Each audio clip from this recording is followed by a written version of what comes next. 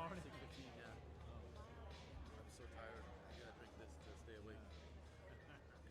Like 2 coffees. Oh, 2 coffee. What time? What time finish? Probably 9:30. Oh, nice. Will Richard Huggins, coach, please come to the table, please? Richard Huggins, coach, please come to the table.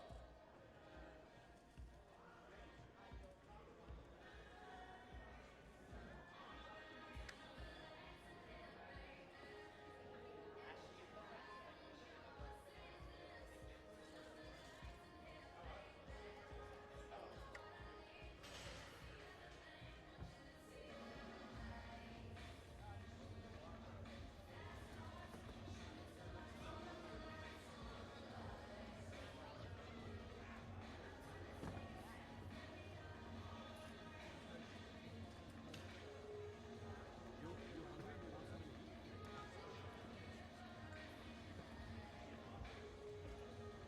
You have bottled water? I have water there. Do you want it? Yeah, bottled water. You want some? Yeah. Okay, I'll get you some.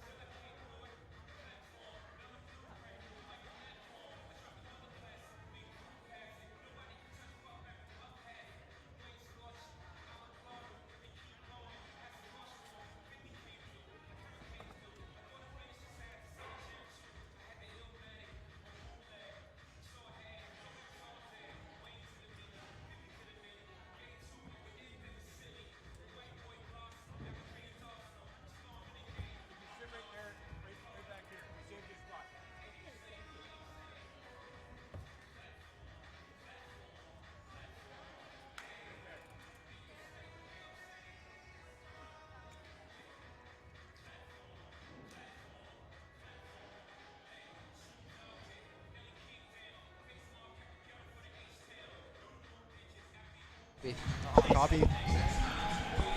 Hey, welcome back to the stream, ladies and gentlemen. We are live, day 2 for our third session. Day 2 here at the BCPA Provincial Championships. I'm joined by my new co-host, Johnson Nguyen. He's stepping in for Norris. Norris had some homework to do. Very excited to be here with the one and only Evan Porter. Thank you, thank you. And we're going to get right back to chatting here, but Ben Willoughby has just been called to the platform, so we're going to have a quick peek at what's happening on the platform right now. Let's take a look. Just a heads up for those of you watching.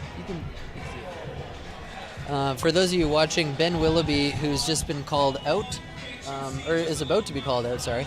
He just came and spoke to me and let me know that he injured his hamstring, but he has to get a total for this event. So Ben Willoughby is a young lifter who's on his way out here. He needs to get a total so he can go to Westerns. He's already qualified for Westerns. And he just wanted everybody to know he hurt his hamstring, so he's just going to do his 3 lifts, get his total, and move on. So we're not going to expect too much from young Ben Willoughby quite yet. Unfortunately, we're not going to be able to see his best, but at the same time, he's here to put a good number on the platform and get healed up and ready for the next competition. And sometimes that's all you have to do, you know? That's right. A couple sponsors we want to give a shout out right away. True North Sportswear, the makers of the very famous meat shirt, actually has been very popular. And just a reminder that one of BCPA's own, Kiana, designed this event, designed the I'm calling it Godzilla. That's a Godzilla to me too, for sure. There's been some speculation as to whether or not it was a Pokemon or a dragon or Godzilla. Apparently it's actually a dragon, but Godzilla is pretty cool. Big shout out to Inner Strength Products who helped make this broadcast and this event possible. There's a link to the Inner Strength's website right below this window. You can check that out and pick yourself up some awesome lifting swag and equipment. Very fast shipping as well. Very fast shipping. Yeah, so we're looking forward to seeing what this category has to offer. It's a really loud announcer. Very excited announcer here. Okay, so the next group of lifters that we are expecting to have come out are the sub-juniors. Sub-juniors and youth. So male. A sub-junior, we're looking at under 18 years old, so the very young, very testosterone probably driven athletes. They're probably running on pure adrenaline, but hopefully that's going to make out for some good lifts. So it's really exciting to see the juniors lift, and honestly, I always say it's very humbling. Because like Norris and I talked a bit, and like I've been lifting for a long time, but I haven't been strength training specifically for very long at all. And honestly, it's like, I've been lifting weights for probably 10 years, but I show up to a powerlifting meet and I watch the juniors lift, and they're like 18 years old, and they're like double what I'm lifting. Yeah. It's very humbling. So it's pretty. It's going to be an exciting. We're looking forward to seeing some good lifts here, some exciting performances, and some of these juniors are looking to compete at a higher level, so they just got to take care of business. And here's young Ben Willoughby, unfortunately with a hamstring injury, and he's going to kind of go through the motions a little bit today. He's just going to get his total on the platform and move on to Westerns. And there's his squat. Nice and easy lift there. And the lift is good. All right, up next. And that looks like a 3 white light lift. He's on the board.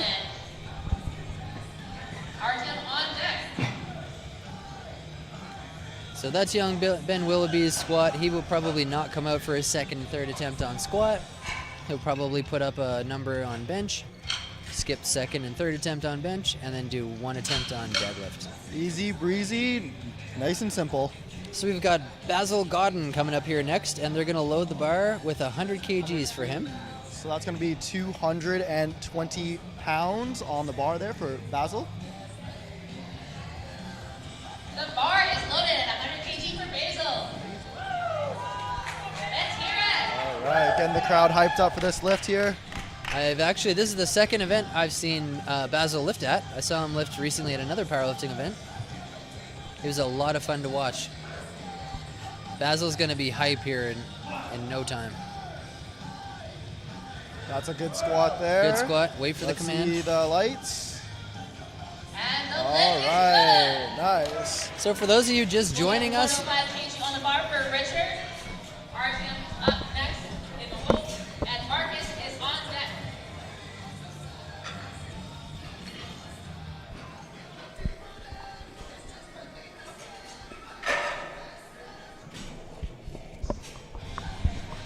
Next up, we have Richard Nguyen with 105 on the bar, 105 kilos. any relation to you? We could be cousins. Could be. So for squats, we're looking for a depth of the hip crease past the top of the knees. That's the standard in powerlifting.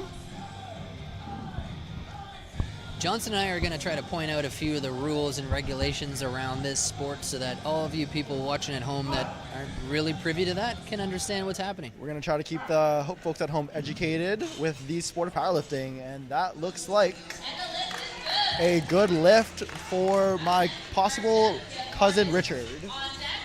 We'll have to wait for the DNA test to come back. I'm going to try to pronounce our next lifter's name. It looks like Artyom.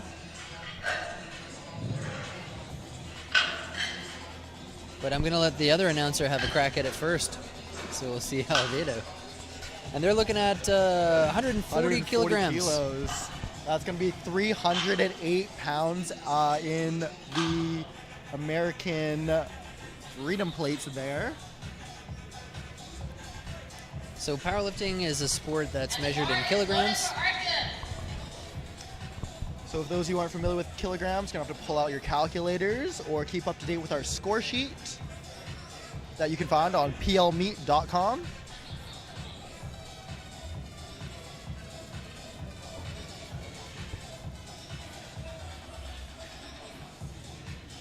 For a lot of these lifters, Evan, it's going to be their first, second, or third competition. So imagine the nerves are going to be pretty high.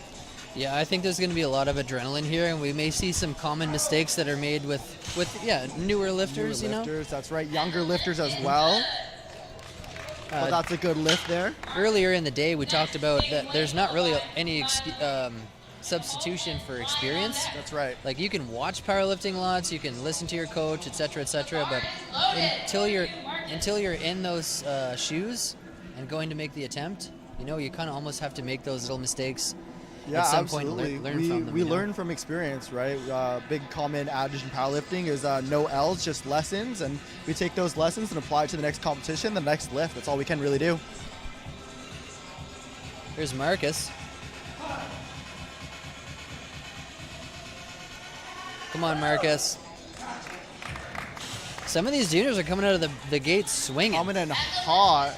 Fortunately, that's a good lift. You usually want to keep a little bit of gas in the tank for your first lift. You want to make it nice and smooth, make it move really, really well. Give yourself a little bit of confidence going forward there. It's a good idea to kind of give yourself a nice, easy opener that you can reliably hit in the gym. Absolutely, that's right. You don't want to put yourself in a hole, missing that first lift. It really helps to build the confidence and set the tone for the competition when you can get your first squat in.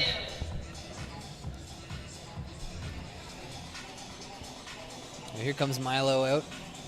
142.5 kilograms on the bar. 314 pounds, or 3 plates for the commercial gym goers out there. I'm not very good at quick maths, so I'm glad we got Johnson here today. A lot of time in the gym, my friend. Here he goes. What are some of the things that the judges are looking for to judge a good squat? Absolutely. So we talked about depth. That's going to be the biggest factor within the squat. A lot of squats are missed because the squats simply are not deep enough. But other things than that are just also following the commands of the squat, which is the start and the rack command. So following those commands will be a necessity within the lifts. But also just other common things like making sure that we're set, we're stable, we're not soft in the knees or the hips in that regard. So next bar is loaded with 147.5 kgs for Ryan. And remember, folks, these are 18-year-old lifters, so still very, very young in their lifting career, and they're putting up some big numbers to kick off this competition. So behind Mr. Ryan here right now. Our platform chief seems to be Lisa Kitagawa. Legendary Lisa. Lisa's going to be competing in her third, I believe, international competition later this year at the in the Cayman Islands for the Pan American Games, NA National North Americans. We've got Lyle coming up here next. Lyle is going to take 150 kg for a ride, which means we're well over 300 pounds on an opener already, folks. 330 pounds to be exact. That's a big opener for these young fellas. Give us a follow on Instagram, Evan Porter Media. Johnny New PL.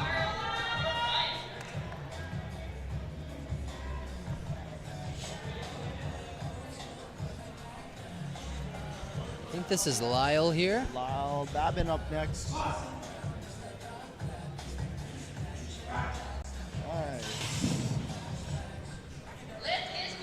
Evan, we talked a bit about nerves, but these lifters are showing up for their openers. No one has missed a lift so far, knock on wood. Hopefully that keeps going, but it's a good run so far to start this competition off.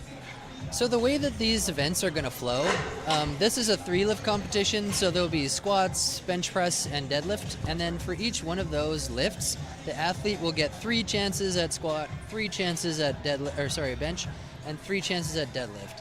If they somehow fail all 3 attempts for any one of those movements, they get disqualified from the event, unfortunately. So it's very important, and this is why we say your opener should be a nice, easy weight. It's very important to make sure that first lift, you get it on the board so that you don't get what happens is called you call it bombed That's out right. if you do fail 3 lifts and get disqualified. So we don't want to see that happen to anybody. It did Never, happen yeah. yesterday. Unfortunately, and for implications regarding going to future competitions like regionals, nationals, it's going to be super, super important to be putting up at least a total, if not your best. Manahar crushed that first squat, 165 Really good squat kgs. there, nice and strong. And we got Taylor Harry coming up next. He's going to take the same weight for a ride, 165 kg. 365 pounds going to be loaded on the bar here. Just a shout out to all the spotters and loaders and volunteers that are really helping make this event possible. Everyone who's taking scores and announcing and loading the weight on the bar and keeping everybody safe, they're all here volunteering their time to help make it possible. Evan, you've volunteered and you've spotted and loaded at a competition before. You know it's not easy work. No, it's exhausting. It is exhausting. Arguably harder than the lifting itself. You're moving, you're keeping a quick pace. Here we've got Taylor, Mr. Taylor Harry, taking 165 kgs for a ride.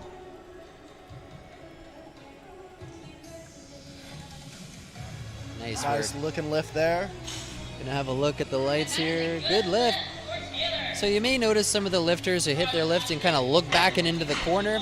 And the reason that they're doing that is because in the back corner here, which you can kind of almost see, I'm pointing the wrong way, there's a TV there with a 1-minute counter, and that TV is gonna show lights. That's 3 right. white lights or 3 red lights. Yeah.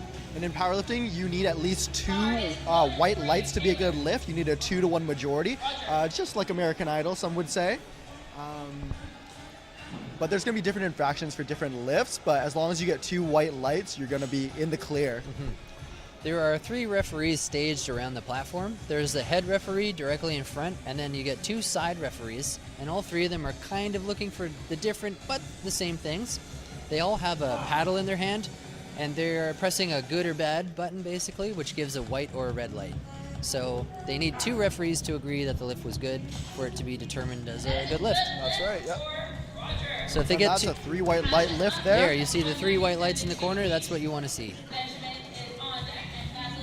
Up next, we have Pasha, who is coached by Liam Wharton of PRC, one of the big local teams being represented here at Provincials. They got a big squad here today, platform ready coaching.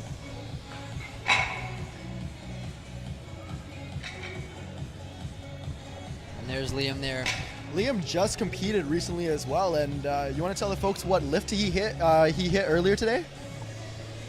I'm trying. The numbers are blurring together in my head at the moment, but he took I believe a national record That's right, for a national bench record. press. Yeah, somewhere in the area of 450 odd pounds. So no slight feat at all. But he's back in the back coaching it up. here's his lifter, Pasha. 197 kilograms, 197.5 kg on the bar. That's north of 430 pounds as your opener. Yeah, that's So we're going to be in for a treat. That's a good looking lift there. Let's see if the judges agree. And this is And unfortunately, that's a no lift. it looks like depth to me. That does look like a depth call, so the strength is there. He may just have to sink it a little bit more. So you can see, folks, it can be quite tricky to see the lifts and the depths there. The judges are going to be looking for that quite closely throughout the day here.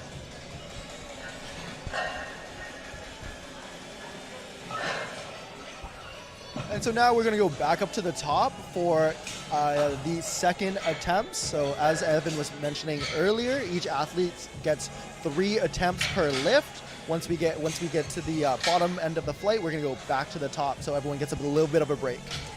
Because we have so many lifters here in this event and today in this particular session, they're broken into smaller groups of athletes, and those groups of athletes are called flights. That's right. So the way that it works is we start with the lightest amount of weight, and it progresses to the highest amount of weight that gets put on the bar, because you don't want to be adding and removing weight constantly. It's a lot easier to just add kilos to the bar. The bar does not go back down, as they say, until it does at the end of the flight. So Benjamin is going to time out here because of his injury. And when I say time out, basically when the head referee calls the platforms ready, that's when the athlete has 1 minute. They're allotted 1 minute to be given a start command to start their lift or to come out and do the lift. If they take longer than a minute, it's disqualified. So because of Benjamin's injury, unfortunately, he's going to let that timer run, and the lifters after him are going to go. But So as we did mention, Benjamin still hit his first lift, so that means he can still post a total going into his next competition for regionals or what have you, right? So Yeah. it is important to still be able to go out there and hit a lift, even if that means you don't do your other lifts, right? And the competition structure is kind of built like this. You have like an open entry-level meet that anyone can register and go compete in. If you score well enough, you can qualify to be at this event, which is called Provincials. If you score well enough in the provincial level, you can go up to regional level. There are 3 regional meets in this federation for Western, Central, and Eastern Canada. If you score well enough at those ones, you get into the Super Bowl of powerlifting, which in Canada is Nationals. Nationals this past February was 6 days long and had 600 athletes involved. I was lucky enough to be there to cover some of it, and it was just like such an experience. So it's an experience that a lot of athletes strive to get into nationals, because you're surrounded by these other passionate athletes in the sport From all across Canada as well, so you're facing the toughest competition, but it's a good time. It's a party for sure. Richard Nguyen's here, 107.5 kgs on the bar. So he's brought his he's asked for 2.5 kgs more than his opener, Which is the minimum between attempts. and that looked too easy. That looked very easy for a second attempt. It could be that he submitted a 2.5 kg jump, or it could be that he ran out of time to hand his submission in, which could be likely because it looked so easy. So it seems like there's a lot of rules, but the whole reason is to make everything a level playing field for everybody. So you kind of need to regulate a lot of stuff. So one of the other regulations is that when you finish a lift, you're given 1 minute to submit your next attempt. If you miss that minute, then basically they're going to repeat you at the same weight, or they can add 2.5 kgs to it, but they won't let you submit the actual weight you want if you take longer than a minute. So it could be that Richard just took a little bit too long to submit his attempt, or maybe he did want 2.5, I don't know. But here's...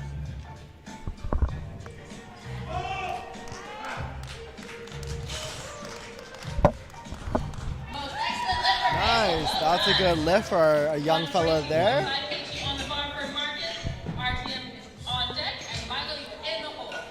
I saw Basil lift, I think last month he was in another meet that I was shooting. And everybody was hyping him up. There was so many people around. And he's one of our youngest lifters in the Youth 3 division. I think he's 13 or 14 years of age. 13, 14 getting into powerlifting. If he keeps that up, he's going to be a powerhouse down the line here. And there's the bullpen. Yeah? You want me to go further? How's that? Marcus, the bar is loaded for you. Get out here and lift that 142.5 kg. Here's Marcus coming back out, 142.5 kgs on the bar for young Marcus. Also a 2.5 kg jump. So curious to know if some of these young guys are missing their cutoff time to submit an attempt, or if they're just going up by 2.5. Nice Come on, squat Marcus. there. The big Yeah, push, no. big push. That's a push for a good Marcus. So height. Nice fight. That is a And good that's lift 3 for white Marcus. lights. That's a good lift. fight. Artem, you're up next at 152.5 kg. A lot of it, Evan, can also be strategy as well. It can be difficult when you don't have a coach or a handler at these competitions to help kind of choose your numbers, choose what feels good, and keep with the strategy. So doing things on your own can provide a bit of a challenge there.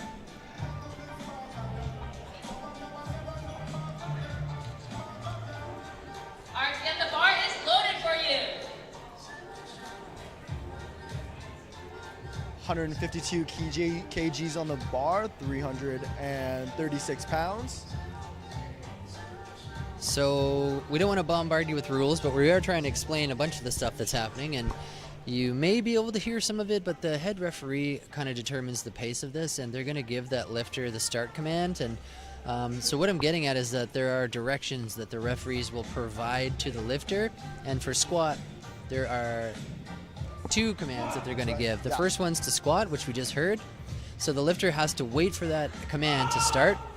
When they start the squat, they do their thing, they come back up. They have to wait. They have to wait for the referee to tell them to replace the bar, which is the rack command. If they put the weight away before the referee says rack, it's not a good lift. If they start the squat before they say squat, it's not a good lift. I did that last month. I came out for my first ever squat, and I was so hyped up. It's easy to do, and that's what I mean. Like, experience is key. That's right, the experience is key. But the crowd was gunning for you. The crowd was really Oh, yeah. excited for that. Everybody was just cheering for me, and I got so caught up in it, I couldn't help it, and just ran out there and did it. But it is going to be very key to be following the head ref's commands to make sure that you're going through with the lifts smoothly. And just a heads up, everybody, like, we're monitoring the chat on the YouTube. We're monitoring the Instagram. If you guys want to reach anybody, or if you want to shout out on the live stream, follow us on Instagram at Evan Porter Media, and I'll check that out, and I'll give you a shout out. Give us a follow if you want to be kept up to date on stuff like this. Unfortunately, that's a no lift. It's Again, usually for depth. Yeah, depth. So the depth requirement is basically that the lifter has to come down to the point where the hip joint is parallel with the knee joint, basically, is kind of the easiest way to explain it. That's right. If you're too high, it's no good. No good. So they're looking to make sure that... That can be difficult to see because a lot of lifters come in with different leverages. Taller lifters may be a little bit more difficult to reach that depth because they got more distance to travel. Milo's up here with 155 kgs on the bar. Well over 300 pounds for him. He is adorned in SBD attire here. SBD singlet, shirt, SBD lever belt. If you want any of that swag, you can get it from Inner Strength Products. There's a link to that store right underneath this window. Nice work, Milo.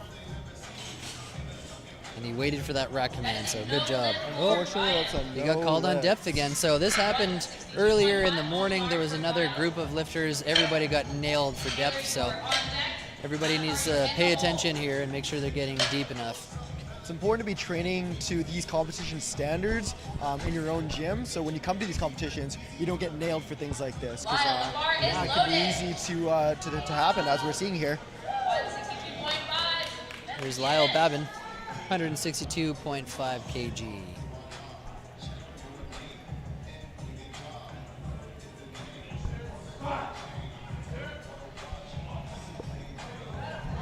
Smooth looking squat. Let's see what the judges say. That is a no lift for Lyle. Again, no lift on the depth. We are really looking for deep squats here. On the bar for Taylor. Got a couple questions coming through the Instagram wondering if people can still purchase media packages. Yes, you can.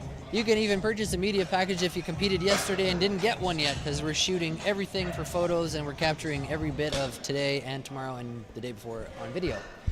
So you can check that out at www.evanportermedia.com. Yeah, and We've some got really literally great we have lifts. 6 cinema cameras rolling here, so it's gonna We had be. some really great lifts yesterday, and it would be great to like have that for your Instagram. Here's Taylor Harry coming up, 175 kg on the bar. He is a 74 kg power lifter. So these lifters, they get categorized not just by by age, but they also get categorized by weight. So you get people that are in different weight categories. This particular lifter is in a 74 kg and under category. So he can weigh whatever he wants up to 74 kgs, I believe. That's right. As soon as you go over that 74 kg, They're gonna bump you right up. you go into the next weight class. That's a good squat there. And we see Ryan McClellan in the back there. Ryan McClellan with the Young Guns t-shirt on there with a beard. Ryan McClellan is a fantastic athlete. I believe he's a record holder. He's competed on Team Canada. He's coaching with Young Guns now. I believe that's his company. That's right. And Ryan McClellan, interesting enough, is also a pro men's physique bodybuilder in the WNBF, which is a World Natural Bodybuilding Federation. Talk about a man that can do it all. He does it all. He's handsome and he's strong. Look at that mustache game. Oh And my he's nice. goodness. He's a nice guy. Manahar's out here, 177.5 kgs on the bar.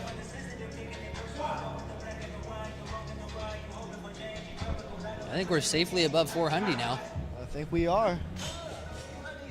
Another lift is good. That's a nice, strong lift there. Rogers up next is 180 kg. Pastor, you are on deck. Benjamin in the hole. So we're going to try to keep you guys abreast of the situation because it's kind of hard to keep track of who's doing what and how they're placing. Even if you have all this information in front of you, it can be kind of tricky to discern what's happening. So we'll let you know if there's any neck-and-neck competitions here or if there's something happening between the lifters that isn't easily identifiable.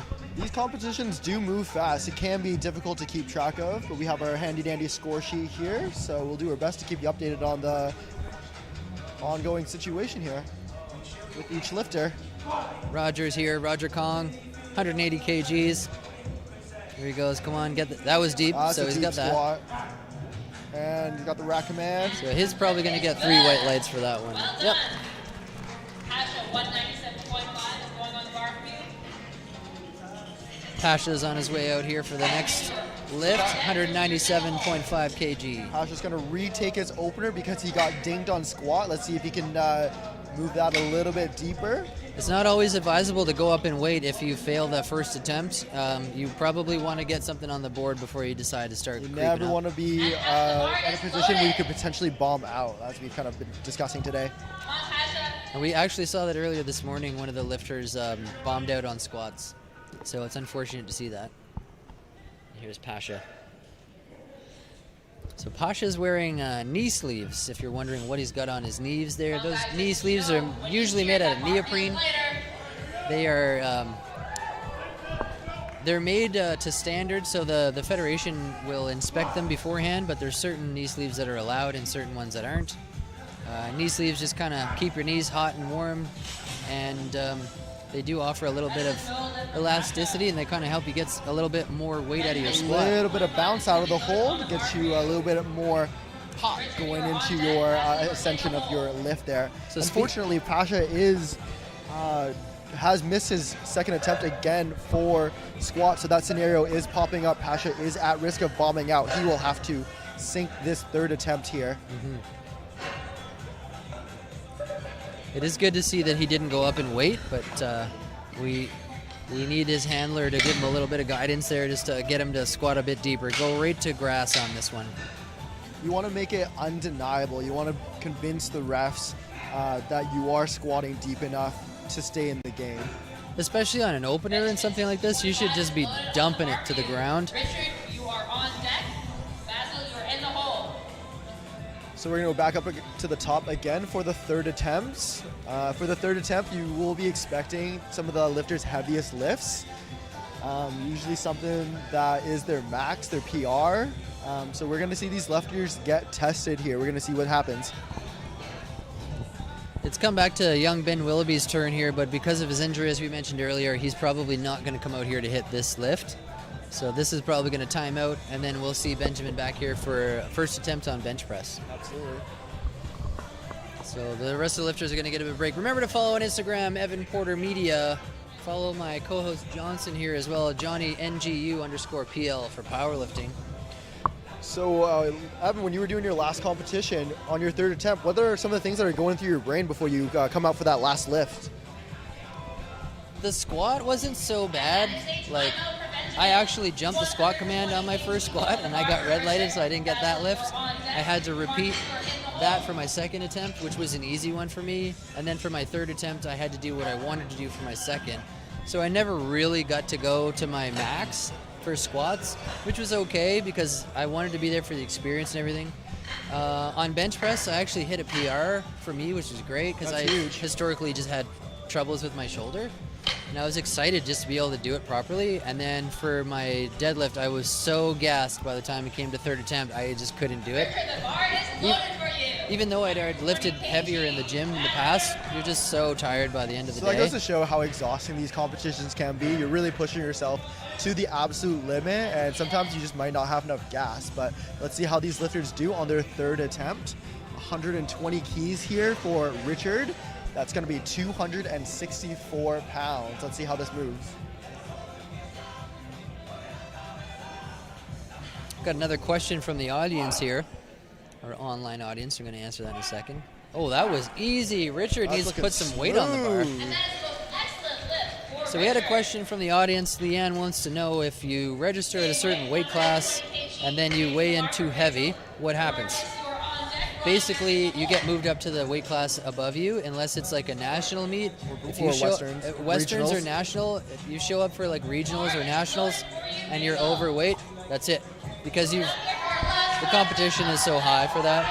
At a provincial level, I asked earlier, you just get bumped up to the next weight class. So you will sometimes see people doing a small weight cut, to try to make that weight class that they know they're supposed to be in. Yeah. So there are consequences for not being able to make weight for various reasons. But in most cases at these local competitions, it is pretty forgiving. They'll just bump you up and you keep it moving. Look at the effort on Basil's face here. That's some work from our U3 lifter, but unfortunately that was a no. I think he jumped the squat command.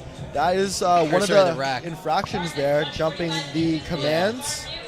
Or that bar could potentially have moved downwards. That bar cannot go down. It can only go up. So I think that's going to be a lesson that Basil will learn going into the future, his future competitions, but great lifts nonetheless. It's a good idea to get yourself a coach if you're doing something like this for the first time. If you've never done a powerlifting competition and you're thinking about doing it, you should definitely pick up a coach. Save yourself maybe a heartbreak. If you show up to an event and you don't know what those requirements are for you to be there, like, it's very easy for something to go wrong. There are a lot of moving parts at these competitions, a lot of things to keep track of in addition to lifting itself. So a coach, a handler really just takes the job of taking the thinking out of your hands and just lets you focus on the lifting part. What do you guys think of the new co-host here, Johnson's? Leave us a message in the comments section or send me a DM. What do you think of the beautiful Johnson Nguyen? Please, nobody is more handsome than you, Evan. We're both handsome, says the producer. Thank you. Jeff's not too bad either. Big shout out to the Film Factory. None of this would be possible without him. Film Factory bringing you the most handsome producers and commentators in powerlifting. The camera guys are okay.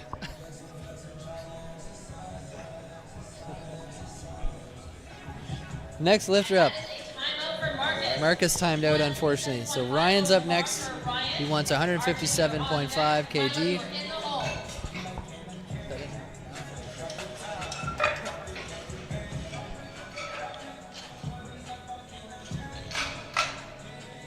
So Ryan's going to come back up and hit 157.5 kilos again. He missed his second attempt on depth, I believe, so he's going to retake that attempt. Third and final squat attempt. Let's get it. Audience, if you cheer, the bar feels lighter on our lifters' back, so make sure you cheer it on. Crowd getting hyped for Ryan. We love to see it. 157.5 he's got on this bar. There's a squat command. Nice and loud so we can hear it. There it is. I'd say that depth was borderline. I couldn't really tell. It's kind of hard to tell when you're watching on the camera. But the refs do think it's a good lift, 2-1. We got 2 out of 1. Looks like one of the side refs called him on something here, probably depth. Probably depth, but doesn't matter. 2 other judges said it was a good lift, so I'll take it all day counts. long. Absolutely. Next guy up, Artyom. Looking for the same weight, 157.5. All right, loaded for you, Artyom.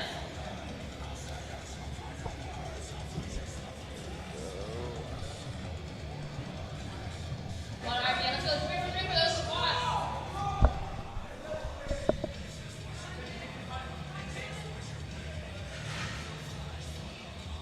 Artyom's getting snug, making sure all of his equipment is wearing comfortably, sitting pretty before he takes this lift. Each lifter has 1 minute to get that start command, so he's able to take his time.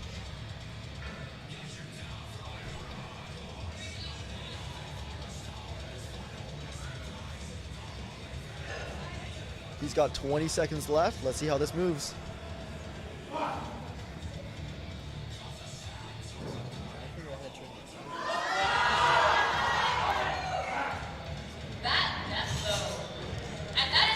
That's a good looking lift. Artyom is 3 for 3 on squats. He's building that momentum. All right, up next we have Milo Muego with 160 kilograms on the bar. Shout out to Renee Witzani. We see you in the comment section there. Thank you, chat. Thank you. Glad to know you're following along there, Renee. And this meet that we're talking about in Kelowna, actually, Renee was the meet director. That's right. Our fearless meet director and announcer, Renee, was doing it all.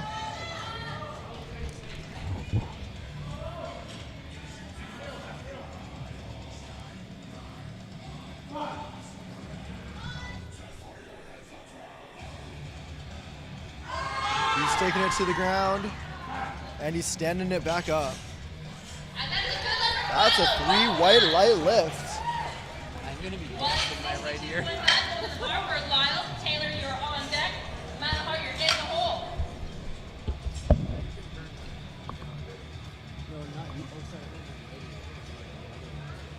These athletes are working for every kilogram on the bar. 162.5 kgs on the bar here.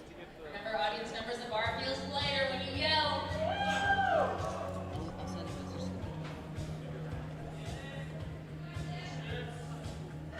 He's got that start command. He's fighting for it. Oh, unfortunately, just too much for today. All right, good job, spotters. As you know this, congratulations and thanks to our The athletes are reminded that it's important to stick with the bar throughout the lift so the spotters can safely take it and keep everyone safe.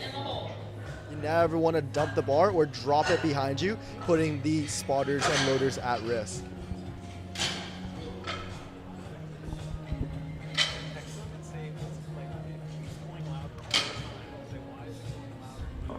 We got Taylor Harry coming up next, 182 kgs on the bar. This is going to be 400 pounds. 405 for the pound plate users at home.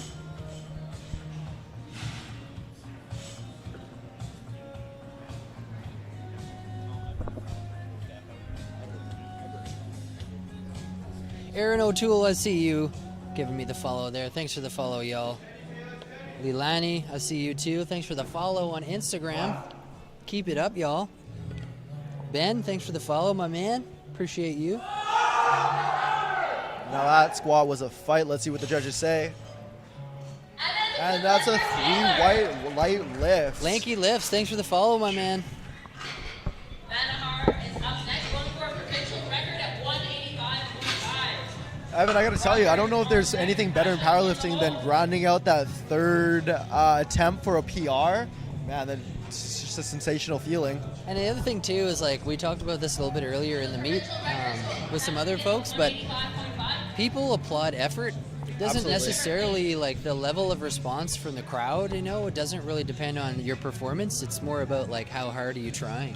Absolutely, and I think that's one of the awesome things about powerlifting is that people will get behind people that they can tell are trying or working hard or are absolutely fighting for it. So it doesn't matter who you are, you know, as long as you're working hard, people will respect you for that.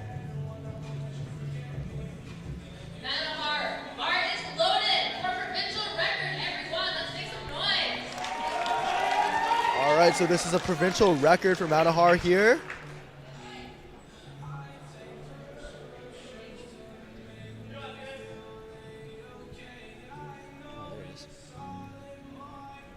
Ben Forrest gave a shout out, says Johnson's doing a great job. Thanks, Ben. I appreciate that, Ben. I Love think the you're kind doing- words. You're doing a great job too, Johnson. Thanks, Evan.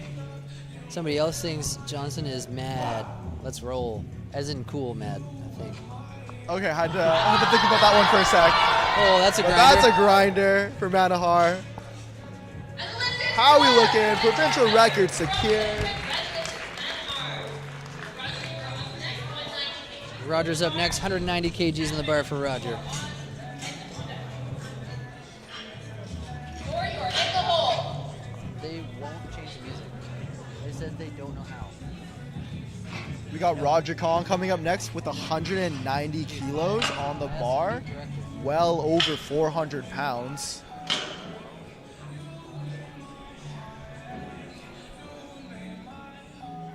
Roger, the bar is loaded for you, 190 kg. Let's hear for third squat. Come on, buddy.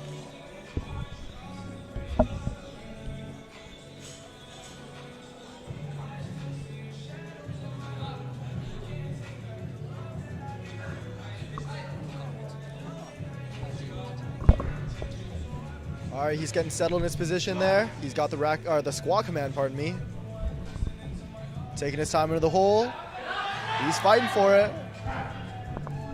And that is a good lift for Roger. Good lift for Roger. Got some more comments from the chat about Johnson being handsome and strong. 197.5 going to the bar for you. Thor, you are on deck. Thank you to all my fans out there. Working hard for this media team. All right, Evan, we got Pasha coming up for 197.5 kilos. His third attempt. We know that it's gotta not a get strength thing. He's got to hit the depth. So this is going to keep him in the game. So let's see what he can do. All right. It's do or die here for Pasha. His back is against the wall. Get in the chat, guys. Wish Pasha luck. He's got to make it. He's got to convince the judges. Just needs to sink this. Pasha needs this lift to stay in the game. When he's driving up, let's hear that crowd.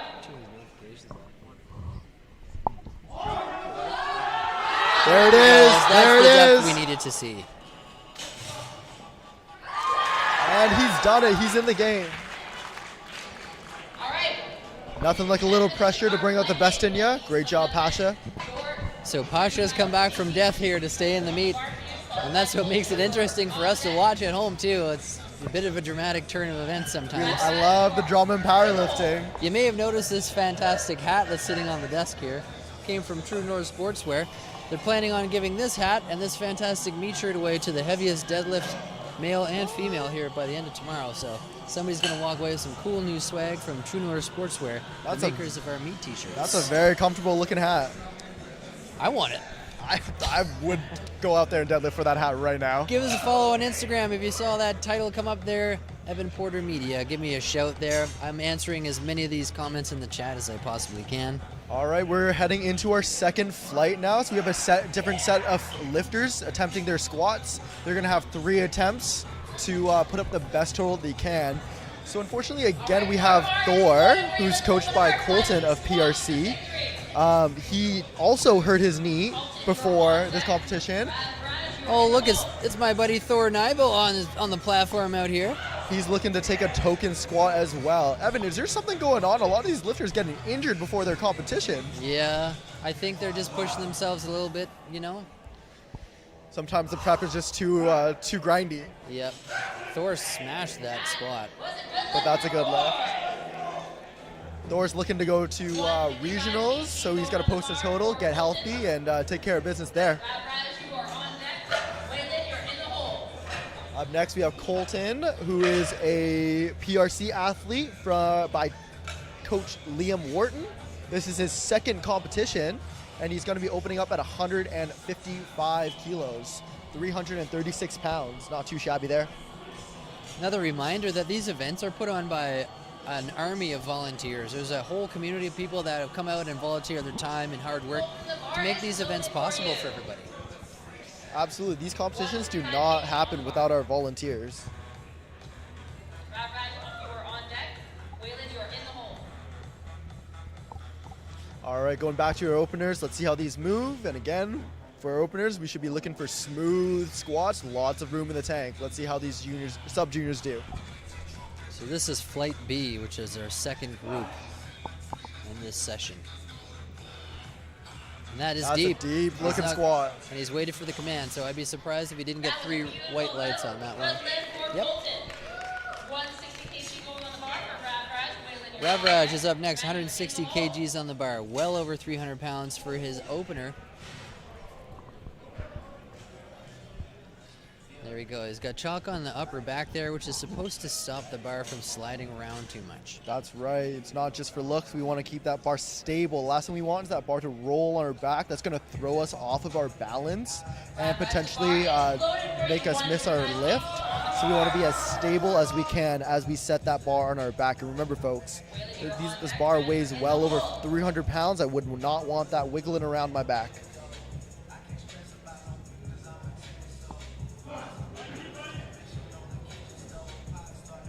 We're loving the response we've been getting from this broadcast all weekend long. There's been a huge response online. So people are really appreciating and loving the broadcast. So let us hear it. If you like this broadcast, you want to see more of it, let us know in the chat.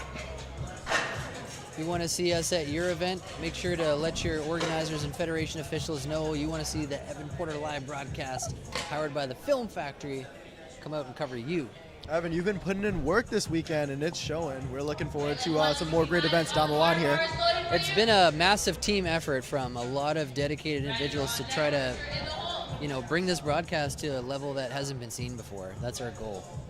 All right, we got Waylon Fenton up next with 165 kgs, 365 on the bar. He's got a country music singer's name, Waylon Fenton. Let's see if he puts out an EP. But in the meantime, he's got a good lift. Yeehaw, giddy up, son. I can't help it, guys. Sometimes I get to have more fun than the lifters do. Isn't that what it's all about? Yep. All right, up next we have Rand, coached by Kevin Nguyen out back there, who, again, could also be my cousin, TBD. He's got 170 kgs on the bar. And he's getting hyped for this lift. He wants it bad. 374 pounds freedom weights on the bar here. That's a tall lifter. He's got a lot of distance to travel.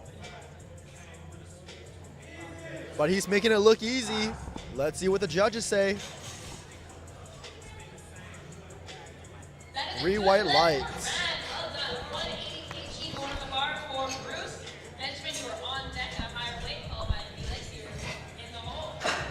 You want to make these lifts move, ladies and gentlemen at home. We got 180 kgs coming up for Mr. Bruce Wu. He's next. Rain Energy, if you're watching, give us a call. Shout out to Inner Strength Sports. All right, Bruce, get out here. Bar's loaded for Inner you. Strength products. Get on the website. If you need any lifting apparel, some sweet new swag, you want some new drip for the gym, get on that website. It'll get to you quick. Fast shipping. I got my singlet, I got knee sleeves, I got deadlift socks, wrist wraps, t-shirts, and my SBD lever belt from Inner Strength Products. And I don't know about you, Evan, but there's something about looking good and lifting good. I Yep. think those two correlate quite nicely together. Good lift from Bruce. Well done. Good lift here. Got a message from Christy Jordan. Fenton says, that's my boy Waylon. Felix, you are on deck. Get after it, Waylon, let's go. Waylon taking care of business. All right, we have Benjamin Steele up next, coached by Colton Lajeunesse of Team PRC. Christy Fenton, where are you watching from? We'd love to know where you're watching from today. If there's anybody watching from outside of Canada, leave it in the chat. We want to know. We had some people from the United Kingdom watching earlier this morning. No way. Oh, that was fast. Making that look easy. That's Benjamin Steele. Oh, But a no dive. lift. So we looks have like a depth call. We have a multitude of things going on here. We got depth call, potentially missing a command, and potentially soft knees. So our lifters got to clean up a couple things before their next attempt. But we have Felix Guy coming up with 202.5 kilos. This is going to be 446 pounds. These are big openers. These are very big openers. Again, these lifters are under 18 years old.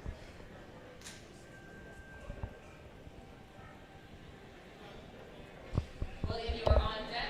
Thor, you're in the hole. He's taking his time, using his minute here.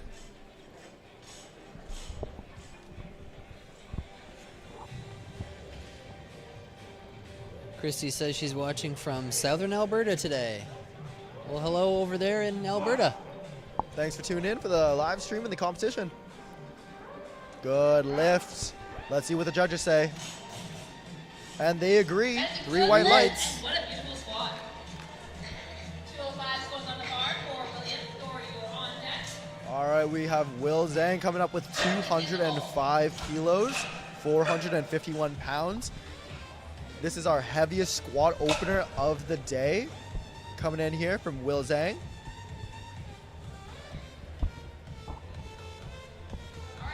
And he's in our 120 pound or kilo plus category, or our super heavyweights. And he's being coached by Isaiah Wolf, who we spoke to a little bit earlier today. Isaiah Wolf is the strict curl champion from the Arnolds. We'll take that. Been watching Isaiah Wolf lift for a couple years now.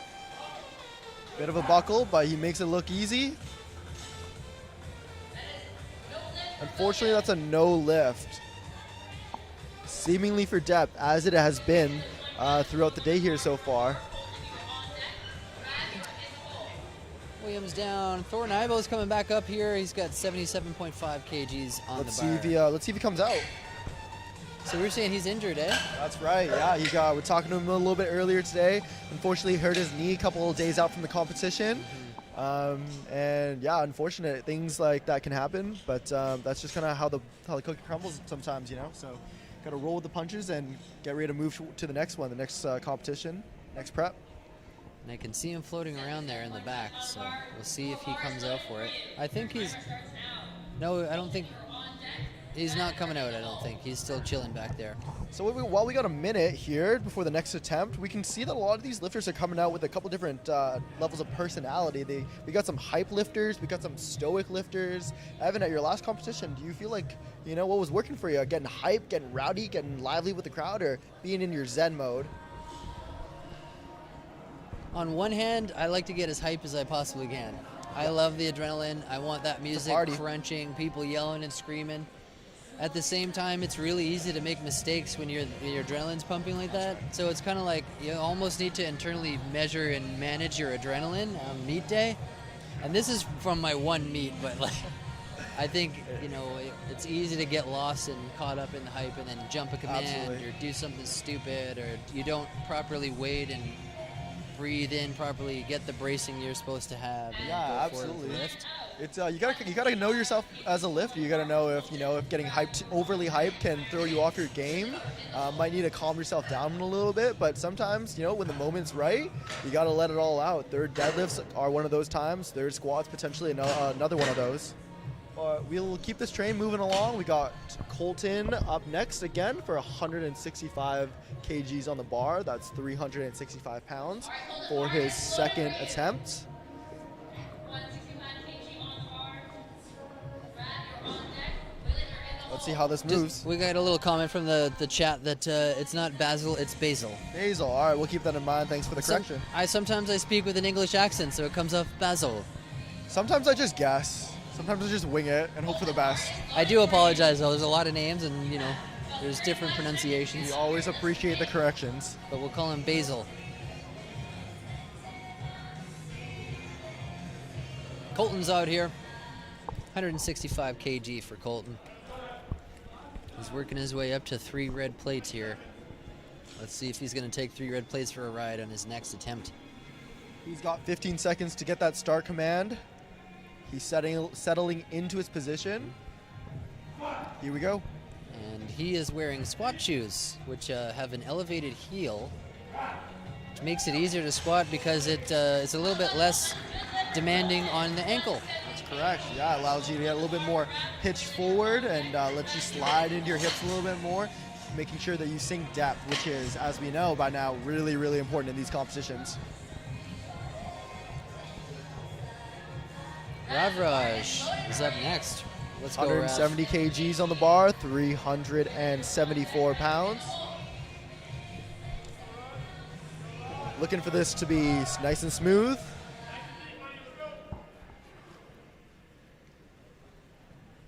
Appreciate all the tags and everyone's stories and all that stuff. I'm just loving it, guys. Keep it up. That's a good lift over here for Rav. 3 white lights, cruising along. Up next we have Waylon, 175 kgs on the bar. Let's go, Waylon Waylon. here is a rugby player by trade, I believe, and powerlifting on the side. So he's a multi-sport athlete. He can do it all. He's got a country musician's name too, Waylon Fenton. Do. All right. Might see him at Sunfest down the line here. Let's go, Waylon.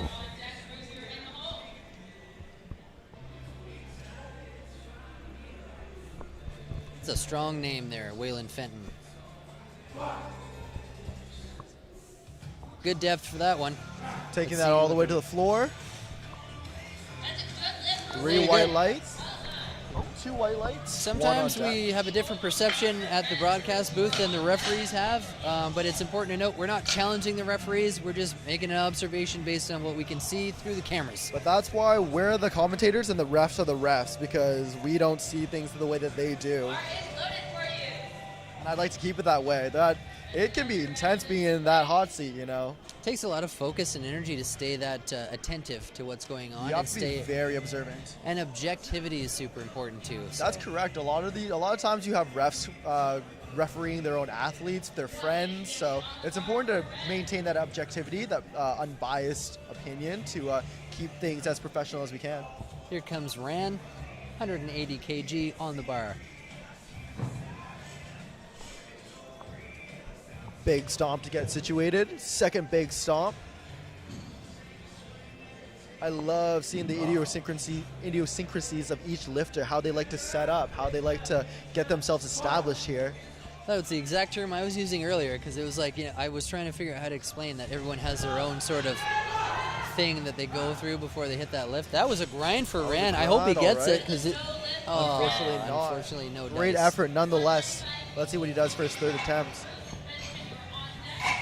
The strength is there. He just didn't quite get deep enough. Shout out to Carter Bogart. Thanks for the mad props, my friend. Appreciate you too. Powerlifting is a dance, though, Evan. People doing different things to get set up, getting in their zone. It can be interesting to see, but as if it's working for you, like, let's keep it going.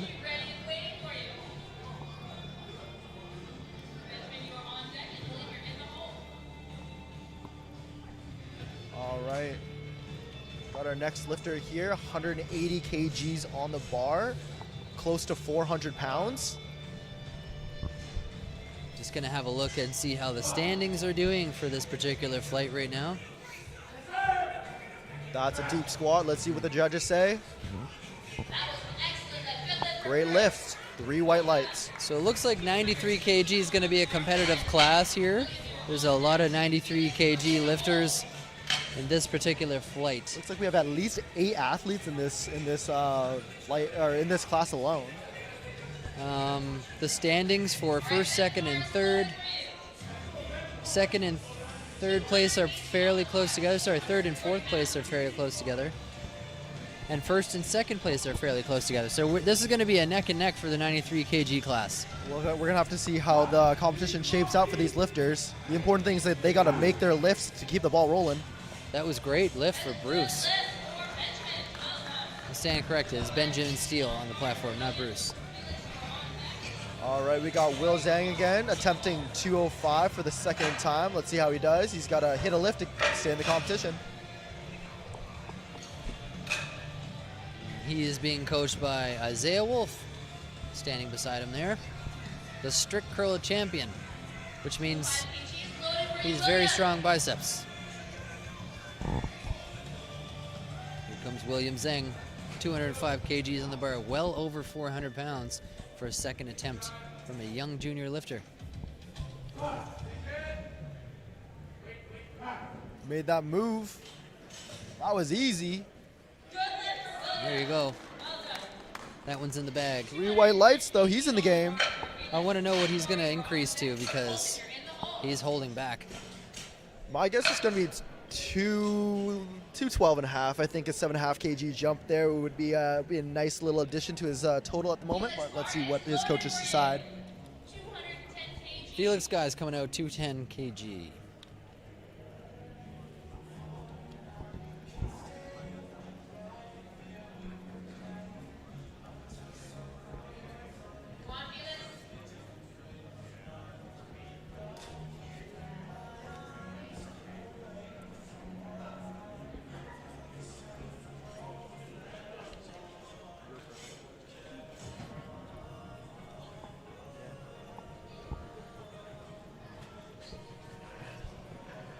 All right, let's see how this lift moves.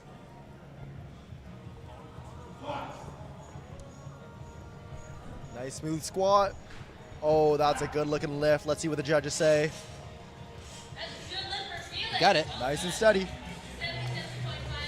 And we're back to the top of Flight B with Thor Let's Nybo. see if Thor comes out for his third lift. We're looking like he probably will not.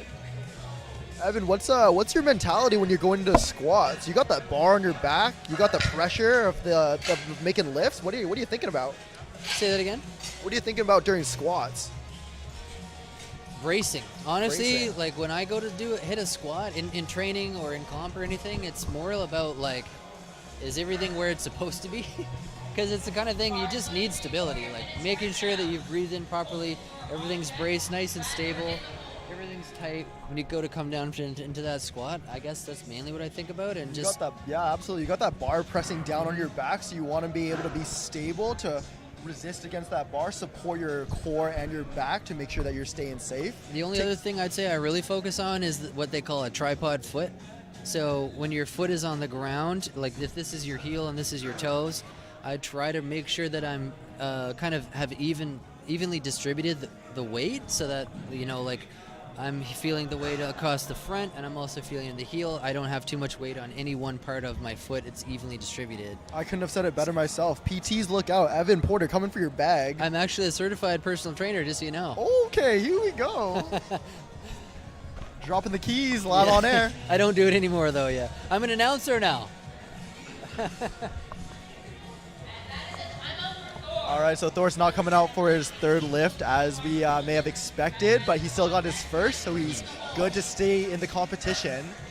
And we got a comment from the chat that says William makes all of his lifts look easy, especially at the Kelowna meet. That's from Renee Witsani there. The Honestly, meet Renee, director. I think that's kind of the goal. Make all your lifts look easy, make them look like a warm-up, and keep it moving along. You want to build that momentum. But Evan, we got Colton Rollheiser coming up here for his third attempt. His current PR is 172.5. This is 175 on the bar, so this will be a PR attempt.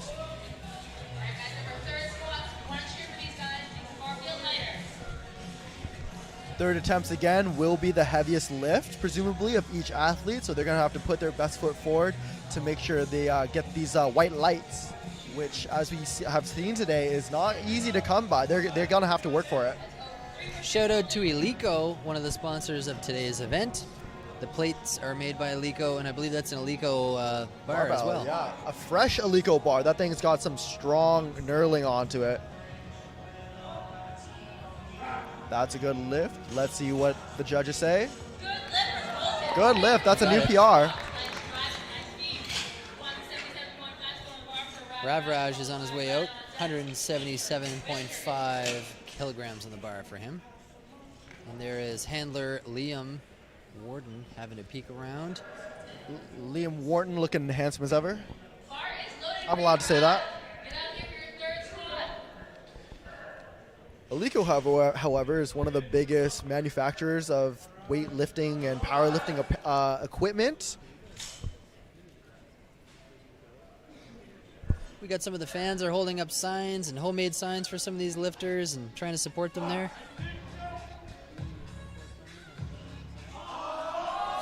That's a good looking squat for Rav. Let's see what the judges say. Let's see what the judge. Unfortunately, that's a no lift. We have a couple of depth calls there.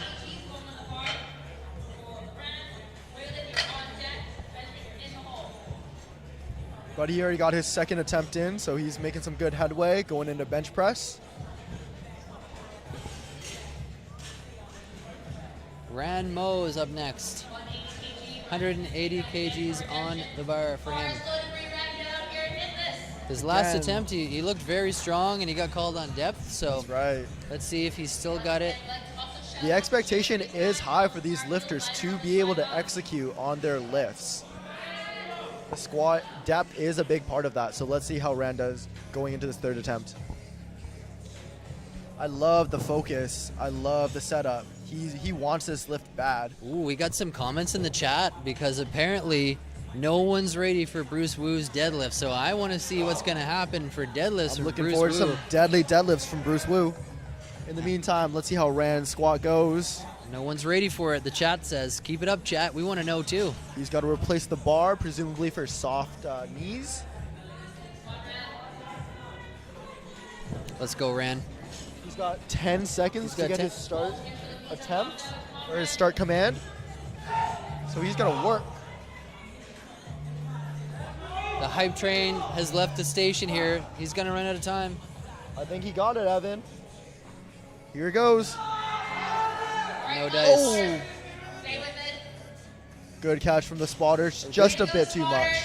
It's a good job for the lifter for staying with the bar as well, especially when it was that topsy-turvy. You could see him just dumping it. So right there, Evan, we get an example of squatting almost too low. Our lifter here loses a little bit of tension as they rebound out of the bottom, and that can kind of throw you out of your position, throw you out of your balance.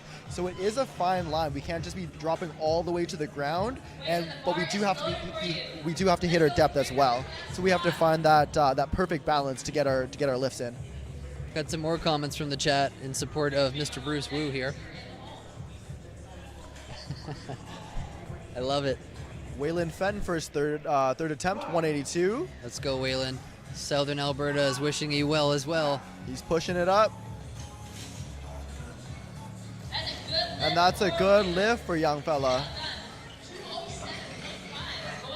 That's some rugby strength right there.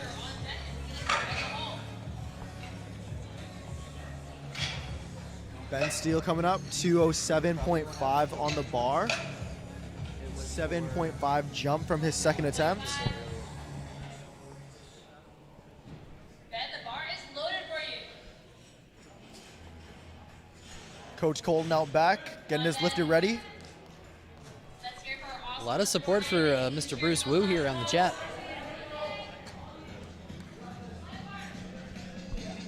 We were treated with a 760-pound deadlift earlier in the day. Wasn't that a treat, hey? So let's see what the juniors got for us. And that looks like it's a 2 white light lift. And we're moving on to the next. 210 for Bruce Woo. Bruce Woo, the Bruce Woo Here we himself. go. Here's the chat favorite coming up here. Fan favorite in the house. Coached by Anton of Team Tauntaun. We got some serious hype in the chat here for Bruce. It looks like Bruce Woo's previous PR was 175, so he is blowing this out of the water. 210 on the bar.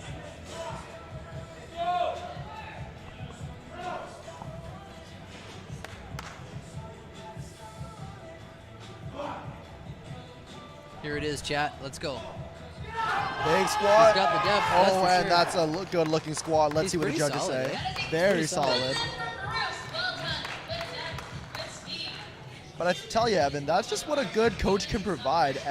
Tauntaun back there, an experienced coach in his own right, giving the right cues, the right tips to his lifters, helping them stay in check, not too hype, just allowing them to execute. That's what a good coach can do for you on game day. give us a shout on Instagram. Give me a follow there, Evan Porter Media, if you haven't done it yet. Make sure you do. Stay up to date on some of the sickest powerlifting and strength sports. And Here's next Felix. we have Felix coming up next. 215 kg on the bar for Felix. He's a 93 kg lifter. 3 for 3. That's in that last squat. He's coming out. So Felix is starting to pull ahead here on this total with squats. We'll see what happens going into bench press. Come on, audience, for these last squats. We're gonna need those cheers. Come on, roll. 215 kilos on the bar now.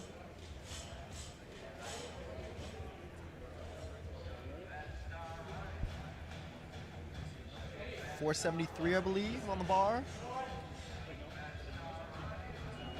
No small amount of weight. Let's see how he does. He drops it in. He gets it up. Do the judges agree? That's a good lift.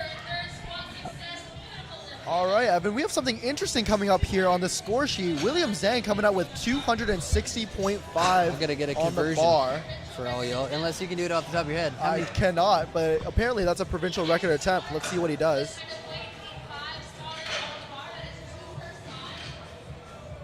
Every time we get over 500 pounds on the bar, we need 5 spotters. So this is 573 pounds for William Zhang. That is no small amount of weight right there.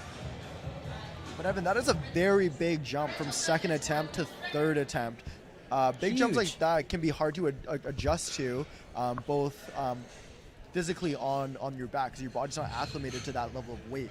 But let's see how he does. My guess here would be that he failed his first squat.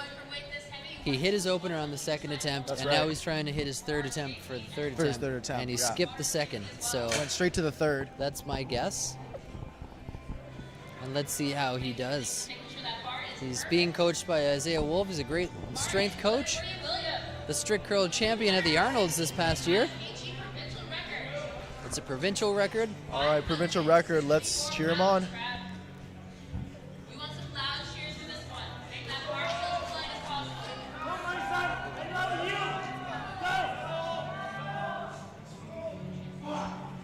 Oh, if it's a record, they get to use chips. You're not allowed to use, what is it? Let's see what the judges say. Unfortunately, that's a no lift. Looking at depth again. Great effort, however.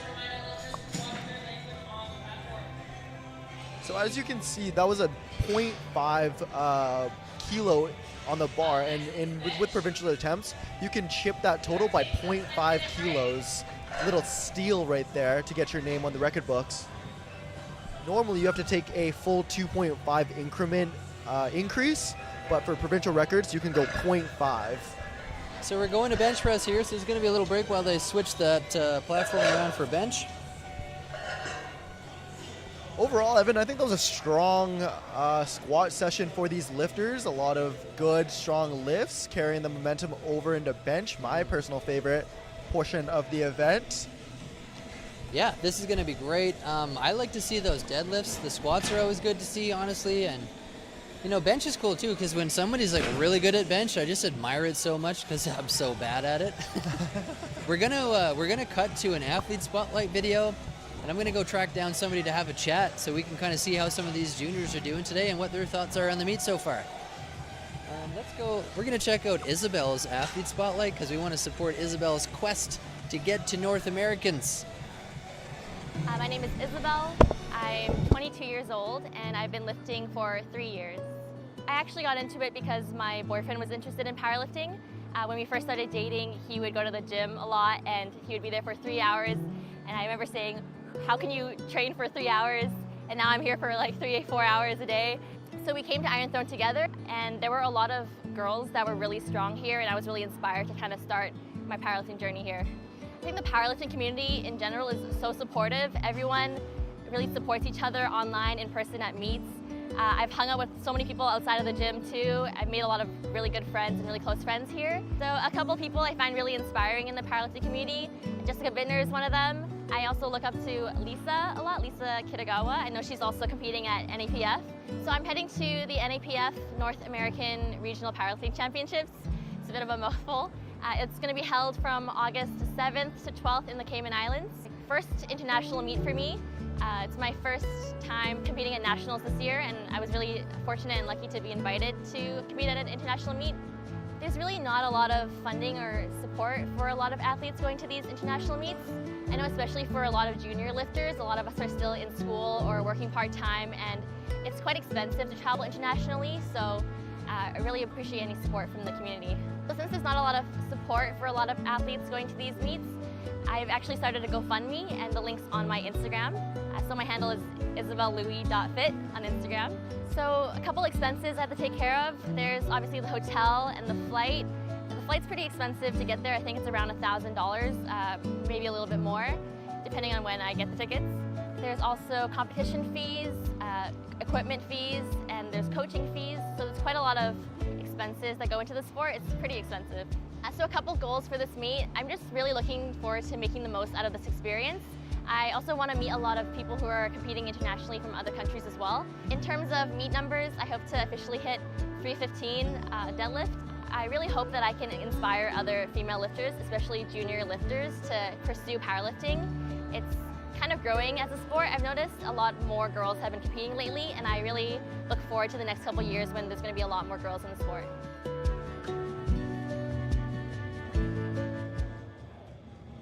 Hey guys, it's Evan here. I'm talking to Basil. Hopefully I pronounced that right this time. Yep, you did. Basil, how old are you, and how's the meet going for you? 13, and the meet's going amazing. How did the squats feel today? And you're our youngest lifter, I think, today, but what's the kind of reception for the crowd and the rest of the athletes? Are you feeling supported today? Oh, I'm feeling very well supported. I have my mom and dad here, and they're giving me the best support I could ever ask for. My cousins, my parents, friends, like they're all here, and they're giving me the best support I could ask for. What's your favorite lift out of the squat, bench, and deadlift? I love deadlifts. Deadlifts make me feel like an animal. Like I lift so much weight off the ground, and it just feels amazing. How did you get started into powerlifting? It's a long story, but I got bullied a little bit, and I'm like, I'm sick of this, so I just started pumping the iron, and everything changed after that. Do you have a coach or a trainer? I used to have a coach. I don't talk to her as often anymore, but she was very supportive and really helped me out a lot. I owe a lot to her. Do you have any goals for this sport in the future? Is there anything you want to accomplish? I would definitely love to go to Sheffield and internationals one day. It's definitely a big goal for me. Is there anybody that you look up to in strength sports at all? I look up to Ray Williams and Jesus Oliveros a lot, and my dad a lot. Even though my dad never competed, he's a very strong person, and I owe a lot to those people for giving me, for being my idol. That's awesome. And what's your perception on this whole community so far? Have you found it's been a relatively welcoming place to be? The powerlifting community is just amazing. It's so supportive no matter how much you can lift. If you could bench 100 pounds or 1,000, it doesn't matter. They'll always support you no matter what, and I love it. I recently saw you compete in Kelowna because that was a meet that I competed in too, and just everyone loved seeing you there. And I think you really represent what this community is about, which is trying to welcome everybody, and the younger the people getting started in this sport, the better, because I think you're going to be a very, very strong man. Thank you. Yeah, I definitely love this community. I definitely love being a representative of it. I definitely want to tell people, like, hey, it's okay to start young. It's okay to lift heavy. Yeah, you might get injured, but that's okay. It's a part of life. You're not going to be safe your entire life. Well, I really appreciate you taking a hot minute to talk to us, and I hope the rest of the meet goes really well. Thanks, Basil. Thanks, man. Thanks for having me on here. Yeah, no sweat. Back to you there, Jeff.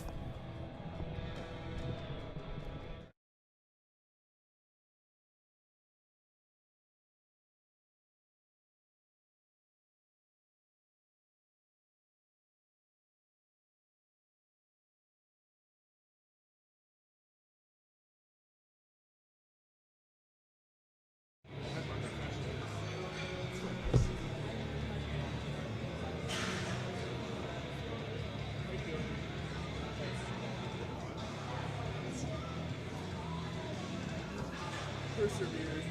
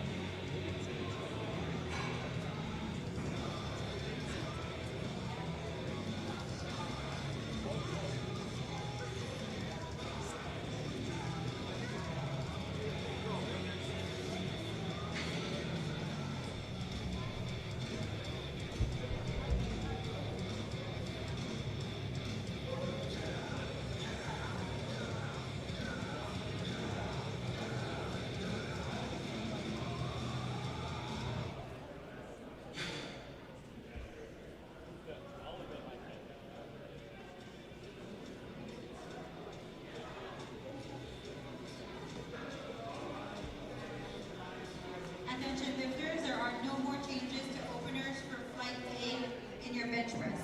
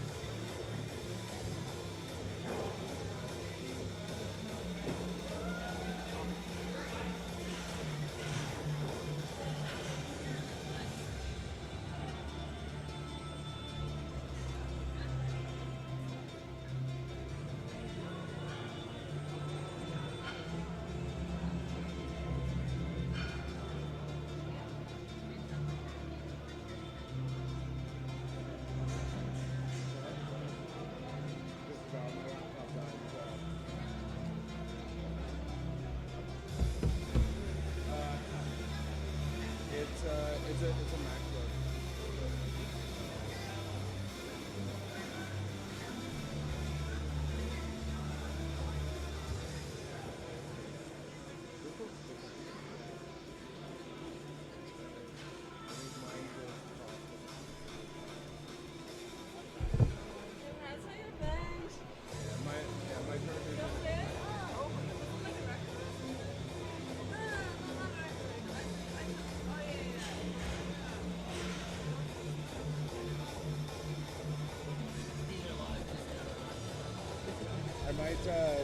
I might run back to the Airbnb to go get my laptop charger. Volunteers, spotters, loaders, and rest. Do you guys need anything from the?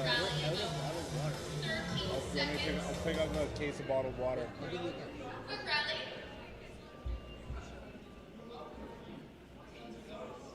Yes, all right, we'll be starting with Benjamin at 60 kg.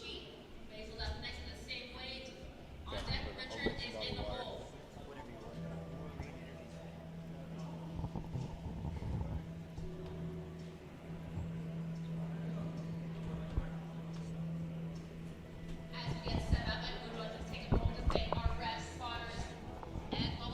I loved that interview talking to Basil there. Basil, I have to think about it before I say it because I don't want to get his name wrong again. But I honestly feel like that's literally the story of this community, is literally Absolutely. just how inclusive it is. And I love to see young people getting into it. I wish that I'd 13 years old. Yeah. Incredible. He's going to be a beast. He's just getting started here, and it's awesome to see his come up, live and in person at BCPA Provincials 2023. Here's Mr. Young, Benjamin Willoughby, who's unfortunately injured, so he's going to take this bench for a ride, and then we probably won't see him again till deadlifts. He wanted me to let everybody know he's injured, and that's why he's just doing this light lifting here. He's already qualified to go to regionals, so he just needs to get a total here. So in order to get into regionals, not only do you need to get a total that's high enough to qualify to get into it, you have to go through the motions of doing provincials. That's right. So that's why he's here. He probably already got a total high enough to get into regionals, and he's just going through the motions of... A big part of competing at higher level competitions is the experience. We don't want first timers, second timers, not necessarily because they're not strong, but just understanding the the ongoing things at a competition, being able to follow the flow of it and not get lost. Because as you can see, folks, there's a lot of moving parts here. Here's Basil back Got again. the man himself. Basil, not Basil. 60 kgs there. It's a sneaky Z, folks. Baze. He got it. He's stoked. All We're going to kick it up to 80 kgs now for Richard Newen on the bar. Evan, for the bench press, what are we looking for? Say it again. What are we looking for on the bench press? I'm hoping to see some PRs, honestly. I don't know. We'll see about records and stuff. But as far as what the refs are looking for, there's 3 commands now, so it's a little bit tougher for athletes to follow the rules because they get told to start. They're allowed to lower the bar to the chest. Then they get told to press. Then they're allowed to press all the way up. And then they have to wait for the rack command. So now there's 3 opportunities for them to jump a command. It gets a little trickier. So it gets a little bit trickier. The press is going to be the most challenging aspect of the bench press, so very similar to the squat depth. It's something that you have to practice in training and make sure that you have nailed down, because if you're not pressing long enough, or if you're not touching your chest and holding it there, then you're going to get dinged. So here's Richard, 80 got the kg, press. like it was butter. No touch and go lifts here. All pause all day. Ryan's up next. Ryan's asking for their 85 kgs on the bar.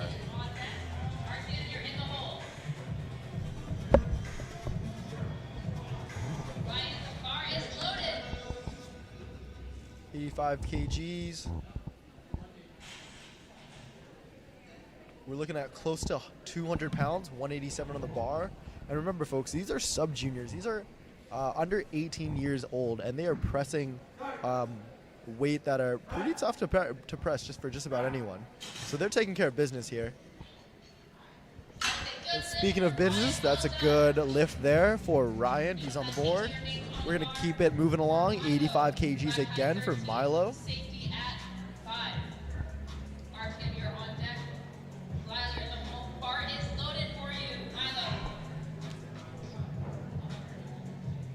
The refs are looking for the butt to be firmly on the bench, feet to be planted, not moving, not slipping around.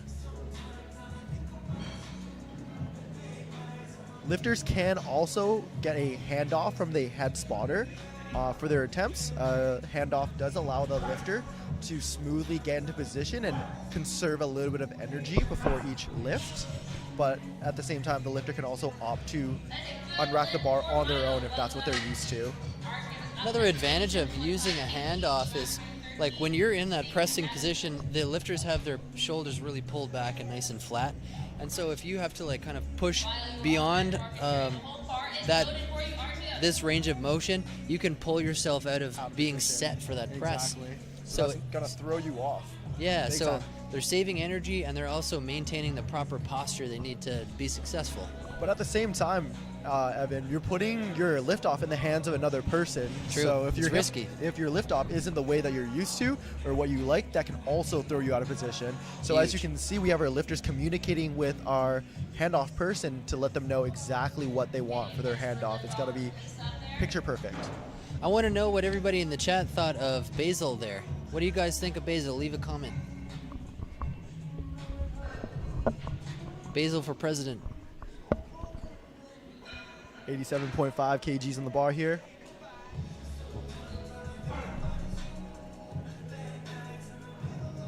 On the chest. The press is up. Let's see what the judges say.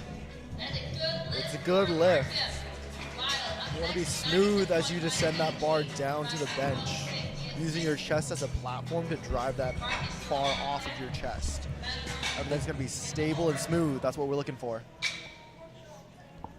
Lyle up next with 97.5 kgs on the bar. Near 220 pounds. 2 plates at the gym.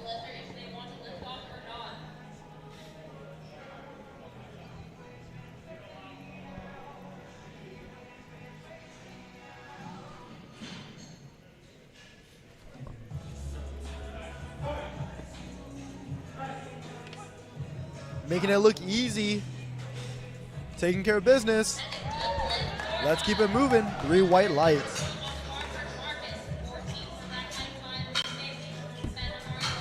Marcus at 100 kgs, 220 pounds.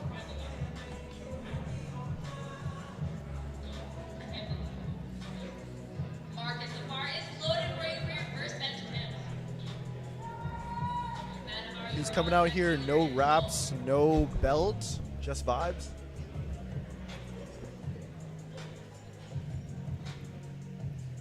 No handoff either. This man just does it all himself. I don't really ever get a handoff on my bench. I'm just used to unracking myself anyway. Exactly. If you're lifting by yourself and that's what you're used to, that's what you want to bring to the competition. Yeah, on meet day is not the day to try something new. Not at all. I know, like there's lots of things I could fix about so many different like lifts for me, and like even deadlift. And I feel like I got a great little deadlift, but not that it's that strong. But I think I'm a great little deadlifter. But on competition day is not the day to adjust your form. It's kind of like we're gonna go with the way it is. You got to stick with what works. Absolutely. You got to find something that's consistent and repeatable, and you can do over and over and over again, because you don't want to think about it. You want to stay loose and just take it for a ride. Got the chat wants Marcus to do well. They're saying, "Let's go, Marcus." Nadahar up next, 110 kilos, 242 pounds on the bar. Weights are starting to move up.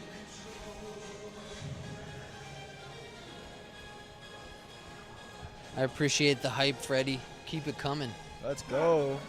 Manahart's one of our lightest lifters as well in the 66 kg class. That's a good lift. Very strong bench for a lighter lifter. He's happy about that too. Fist bumps and smiles all around. That's what we like to see. Taylor Harry, again, or also as well with 110 kilos on the bar. Give us a follow on Instagram if you're not doing it already, Evan Porter Media, and follow the Johnny wonderful New Johnson. PL. We'll be here all evening.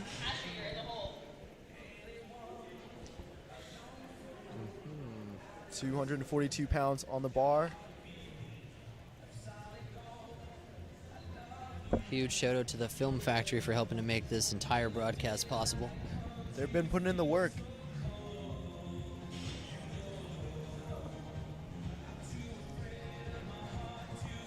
Oh, who's counting? Unwrap here. Big press. Nice work. Good lift here. Roger Kong is following that up. With 125 kgs. We're looking at 275 pounds here. That's going to be 2 plates plus a 25 at your commercial gyms. This is no small amount of weight, and this is a 74 kg lifter here. That's a 63 pound weight class. And this is why I say I get humbled, because I can't do this. And we got Liam doing a little dance in the back there. Coach Liam.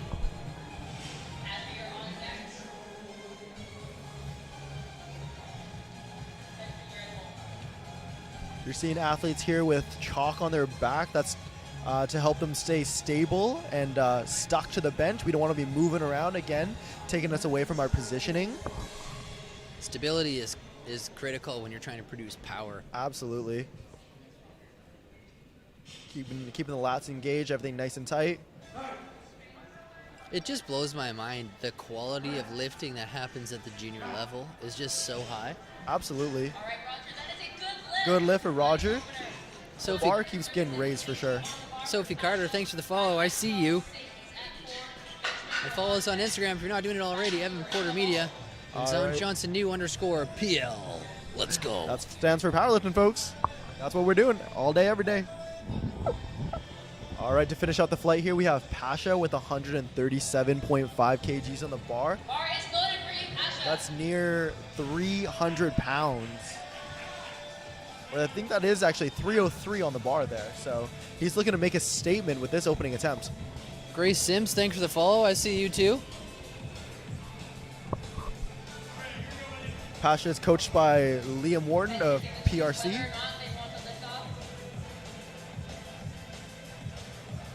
One bench specialist taking on another one, looks like here.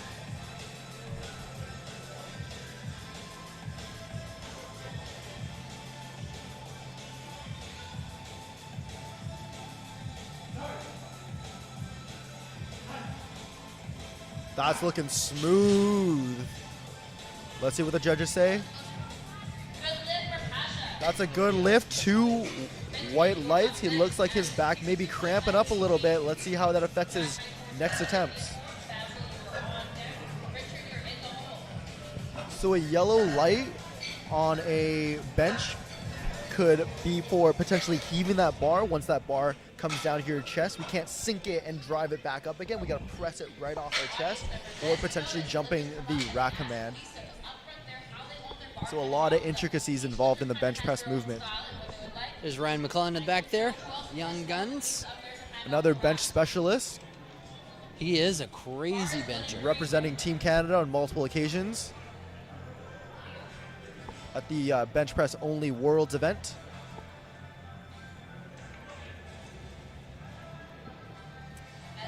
Benjamin's probably going to time out here. Yeah, he's going to let this time out because he's injured. Again, taking care of business, getting his total, moving it along. And then we're going to see Basil back out here again. My favorite lifter of the event so far. Absolutely, he's a fan favorite.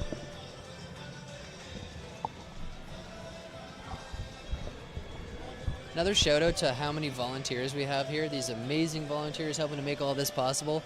Look at all the hard workers here. All the officials are volunteers. Everyone keeping score is a volunteer. The announcers are volunteers.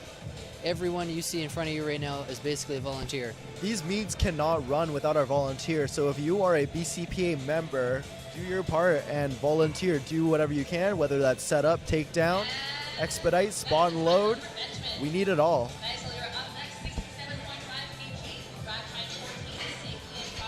So Basil's going to come out here shortly. They're just going to add a few more kgs for him. Looks like Basil's going to be benching pretty close to his body weight here, 67.5 kilos on the bar.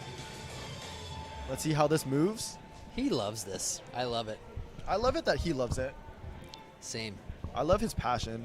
Gets me fired up. Here we go. Big clap. Let's go, Basil. Basil's got family watching at home somewhere. If you're watching, leave a comment in the chat. Let us know where you're watching from. But that's a big press for Basil. That's awesome. There is a less than 0% chance that I could ever have done that at his age. That's a 13-year-old benching his own body weight. That is no joke, folks. Incredible. The fine motor skills is still being developed at that age. Yep. Like these kids are just like lanky and Yeah. like wormy. So being able to control your body and press a weight like that, that's no a really small good task. point. And most young men at that age just haven't really developed that much Exactly. yet. So yeah, a lot of time, a lot of practice, and it's showing. We got Richard Newen coming up, 87.5 kgs on the bar.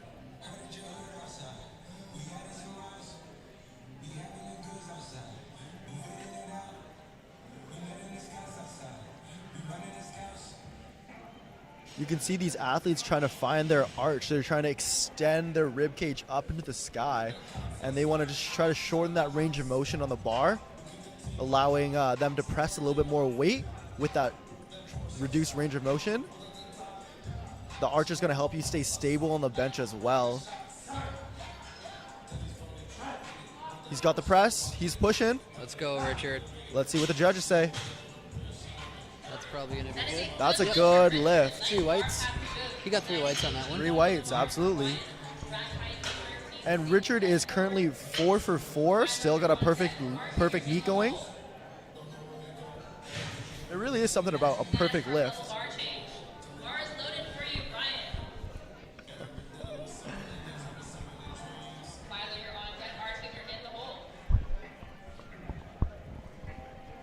All right, we got Ryan with 90 kgs on the bar. Ryan is actually a veteran of powerlifting. I believe this is his 3rd or 4th competition to date as a sub junior. So he's been through. He's doing the thing.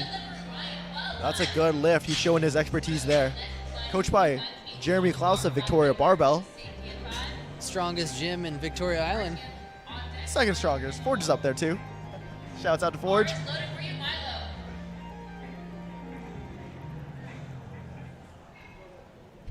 All right, Milo at 92.5 kgs. Speaking of Victoria Barbell, there's a friend of mine who trains there, and he does a lot of powerlifting meets. And one time I was shooting photos, this is years ago, and I was behind the curtain, and I remember him speaking to another guy about the size of athletes. And he goes, people come to the circus to watch the elephants. And it was probably one of the baddest things I ever heard anybody say at a powerlifting meet. In the right context, that's powerful. Yeah, it is, yeah. That's very powerful. In the meantime, that looks like a no lift on that attempt for Milo. Artyom, you're up 95 kgs coming up for you. 214 pounds. Close to that 2-plate marker. Bar is loaded. 95 kg ready and waiting for you. While you're on deck, Marcus, you're in the wall. Sometimes I laugh when people catch themselves on camera and then they just like jump out of the way. Artyom's getting prepped on the bench here. He's going to slide his way up there and dig his shoulders into that bench. Get his chest up, yep. Wedge himself in there. He's building a nice arch. When that bar comes off the rack, he's going to lower his hips. A lot of powerlifting is about getting into the most compact and stable position that you can get your body into. I'm surprised he got the start command there because it didn't look like his arms were locked out at the beginning there. He looked a little soft on one side, but nonetheless, it's still going to be a good lift. He feels a little wishy-washy about that one. So for bench, you may be looking at a smaller jump between lifts, mostly because the bar can feel pretty heavy from 5 to 10 pounds, as opposed to 5 to 10 pounds in the squat or deadlift. So oftentimes you'll see athletes err on the side of caution, taking 2.5 to 5 kilos on the bar between jumps. So here's Lyle. I'm trying to rest my voice a bit because it's killing me. 105 on the bar. 231 going up. That's looking good. Let's see what the judges say. That's a good lift. Nice work, Lyle. So Artyom's going up 5 keys to 100 kilos. Meanwhile, we have Marcus with 105 as well. Marcus, bar is loaded for you.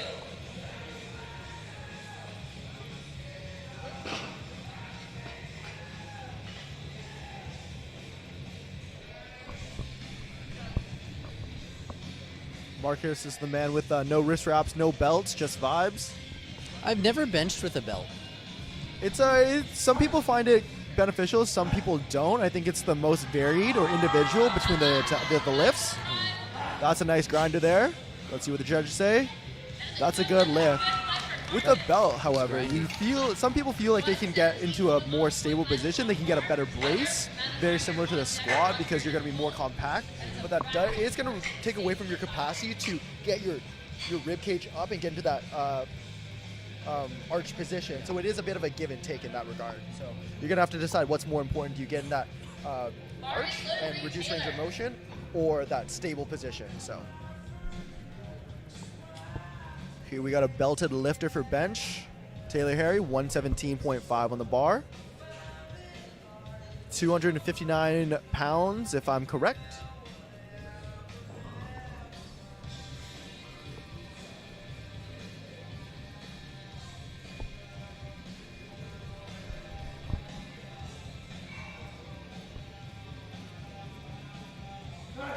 There's the start command. Here's the press command. Big press. And he's got to wait. He's working for it. The rack command. And there he goes. Let's see how it looks. That's a good lift. Nice work, Taylor.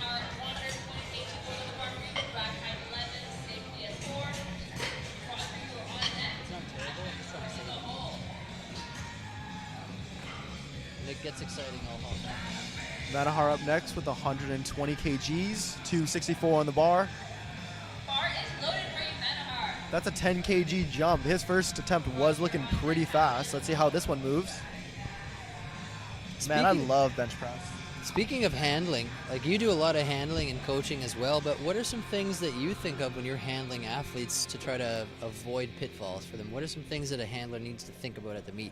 A handler needs to think about how their athletes are going to respond attempt to attempt. You got to know if your athlete can tolerate bigger jumps or if they might need smaller jumps to maintain good consistency between lift. The dangerous taking big jumps is that's going to affect your total. So if you're taking 10 kgs and you miss, that's 10 kgs off of your total that could have been only 5 or 2.5. So it is a delicate balance between pushing your athlete versus keeping some room in the tank for other lifts. Other things involve just keeping track of timing, making sure that your athlete is up when their time is up, making sure that they're hydrated, because it's a lot of downtime in that back room there. Athletes got time to get in their head and think about different things. So as your coach, you just got to keep them level.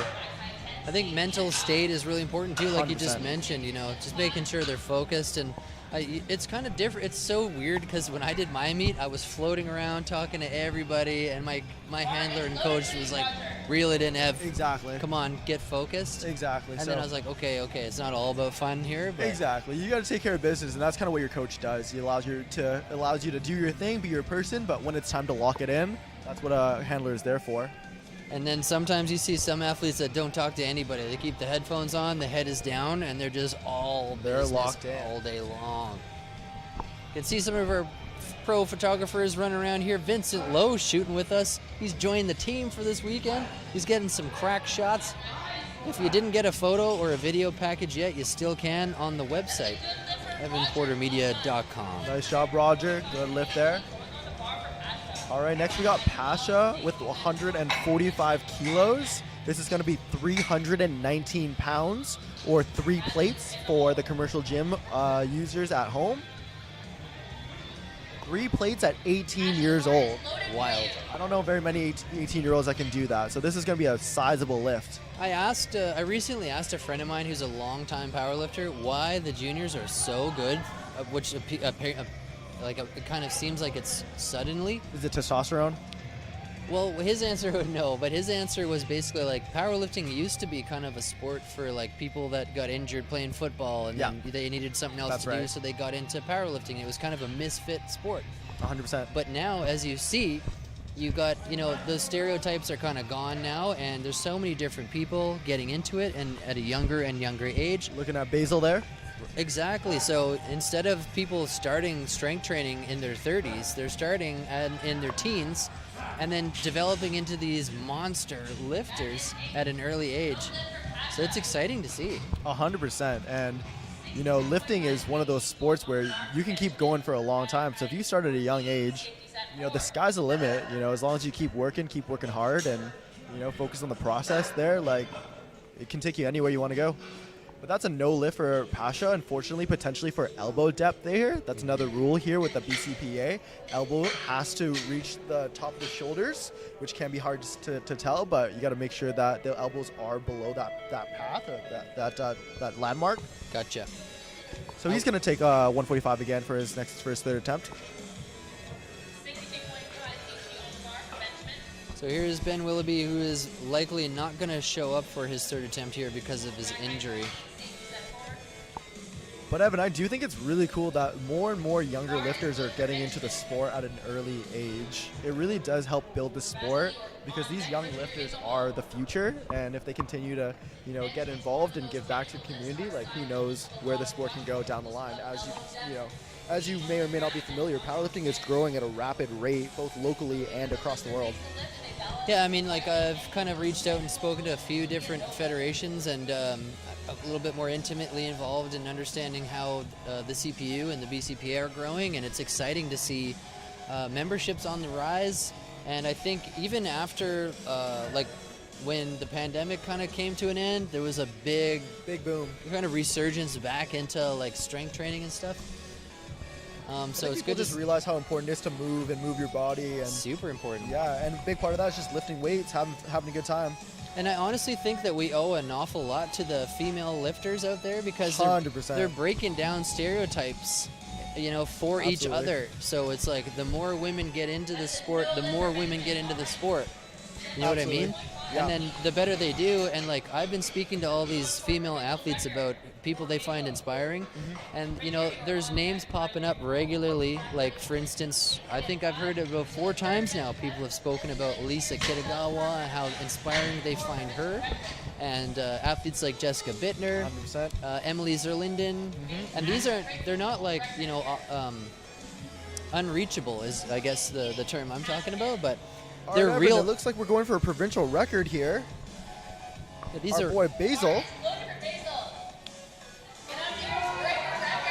Let's go, Basil. Leave a comment in the chat. Let's go. He wants this lift bad, I can tell. Basil for Prez.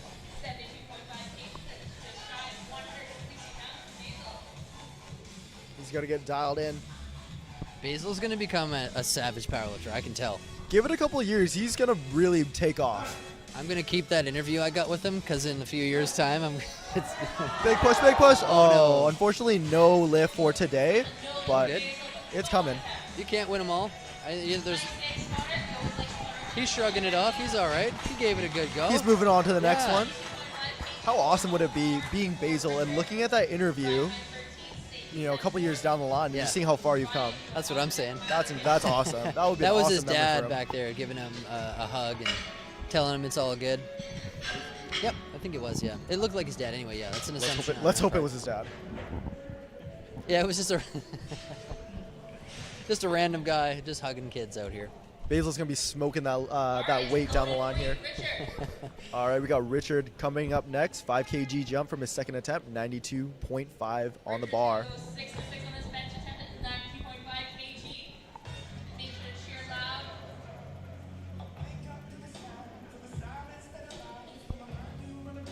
Erin O'Toole, thanks for the positive vibes on the chat there. She says, loving the broadcast. And apparently my co-host is handsome. Well, I mean, I didn't get much of a compliment there, other than the broadcast is cool. He is a handsome devil. Thank you, Aaron, for your comment there. Appreciate the love. Richard Nguyen. Sticky off the chest. Just not enough for today. That was a valiant effort, though. That was a good attempt for sure. But that's the balance of swing of things, folks. That's a 10 or 11 pounds between his second and his third attempt. And sometimes it's just not going to be there for today.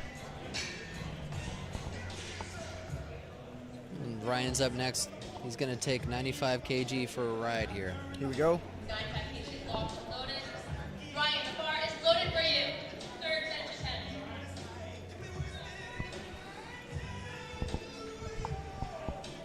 This is our third bench press attempt. So these are the lifter's final attempts at bench.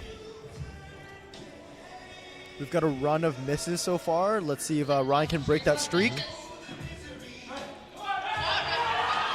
Oh, no. And I'm a bad jinx because we're keeping those reds running. It looks close, though. It's a valiant fight for sure. These lifters are giving it all they got. That's what Milo's you want to see. going to take the same weight for a ride here. Milo is. So we have a bit of a game where we always try to guess what people are listening to when we can see the headphones. I love it. And the most unreasonable song is usually the best answer. So Celine Dion, My Heart Will Go On is kind of my go-to. I would listen to that song as well. Oh, thanks. Aaron says I have a great mustache, so I appreciate that. I'm working on it, Aaron. No dice for Milo there. Unfortunately, a no lift. Oh, that run of red is continuing along. Artem up to 100 kg, 5 kilo increase from his second attempt. Up next here. Not only does he have a chance to break the streak of missed lifts, but he's also running perfect. 5 for 5 on the day. Let's see if he can keep it going. Got some support for Marcus here. Marcus is currently in third position for the 74 kg. What do we got for second here? Second, we're looking at Roger Kong, and at the moment, our first place position is Taylor Harry. So Marcus, his total at the moment is 437. For him to move up into the second place, he has to put up another 70 kg. So It's I gonna don't be know a if he's. big- That's a huge big- jump. big deficit to come back. Unless he comes out with a massive deadlift, which apparently could happen. If you look at the score sheet, Evan, though, first and second place are currently tied right now, going into our third attempt. So let's see who can break the deadlock. Oh, that's going to be juicy, that is. Here we go, let's Braz, go. oh, unfortunately a no lift for Artem. These sub-juniors are pushing it to the limit with these last attempts here, giving it all they got. Next up we have Marcus with 107.5 on the bar. Still looking for someone to hit their third bench attempt in this flight. Let's see who can do it. It's going to get interesting now as we leave the bench press and we start to move into the deadlifts towards the end of the meet. And as they say, the competition doesn't start until the bar hits the floor. That's true.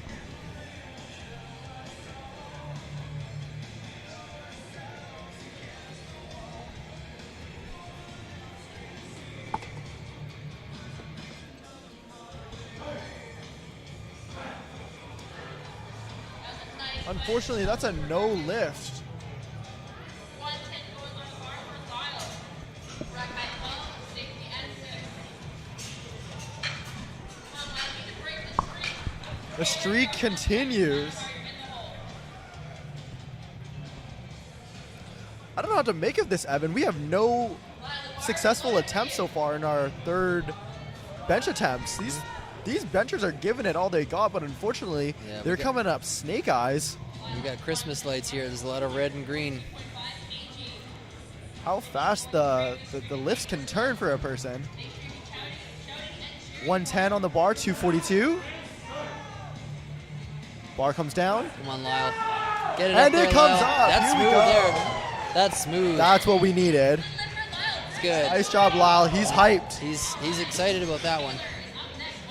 Taylor's up 120 kgs. Gonna start making some bigger jumps here. And it looks like we got some big third attempt benches coming down the pipes.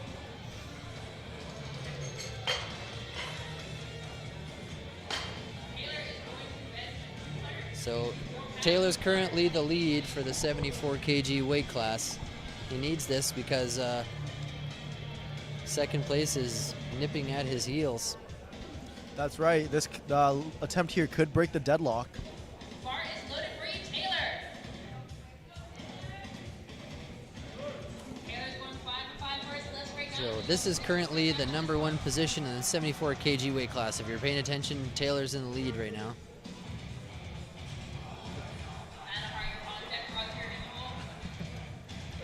Thank you, Andrew, for your comment. Can't wait to see you perform.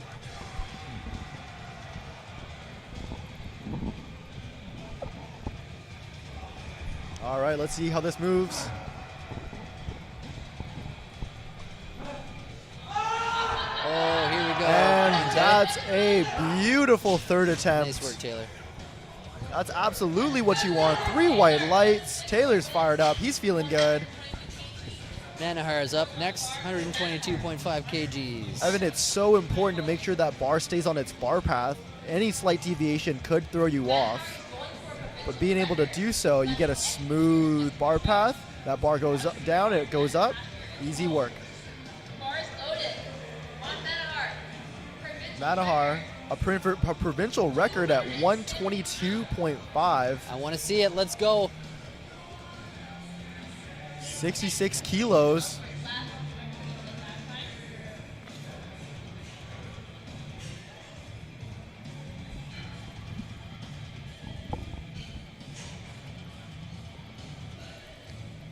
Let's see if Ryan can give him his bench press juju. I'm glad we broke the red light chain there. Got some white lights coming out. Let's go, There man. it Get is. it up there. That's a nice finish. He'll get that. And that's a 3 white light lift. That's a new provincial record for Manahar. Congratulations to you, young fella. It's got to feel awesome breaking a record, you know, holding a record, being able to hold up a piece of paper and Absolutely. saying, you know, at this moment in time, I'm the best there is in this province Absolutely. or, you know, in the country at this one thing. And you get 100% certified. BCPA sends you a certification. You put that thing up. Feels good. It's cool. All right, we got Roger Kong coming up next, 142.5 on the bar. 315 in pound plates, 3 wheels at 72.81 kilos. We're looking at a little under 162 pounds. This is a huge lift for Roger. If he hits this, I think he may slide into.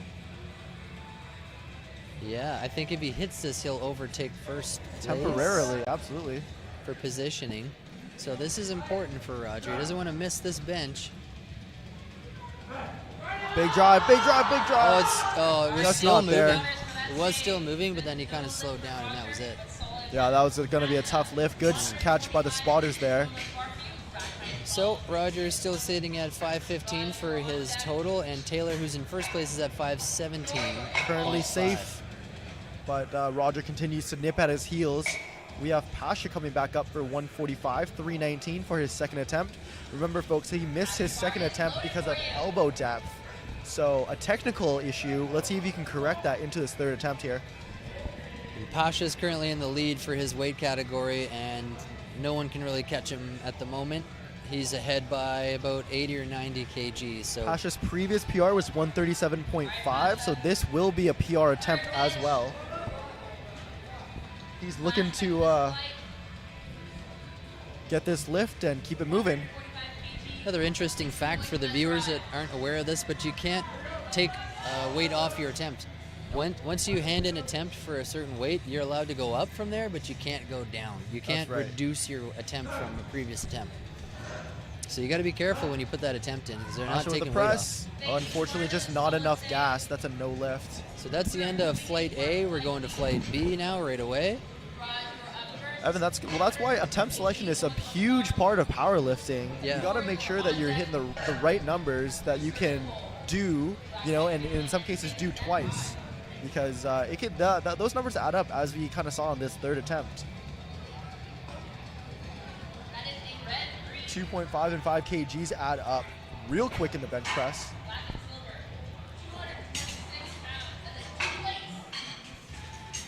All right, first up we have Raj, coached by Team PRC. We see the fans in the crowd holding up signs for Ravraj right now. They got supporters. Showing Love their to see support, showing the love for Rav.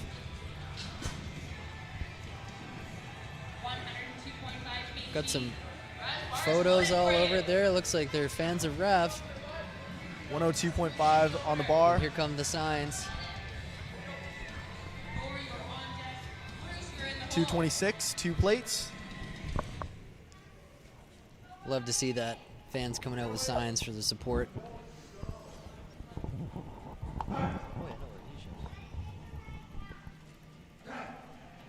That's easy work. Oh yeah, That's a he good nailed that opener. one. That's a great press for Rav. And it's 3 white lights. Great work, Rav. All right, we got the Victoria boy, Thor Nybo, up next, 112.5. He was not able to put up the best total that he could for squat, so he's looking to put up some damage here on his bench press. Let's see how he does. Remember, folks, Thor is dealing with a knee injury sustained in prep a couple days out, so that's affected his ability to squat and deadlift. He still wants to compete at regionals down the line, so he's got to put up a total. Thor is coached by Colton Lajeunesse of Team PRC. Thor's sister Zara is an avid strength trainer. That's right. As well. That's right. Seen her compete. Keep it in the family. There it is. Makes it look easy. That is a good lift for Thor. He's happy with that. 15 kg going on the bar for Bruce Wilson for on deck. Feeling here. Evan, there's really something special about being able to train and compete with the sibling. I fortunately have the pleasure of powerlifting with my sister Catherine. Shout out Catherine, who's going to be competing in the Cayman Islands in August as part of Team Canada and APF. Making me look bad, but someone's got to hold it up for the team. Bruce Wu, deadliest deadlifter, according to the fans. 115 on the bar for bench. The clips are. So we got a question from the chat asking about if the bar clips are a combined total of 5 kilograms. They are. Each That one is of those, correct. the clamps on the other side that hold the weights in place, they're 2.5 kgs each, so it's 5 kg in total. Nice work, Bruce. Bruce is still going perfect, 5 for 5 as of current. Colton is up next with 117.5 kgs on the bar. His current PR is 120, so this is 2.5 kgs below. Let's see how he moves his opener.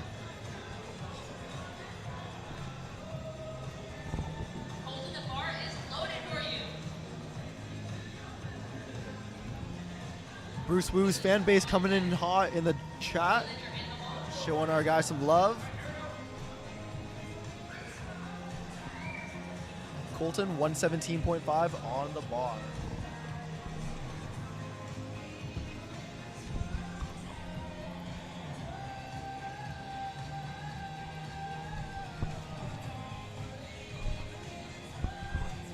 Hope you guys are enjoying this weekend's broadcast.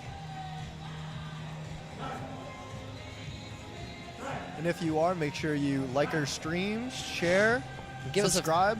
Give us a follow on Instagram there too, Evan Porter Media. Evan Porter bringing you the best powerlifting content in BC, Canada, eventually the world, baby. That's a good lift for Colton. We got Waylon up next at 120 kgs, 264. Waylon Fenton's got some family watching in Southern Alberta. Shout out to Southern Alberta. He's representing our Albertans. Waylon, I actually had the pleasure of handling at his previous competition, Winter Open, so I know firsthand that he's a strong guy. 127.5 should move pretty fast. In the meantime, we have Felix, 120 on the bar. What's your thoughts on foot positioning on bench? Because I've heard from so many different people where you should put your feet. I know it has more to do with your mobility and what feels good to you too. Absolutely. But I've seen people swear that your feet should be closer together, kind of narrower stance at the end of the bench to generate leg drive. I personally have my legs way out to the side and I'm Way out to super the thighs. stable though. Yeah. So again, it's going to depend on your leverages. Long femurs is going to dictate a different position than shorter femurs, shorter legs. I personally like to have my feet just in front of the bench, kind of parallel to the bar, because I can really push into the floor. I picked up that tip from Liam Wharton, and that helped me bench 353 this morning. Not too shabby. All right, Waylon on deck. Giving some instructions to Lisa, our head spotter and loader and handoff person, all around amazing person. But as you can see, Waylon has his feet wide out, and that's to accommodate his long legs. That lift was smooth, and it's a good lift. He's jazzed. He's feeling good. 2 white lights. Remember, folks, you only need 2 of 3 judges to think your lift is good for it to count.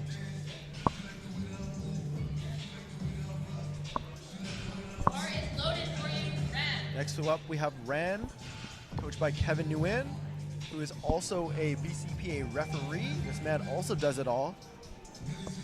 Kevin trains out of Iron Throne in Surrey. Saw him down there earlier this week.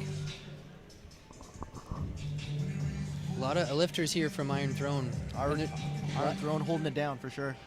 Iron Throne's a big powerlifter gym. A lot of talented lifters out of that gym now. I wonder if we would ever get like a gang war situation with all the different powerlifting gyms, you know?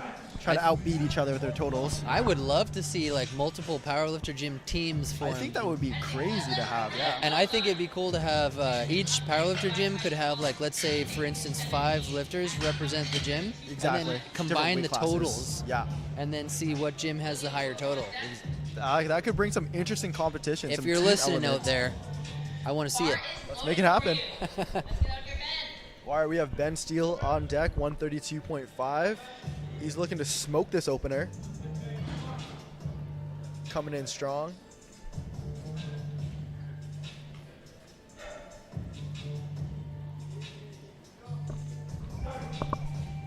He gets the start command and the press. Makes it look easy. The refs agree to white lights. That's one yellow light, potentially for heaving it off the chest. So that bar can't come down. It's got to come straight up, straight through the chest there. We got Will Zhang come on up next with 145, 319 pounds. It'd be interesting to see what happens with William here because of his astronomical jump on squats. I don't know if that's going to be a pattern for him or if that was just a one-off thing. If anything else, that taking that big of a jump and missing it would also affect your fatigue. It's going to take some energy away from you, and it could potentially affect your ability to do your future lifts. It's a good press for him, though. That's not bothered by his opening bench. He makes it look clean, 145. We're going to go back up to the top for these second attempts. So that press by William was 319 pounds.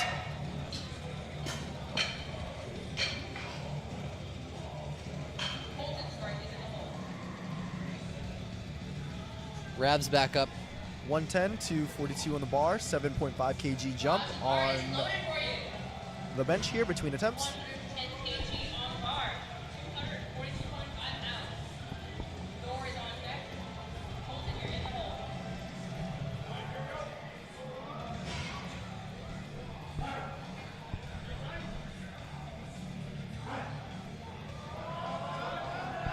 There we go, Rab. Get it up there. Press, but he makes it work. Let's see what the judges say. Good lift, 3 white lights. Long arms means long distance to travel. That's the leverages playing its part in these lifts. Oh, I see. We got a correction here. So Waylon is not representing Southern BC. He just has, or sorry, Southern Alberta. He just has family there at the moment. He's from Fort St. John, British Columbia. BC boy, born and bred. Northern British Columbia. All right, up next we have Thor with 120 on the bar, 264. Representing the island. Let's go, Thor. Strong name, gotta say. Very strong name. Good Irish name. It's not Irish at all. I think it may be more Icelandic, but we'll take it anyway. That was a joke, but you know, no one's laughing. Ooh, he blows it up like Thor. Making it look easy. Throwing the hammer down.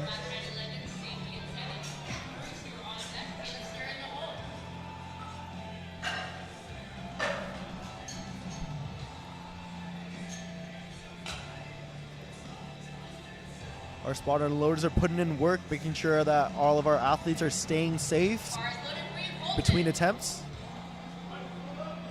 All right, so Colton's coming out with 125. This is going to be +5 to his PR attempt coming up here. Let's see how it moves.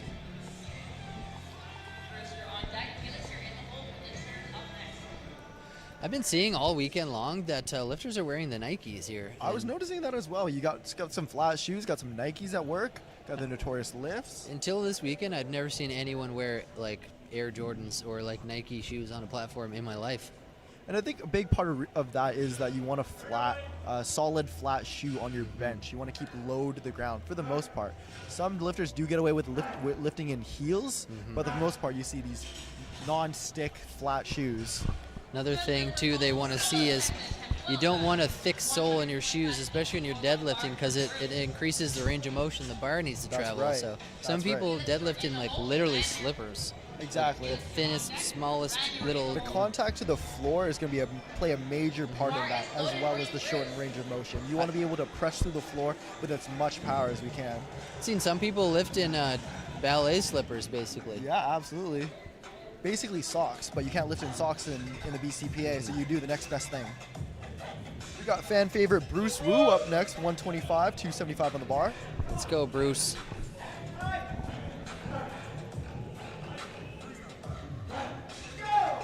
And he's making it work. 2 red plates on there. Judges say that's a good lift. He's continuing with his perfect day. Coached by Anton of Tauntaun Lifts. I just want to point out, like, most grown men can't do what these juniors are doing right now. Absolutely. Can't do it. These juniors are showing up for their demo, their demographic, their age group, for the homies, for all the gym bros out there. They're putting in the work. But this is certainly no small feat. But it looks like everyone's having a pretty good meet back there.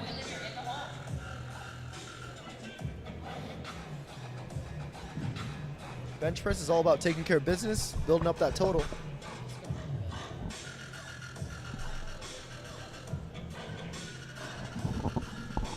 All right, we got Felix Guy on deck, 127.5. He's got that big arch, really trying to shorten that range of motion. He's lifting in the Hyper V's from Japan. He's making it look easy. That's a good lift. Well done. Up next is Ram. 135 kg. Rack height 12, safety at 4. Wayland, you're on deck. Last couple of lifters in this second attempts.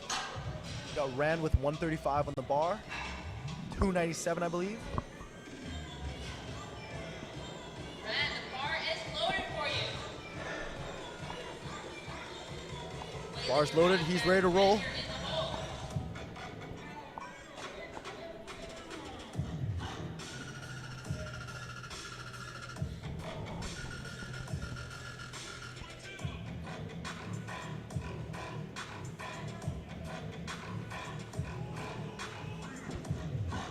These lifters are really taking their time, making sure they're properly set up, finding their position. You got a minute to work with, so you really want to make the most out of that. Ooh, that was a fight for that lift, but let's see what the judges say. That's a good lift for Rand. He's making it work. 137.5 Coached by Kevin Nguyen. William, you're in the hole. All right, we got the Fort St. John representative himself, Waylon Fenton on deck, 137.5. That's a 10 kg jump from his second attempt. That's a big jump.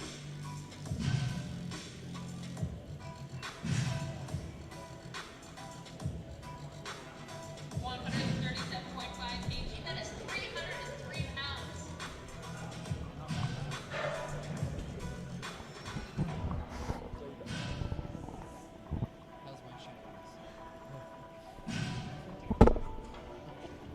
All right, Evan.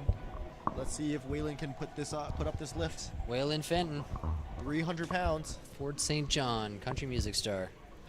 You're gonna speak that into existence. He has to replace the bar. It looks like his heels may not be on the ground completely. That's another standard. 15 seconds. He's got 10 seconds. He's got to get this unrack.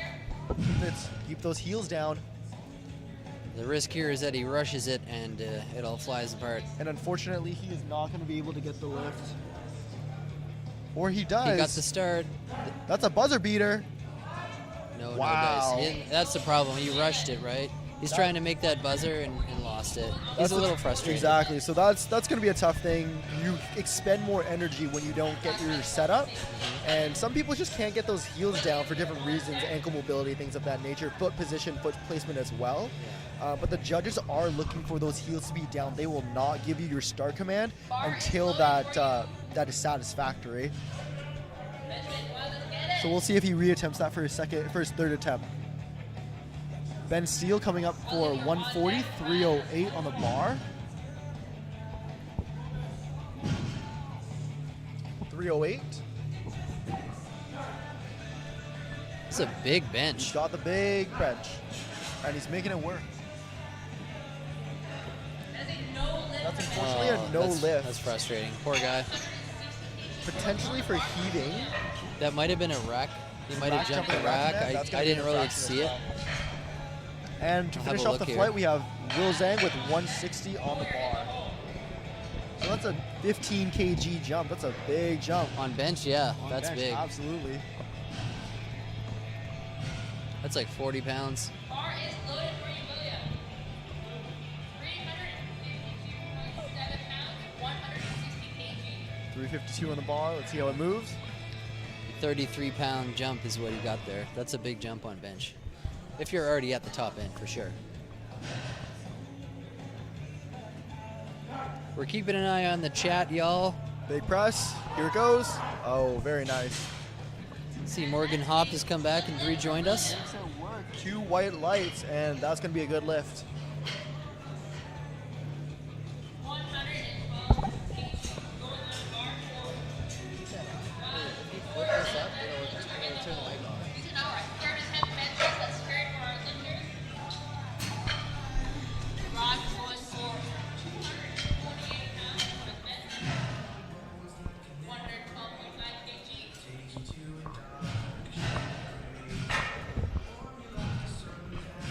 Guys, big shout out to Inner Strength Products for sponsoring this broadcast and sponsoring the meet and continuing to sponsor Canadian strength competitions across the country, basically.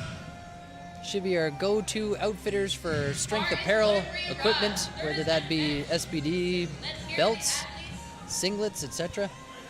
And there's our signs back. Love to see the local crowd supporting the athletes.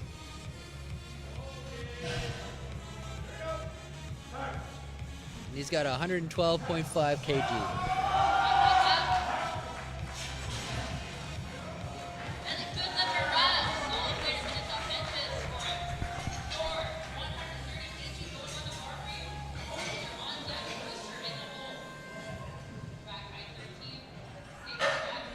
A few plates getting thrown on the bar here. It's getting heavy.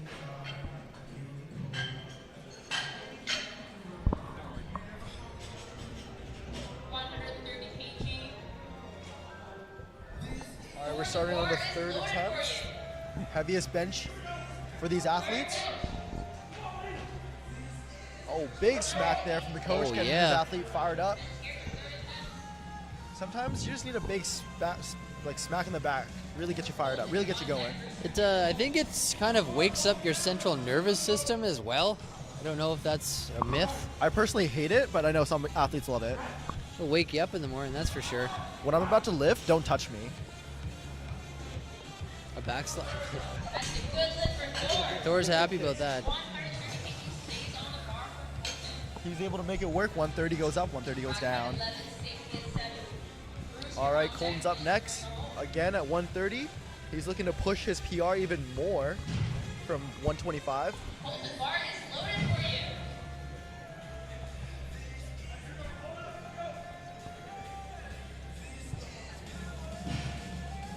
And here he comes.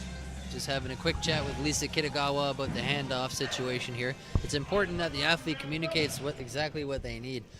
So many times I've seen an athlete come out and, you know, the spotters and loaders have done like 100 handoffs that day, and someone will come out and say, "Do what you did last time." It's like, I don't remember what you wanted last time. There's no way they're going to remember. So you got to let them know each and every time. Oh, there's Zara tuning into the stream here. Hello, Zara. We see you there. Gave you a shout out a little earlier. That's Thor's big sister. All right, here we go.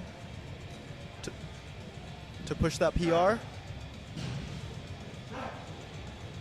Oh, very nice.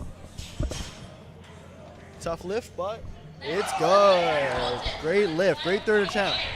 And the lift is good. Lift is good. That's some good game day coaching over there from Liam. I'm a big fan of the 3-2-1 on the handoff. Yeah. Very clear 3-2-1 really gets that bar moving. But you know, people do 1-2-3. People blink. Some people just grunt. If you hear me if you hear me get guttural, lift that bar. 132 for Bruce Wu. I want to see his fan base get loud in the chat. Get after it, chat. What up, JP? Word. And the press. 132.5 kg. Looking good. What did the ref say? That's a They good lift for agree. Brucey. 132. Felix is up next, same weight, 132.5. Felix is currently first in the 93 class. Bruce is on his heels at third. The totals aren't too far off, but with Bruce's apparently deadly deadlift, let's see if he can close the gap. Ryan, thanks for the follow, my man, on Instagram. You can follow me up on Evan Porter Media.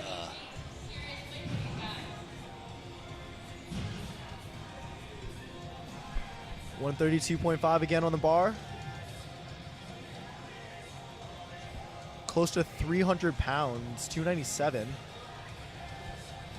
I never would have even attempted 300 pounds at 18 years old. Oh, no chance. No chance. 135 would have been a challenge. I was ecstatic to hit like 220 pounds. That's a fight. It's moving. There may have been some up-down. And the refs do agree that's a no lift. That bar cannot descend. It must only ascend or finish the movement. A lot of intricacies in powerlifting. An old Waylon Fenton from Fort St. John's on his way back out here. He's going to reattempt 137.5. Evan, if you can remember, he had some troubles getting his heels down. Let's see if he can rectify that in this attempt.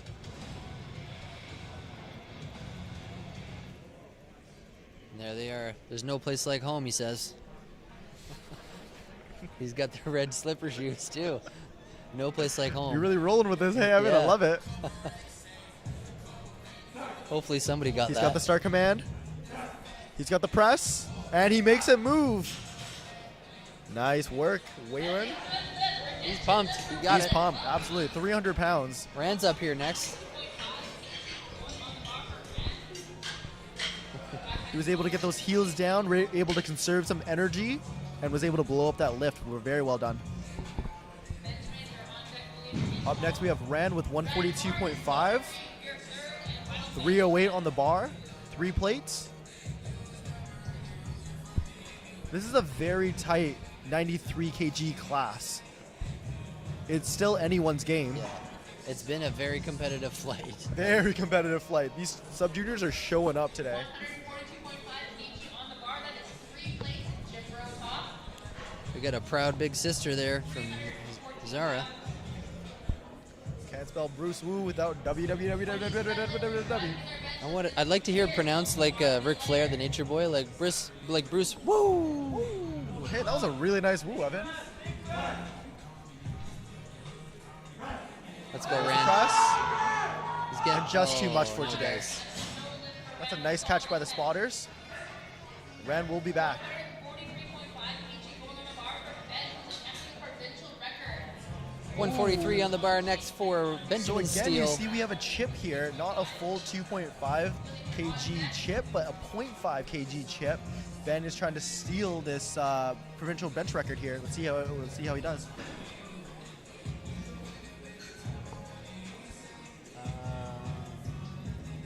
Yes, I think we did. Yes, we did. So we have 300. So Colton Lajeunesse, who we're looking at right now, has been here all weekend long. I don't think there's been a single moment I've looked at the bullpen and not seen him. So this man is working out here. Colton shows up for his athletes, absolutely. I've been fortunate to know Colton since high school, and he loves his sport. All right, let's give it up for Ben. He's going to attempt a provincial record. When he's driving, I need to hear you cheering.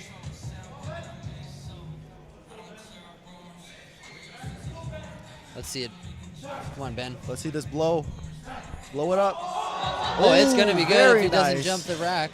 Come on. Refs say no lift, Oh. unfortunately. And as Evan said, he may have jumped one of the press commands there.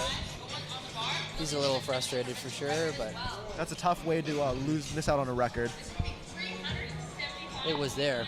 It was there. We're going back-to-back record attempts. Will Zhang, 170.5. Again, the chips coming into play. Why break it by 2.5 when you can break it by 0.5? Save that energy.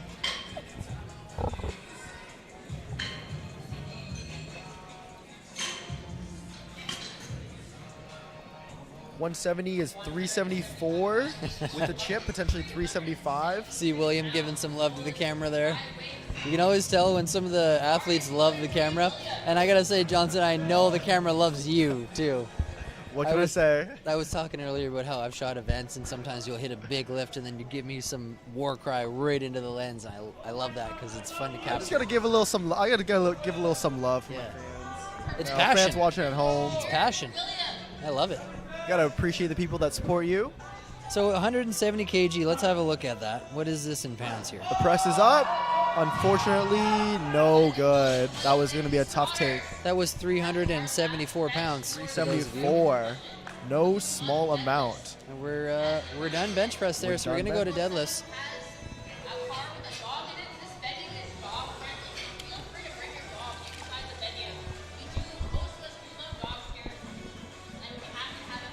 We're gonna play an athlete spotlight video for you.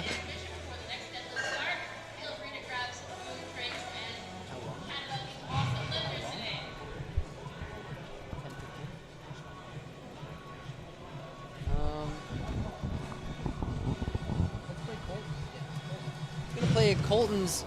We'll actually be interviewing as a team. My name is Colton.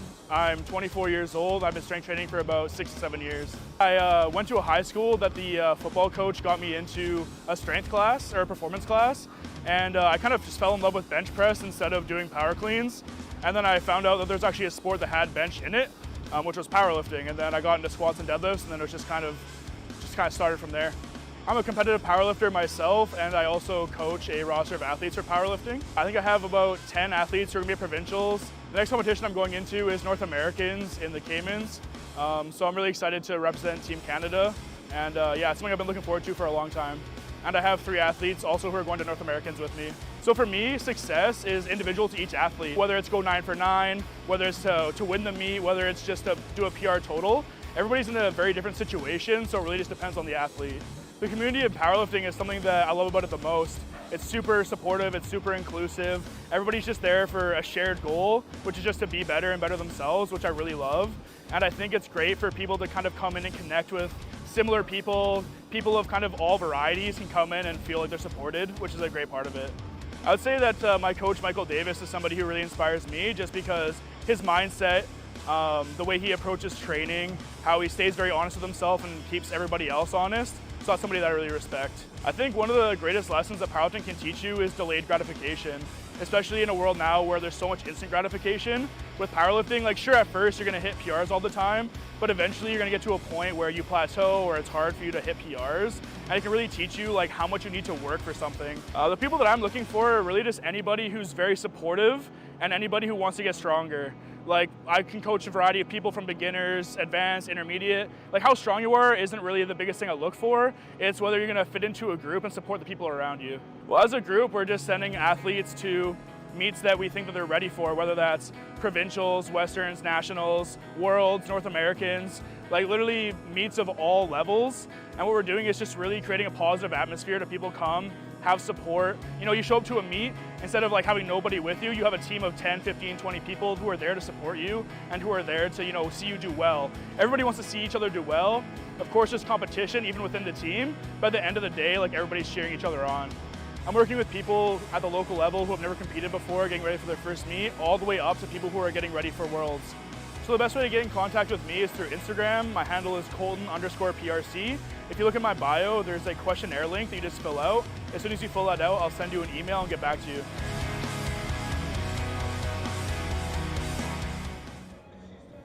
Hey guys, Evan here. I'm over at the True Nose Sportswear table talking to the owner, Colby. We're just having a look at some of the sweet swag that he's got out here for us today. And we just also, I've been highlighting the fact that True North has been sponsoring so many powerlifters and other members of the strength community. So I want to say thank you for doing all that you're doing for the community as well, but why don't we show off some of the sweet swag you got here? Yeah, one of the big things we've been working on lately is creating a custom fitted meat shirt. The big idea with this is giving a professional product for these types of events and trying to just building on that, offering products to our athletes, offering good price products to everyone at these meets, not just athletes. We do a lot supporting our athletes, getting them discounts, helping out with different gear, giving them freebies once in a while, just kind of growing as a community. And that's something that's really important here for True North, is just growing as a community, being supportive of all athletes, not just powerlifting, just lifting in general and exercise.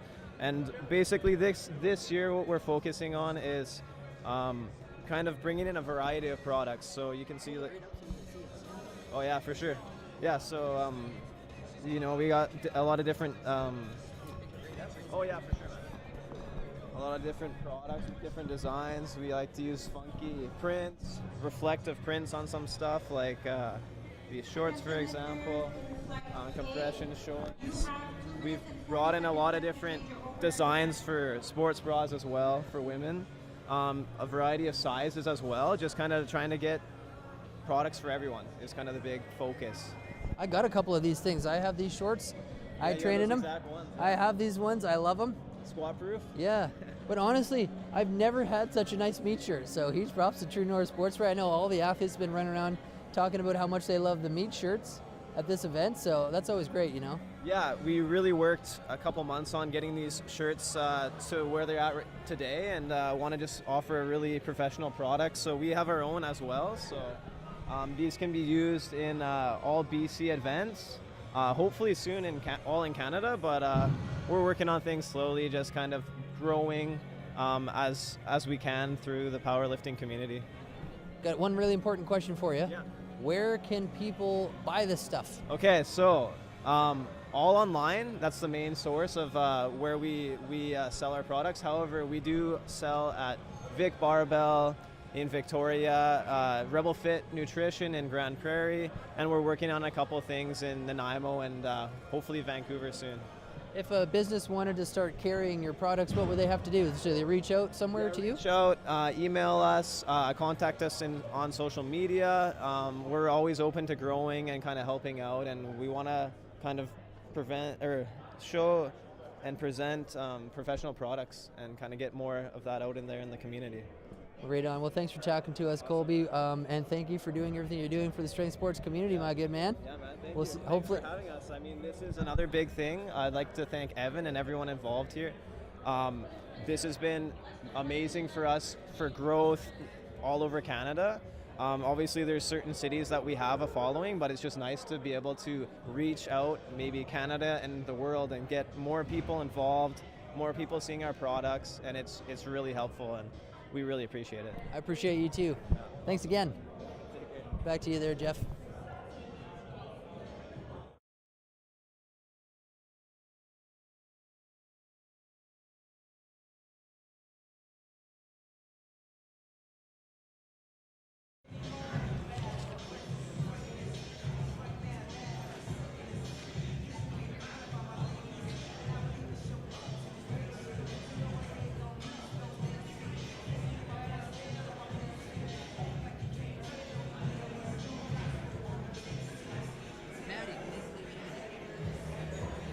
My name is Maddie.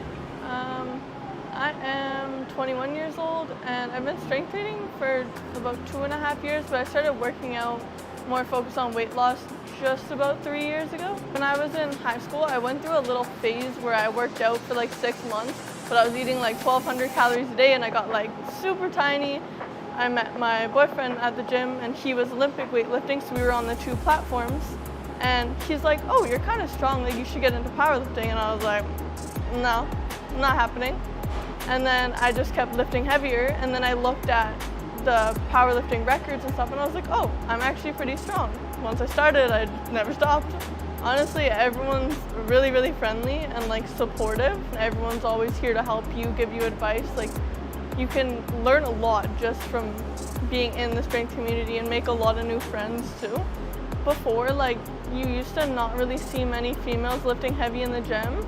It used to be like, oh, girls should just be like slim, they don't need to be strong. So I think it's kind of cool to like show the younger generation that like, hey, you can still look like a girl, but you can still lift heavy weight. I'm gonna do Provincials bench only, just kind of for fun. I competed at Worlds in 2022.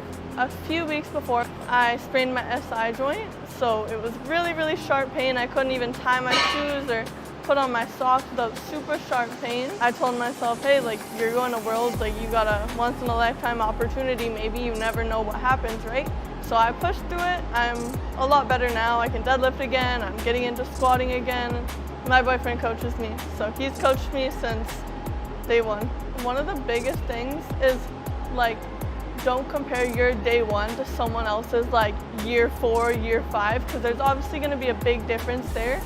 And another thing I'd also say is learn the technique first, get a coach.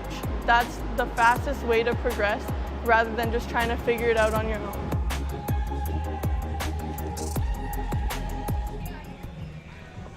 right, folks, and we are back with Johnson and Evan at the BCPA Provincials. We're about to start our deadlifts, but before we do that, we wanted to bring a little interesting game to you folks at home. So, as you may have seen as we show clips in the back, you may have seen some athletes take some smelling salts and might have wondered like what they are or how it works, or What is this, Johnson? What is this whole smelling salt deal? So we're gonna try it out for you in real time right here live, so you can see for yourself what the reaction is. So smelling salts is a release of ammonia, so it's a bit of a toxin, and what it does is it sends jolts of arousal into your body and it gets you fired up. So I could go for a jolt. I could go for a jolt too. We're getting a little sleepy here. So you take it before a big lift, it gets you fired up, it gets you ready to go, and it makes you feel like you're on top of the world. So we're gonna take salts. They're originally used in hockey or waking someone up if they're ever unconscious or things of that nature. As a disclaimer, we do have permission from our execs to do this, so this is kosher, but please use smelling salts responsibly. So, Evan, I'm gonna give you a little whiff. Ready? I'm ready. I think I'm ready. Okay, guys. R.I.P. R.I.P. me. Oh! No, that was a big jump. Oh! Oh, it hits hard and it gets you going. I'll be back. All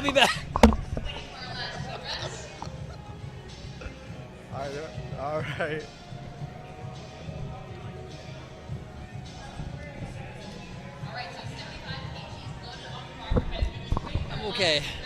I'm okay. I'm here. All right. Now that Evan has taken his share, I think it's only fair that I endure some punishments. Yeah. So, all right, folks. All right, 75 kg. Benjamin, bar is loaded for you. Ooh, that thing has a kick to it. But we are fired up and ready to go with deadlifts. We got Benjamin with 75 kgs on the bar. And he hits it. What do the judges say? It's a good lift. Let's remember, folks, that Ben did injure his hamstring, so he is only putting up a token total. 60, 60, 75. However, the total is secured and he is safe to continue on to Westerns or whatever regionals that he chooses. Up next, we have Basil with 120 kilos on the bar. Our U3 golden boy here. Certainly a fan favorite. Basil for Prez. Bar is loaded for you, Basil.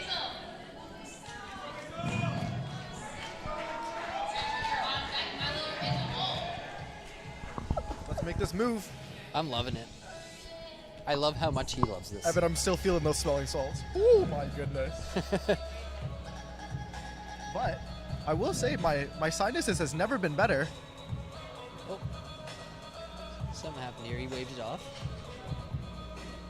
Did he come in too hot for his opener?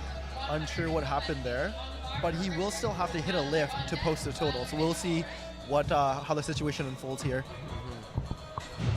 In the meantime, we have Richard with 125 on the bar, 275. This is where the totals are going to count, folks. 3 attempts to put up your best total. This is going to determine the placings. So we'll see how the day shapes out. And it looks like Basil is. We'll have to see how the situation unfolds here. Bar is loaded for you, Richard. Richard Nguyen. While you're on deck and while you're in the hole.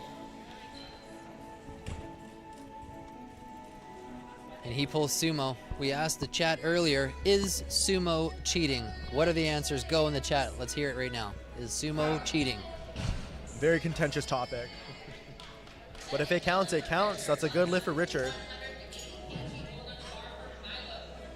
We're going to see how the placings are affected with these next deadlifts.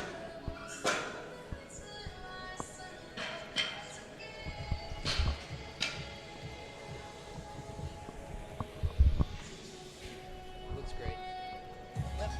All right, we got Milo bumping it up to 180 kilos, close to 400 pounds.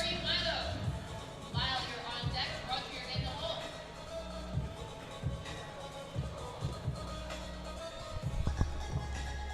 Oh, looks beautiful.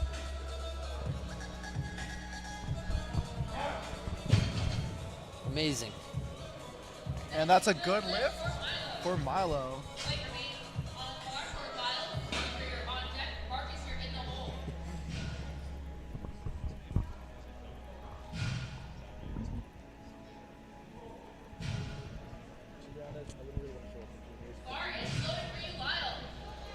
Just to clarify, I'm just stirring the pot about the sumo things. I totally get it. We got Lyle with 180 kilos on the bar as well. He's currently in 4th. He's trying to move up to a podium spot.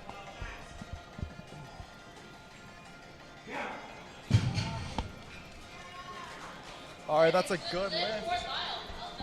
For deadlifts, we're looking for the bar to be motionless at the top position, shoulders back, hips through, standing tall, and that bar to come down nice and smooth. Lifters are not allowed to take their hands off the bar at any moment. We're gonna bump things up to 190 kilos. Yeah, so Roger needs this because Roger is neck and neck with first place. He's currently holding second place position for the 74 kg lifters, and he's really only 2.5 kgs behind first place, so he needs this lift to count. Every lift counts at this point. So Even more so. Roger's neck and neck with Taylor Harry right now.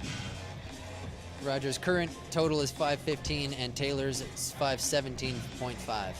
That's a good lift for him, so he needed that. That's looking good.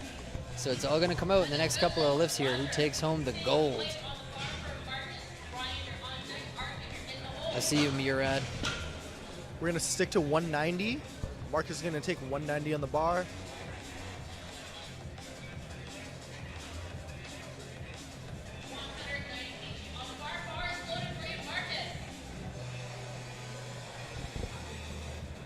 Marcus got a belt this time. Looking to make this move.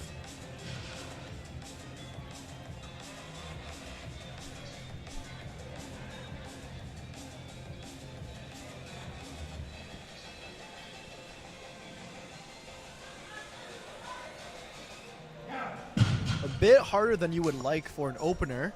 Nice little belt flick there. He gets the lift. 3 whites. We'll see how what he does for his next attempt. That was looking pretty hard. Up next, we got Ryan, also representing Victoria. 195 on the bar.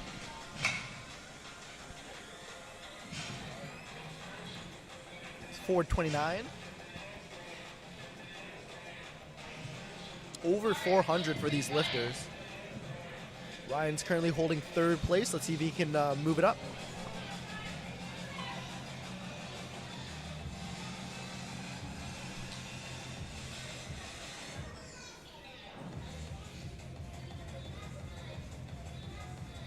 Let's go, Ryan. 195. Nice work, Ryan.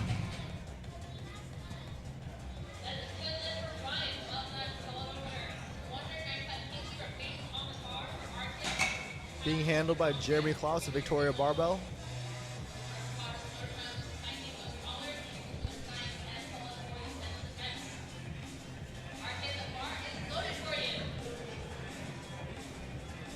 We got Artie, 195 on the bar.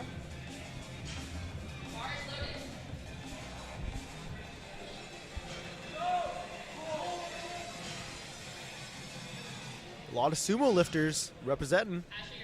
Artie's in 2nd place right now for the 83 kgs, and the next lifter, Pasha, is in 1st. It's a big gap to close. There's a huge gap to we'll close. We'll see what happens. Something drastic would have to happen here. Pasha has only hit 1 lift in each discipline, so he may or may not continue that trend. We'll have to see. He's kind of going for broke here. All cards on the table for deadlift. Pasha's coming out with 200 kgs, also known as the Michael.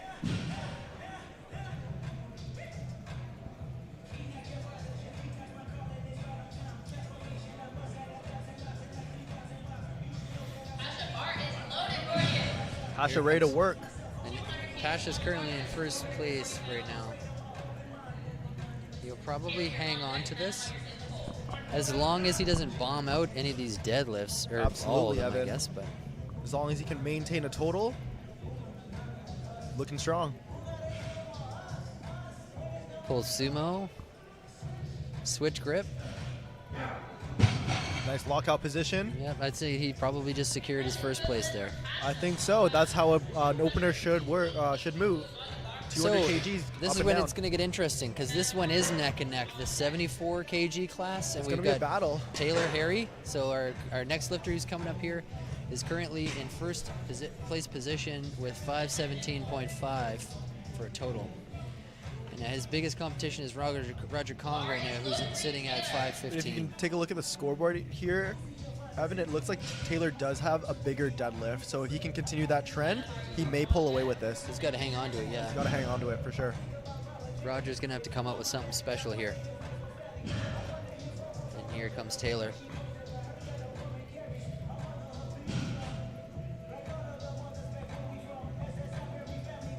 That's looking good. That's looking nice. Up and down. How does it look? Yeah. How do the judges think? I'd That's say a he good got lift. that, yeah. All right, Evan, we have Manahar coming with 218. Not a very common number, which can only mean that this is a provincial record.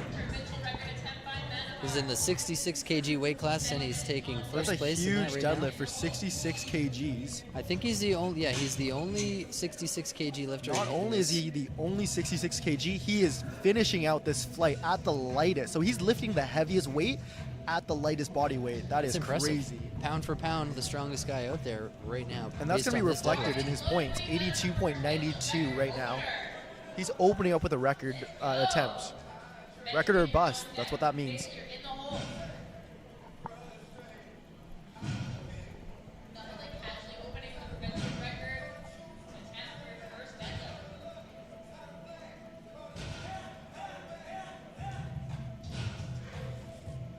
Athletes like to shake out their arms. They like to get their arms nice and long, get that all that kinetic energy out, so they can really find that barbell. That's a strong looking deadlift. Let's see what the judges think. And it's a Yeah. 2-to-1. I was a little curious as to what was going on his right side. It looked like something. Looked like a bit of a wiggle. Yeah. He's grimacing a little bit. It may Hoping be a he's one and okay. done for Manahar, but he's he got got the it though. He record got the secured. record. He's got the record secured. He's got to be happy with that. All right, we're gonna cycle it back up to the top for our second, and it looks like Braden may not be coming out for his second attempts. Ruben wants to know what a Michael is. For those of you who are wondering what the Michael is an homage to Michael Armstrong of Strong Arm Sports, 200 kilograms there. That's an if you know you know situation. I wanted to know what a Michael was too. I'll A admit lot of it. people do. All right, so Ben may be timing out.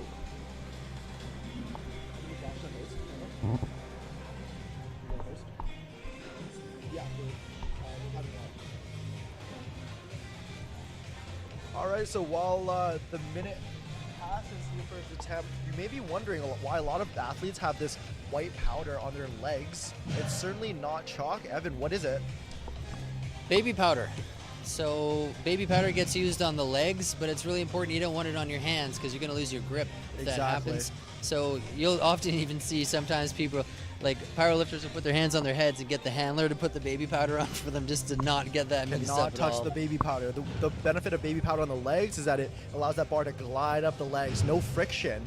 But if that baby powder is on your hands, you're not going to be able to grip the bar. So it's not chalk, folks. It's baby powder. Johnson's baby powder, actually. Yeah, that's Johnson's baby powder.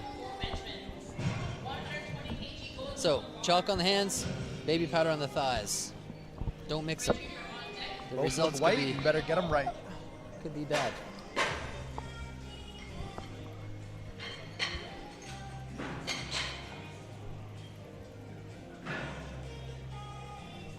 I hope not. 'Cause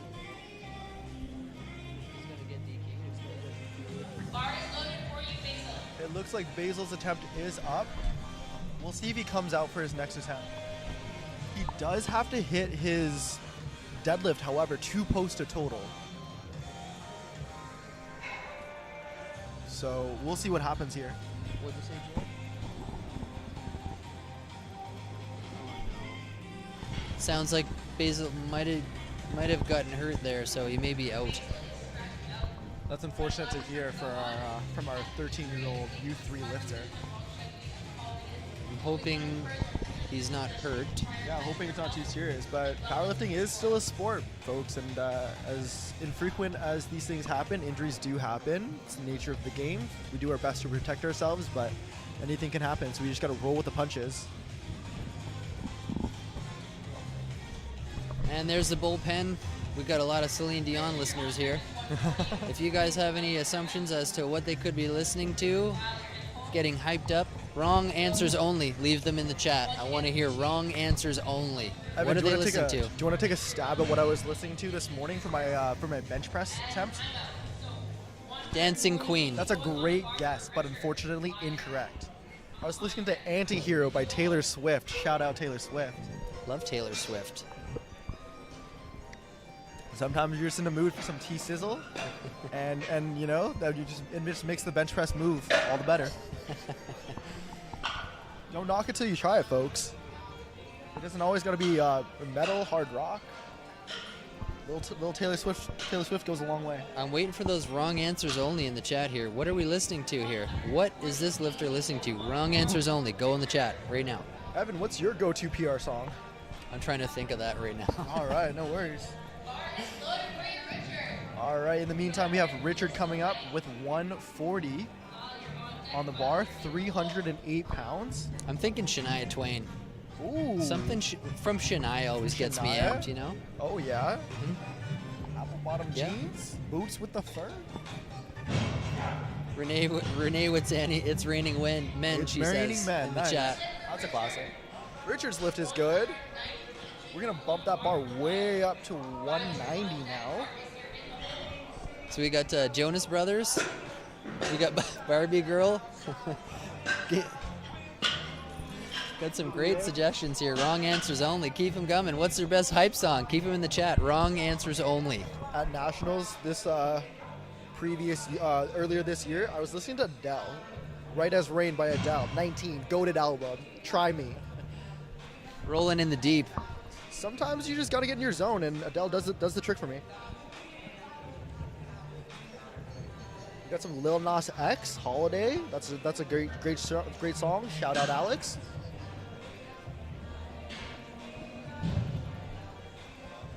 Yeah, Hanson Brothers, Mbop, that's a classic.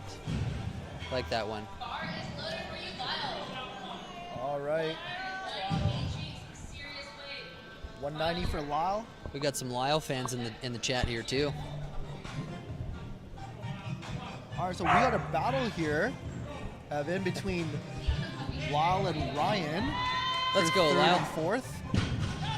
Oh, That's a good lift. see Shania Twain, I Feel Like a Woman. That was kind of one of my go-tos. That's a banger right there. All right, with that lift, that pushes Lyle into temporary third place. We'll see if Ryan can push back. Coached by Jeremy Klaus, we know it's going to be a good attempt. We're going to add 2.5 kgs to the bar for Milo, 192.5.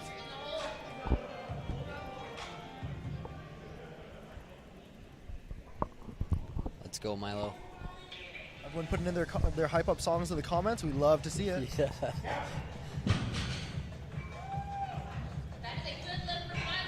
Put on your Sunday clothes. We got Marcus up with 200, aka the Michael.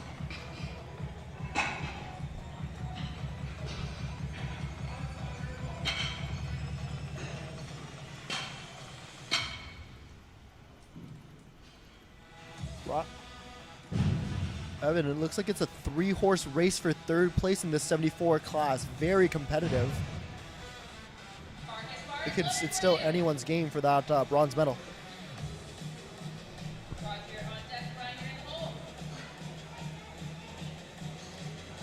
Milo, very tall with long arms. That's great for sumo leverage. Really shortens the range of motion. The lockout will be just right around the knees. He's like to get those arms long. Reminds me of a friend, Alexander Wang Rui. Shouts out. So gangly. Come on, pull bud. Unfortunately, just too Not much. quite there. But Milo's got untapped potential. If he can maximize those leverages, he's gonna be trouble. Roger Kong up. Roger needs a big deadlift here to make up some ground. Bar is loaded for you, Roger.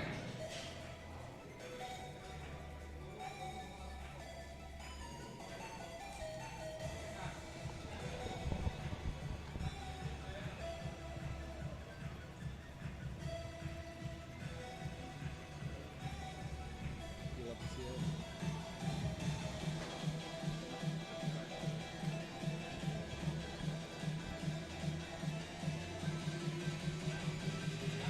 Gets through, and that goes up, and that goes down. Great lift. Good lift for Roger. All right, so we have Ryan up next with 205 on the bar.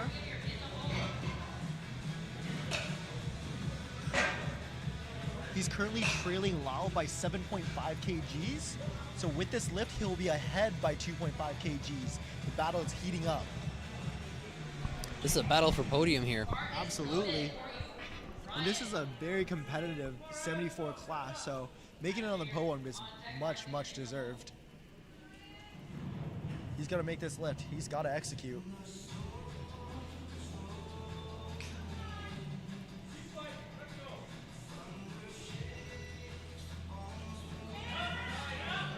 Can he get his hips through? I think he locked that out. Judges say- They said down pretty fast. That's No, a he got good it. lift. 3 whites. Knuckles for coach.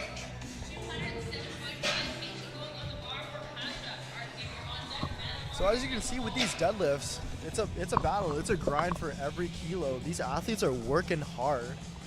Pasha up next with 207.5. Pasha, bar is loaded for you. Maintaining first place in the 83 class. I don't think anyone's going to catch him. Pasha using his experience. He also competed at nationals earlier this year. Veteran of the game. Looking stylish in his A7 singlet.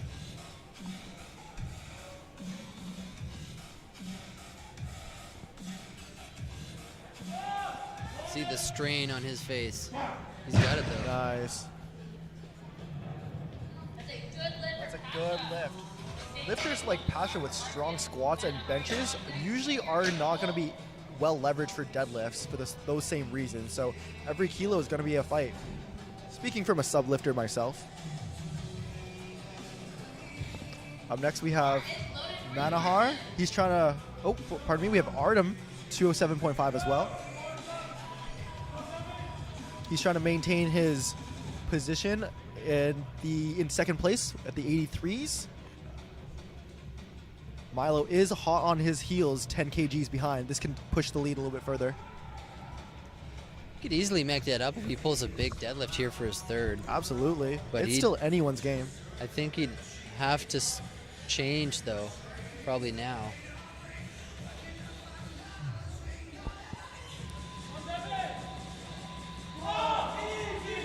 Yeah. Nice, good work. So I don't think he's going to catch him. What's the rules on a fourth attempt change? So an attempt change for deadlift, an extra attempt change is only allocated during the third attempts, in which lifters are able to make 2 attempt changes, normally to jockey for position, things of that nature. So sometimes a lifter will put in a fake attempt and then bring that back down, depending on how the situation unfolds in the respective battle.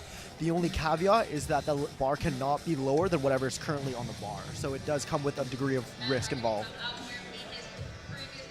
Manahar trying to push his provincial record. There's a bit of a mental game here sometimes when it's neck and neck and people need that positioning. Absolutely. They can fake each other out with attempt changes and This try is to... where the strategy and the mind games come to work in powerlifting. There's a lot of psychological kind of gamesmanship going on as well. Here comes Manahar coached by Ryan McClellan.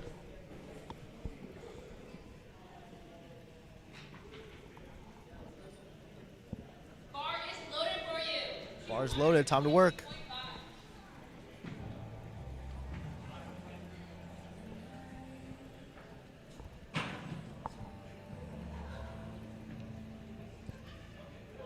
I love the little foot wipe on the, just before you enter the platform there. You're dusting your shoes off, ready to go to work. Sometimes you just want to get that excess baby powder off your legs. This is cool though to see Manhar, like we said, at 66 kg pulling towards the end of the flight like this. Wow. It's up. Is that another it locked record for out? him? Pardon me? That's got to be another record for him. Yeah, Uh-oh. yeah. Uh-oh. Spotters. Open the belt. And he's going to be okay there. Hopefully Basically what he's happened okay, is just the blood pressure reached a certain point. He probably fainted. So it does happen. People do faint on the platform. He's probably going to be fine. So don't stress out too much about him. He's going to be okay. We'll just keep the camera on us for a bit. And we'll let he's you all right. know. Manhar is probably going to be just fine. He's literally operating at the absolute of 100% of what he's physical capable of doing. So That's yeah, right. he can. And there, That's he's right. back on his feet, ladies and gentlemen. He's fine. All right. Just fainted. Yeah. That's a lot of pressure, reaching the body, reaching the head there. He didn't a lot want of to. exertion. He didn't want to give that one up though. Not at all. Yep. You know what? That's a powerlifter right there. Pull till you drop. That guy blacked out from that one. Fighting for every kilo. Absolutely. Not to kind of distress the viewers at home or anything like that. It does happen. People. It's a huge amount of blood pressure and force. Absolutely. Yeah. Injuries happen. He's fine. He's These back things on his happen. feet. Unfortunately, they don't. Fortunately, they don't happen a lot. But every lifter is, prepared for the outcomes. So we'll see if he reattempts that lift. But in the meantime, we have 227.5 going into the last lifter of this flight. I missed it if that counted. We're just kind of keeping an eye on the score table here to see what happened. All right, so Evan, this is our first 500-pound deadlift. That deadlift for Manhar did pass, so he was able to push his provincial record a little bit more. But up on deck, or up at the moment, we have Taylor Harry with 227.5, 501 pounds. First 500-pound lifter. Oh my goodness! Can he lock it out? He's fighting for it. He's trying to lock. He's not locked out. And that though. bar slips right out of his hands. Unfortunate. I don't think he was going to be able to get his shoulders back far enough, and then it just slid right out. That's the situation when that bar slips out of your hands, or it's slipping out of your hands. It just makes it that much harder to get your shoulders back. All right, we're gonna go back up to the top one last time this flight for our final deadlifts. Evan and I are gonna keep track of the battles that are taking place. So standings will be solidified with this attempt.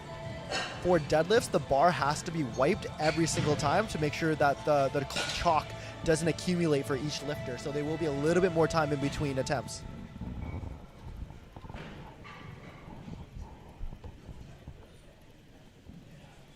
Manhar is doing pretty good in the back there now. He's back on his feet. He's in smiling good and laughing. spirits. And there is famed Lisa Kitagawa, platform chief for this afternoon session.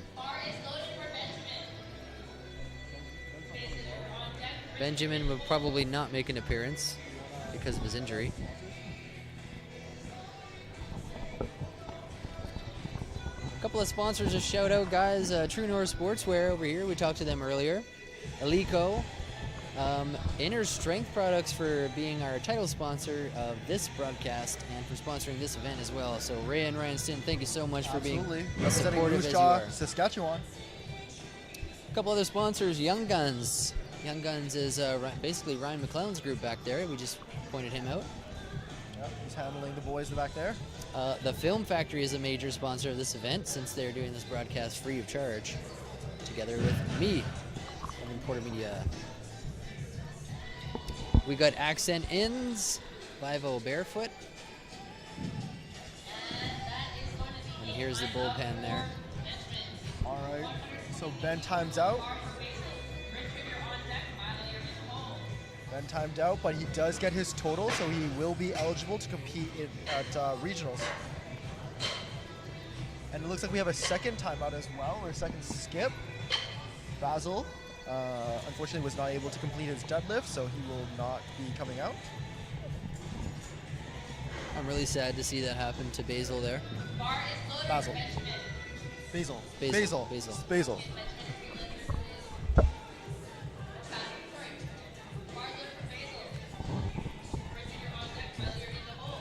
And then we're going to have Richard Nguyen come out.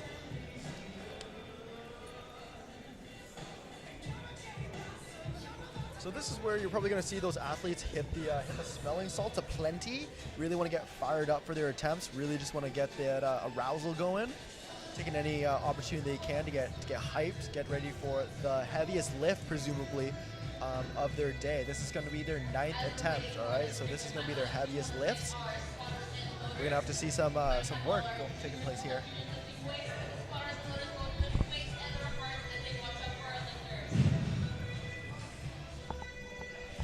One more time to guess what he's listening to. Wrong answers only.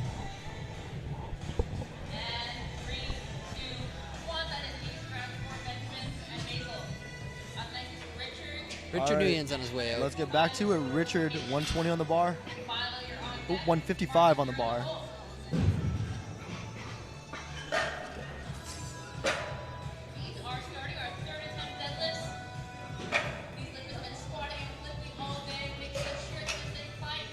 And our spotters and loaders are scrambling here to get this done in a timely fashion, and they're doing a great job. Yeah, this is a very smooth session. It's only 8:30 right now. We're all probably going to be able to go home a little bit earlier and get some sleep. Some of us have been up all day. Some of us also only had 4 hours of sleep, but, you know, who's really counting? It's a long day for the broadcast here. Long weekend for the broadcast. All right, let's take care of business, gentlemen. Richard Nguyen, 3rd attempt. This is where you leave it all on the table. This is where I decide if he's my cousin or not.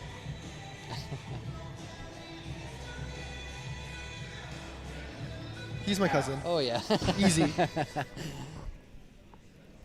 for Richard. Yeah, he needs to put some weight on the bar there. That's a nice total. Taking care of business. Milo moving up to 200 kgs. That's 440 pounds. Well over double body weight.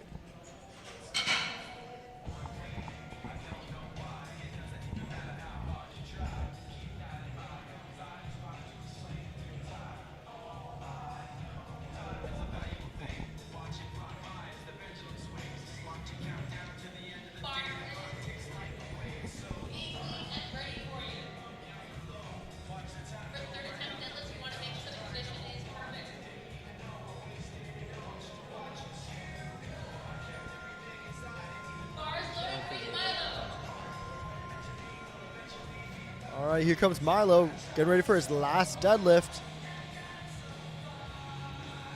Trying to finish off on a high note. He's getting those arms long. Getting tight on the bar. And let's see what the judges say. Good lift. Awesome job.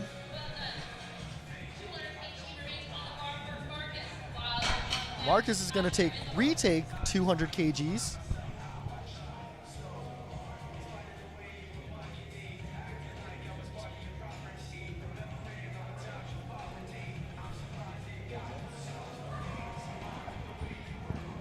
What's the idea, Jerry?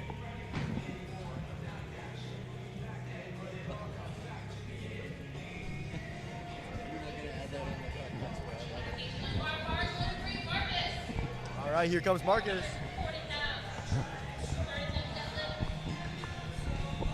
So Marcus got those leverages. Let's see if he can maximize them. Remember, folks, these are 18 years old and under. Like, a lot of time to fill out their body weight and put on some muscle. Some of these athletes are going to be contenders at a high level in a couple of years if they keep up with it. Already starting off with a very strong baseline. Unfortunately, not enough for not there today, but a great effort. We got Lyle coming up here again. He's got a few fans in the chat. Let's hear it in the chat if you want him to get it. All right, so Lyles currently sits at 4th place. He's going to try to up that by 12.5 keys and get in front of Ryan. If he gets this, he's going to be up by 10 kilos on Ryan. So every lift counts at this point.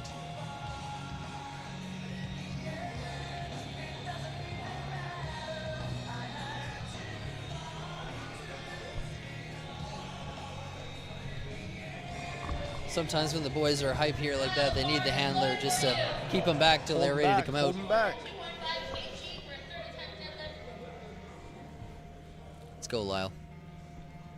Let's make this move.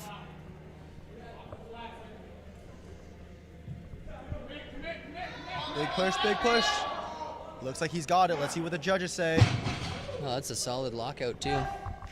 Yep, That's three a white great lights. third attempt. Great job. So that's going to push him up to temporary third place. And Ryan will have a chance to retake that third place. If you can see on the score sheet, Evan, Lyle is a lighter body weight, so Ryan has to beat him on body weight. The tie goes to body weight.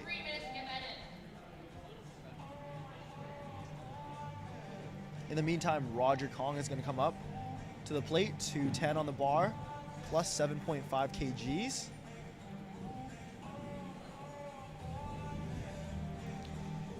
That's a sly battle for podium there. 210 kg on that bar. Bar is loaded for you, Roger. Looks like we got some family members in the chat from Lyle there. They're excited to see him pull ahead into the podium position.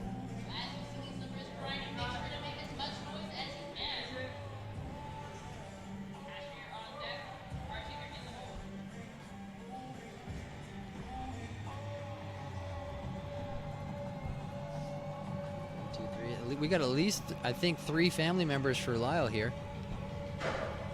Lyle fans out in the house. Roger. Oh, that's a pull. He's locked it out. Yep. He's going to take that. That's a good lift. He's holding first place at 535. What an unexpected turn of events here. How did that happen? Slipped underneath our nose. There's been a show going on here, folks. Yeah. This is going to be interesting here. Wow. All right, so Ryan does have 12.5 keys loaded onto the bar. That will put him ahead of Lyle. So we'll see if he can pull that off. But in the meantime, we have Pasha coming out with his last deadlift, just a small chip of 2.5 kgs. He's already got first place here, so he's just trying to push that total a little bit. He's just going to keep it safe here. Liam gives him a little bit of salt.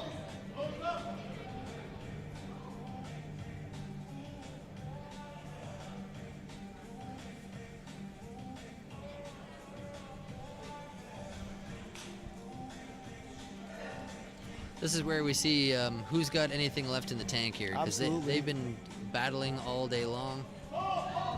It's Pasha. He's working for it. It looks like it's good. Let's see what the judges say. That'll be good. That'll be a good lift. That's a good lift. Great belt flick. Very crisp. Yeah. And Coach big Liam hug is very from Coach happy about Liam. that. Lets out a high-pitched yeehaw and carries him off. But Evan is absolutely correct. These athletes have been pushing themselves from the beginning. 9 very heavy attempts, culminating with this last deadlift here. We have Artem up next, 215 on the bar, putting 7.5 additional kgs from his second.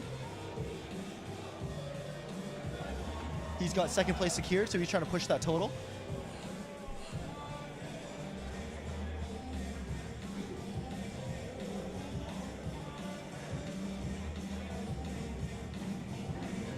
Thank you so much to everyone who's been able to tune into the live stream, interact with us on the chat, support.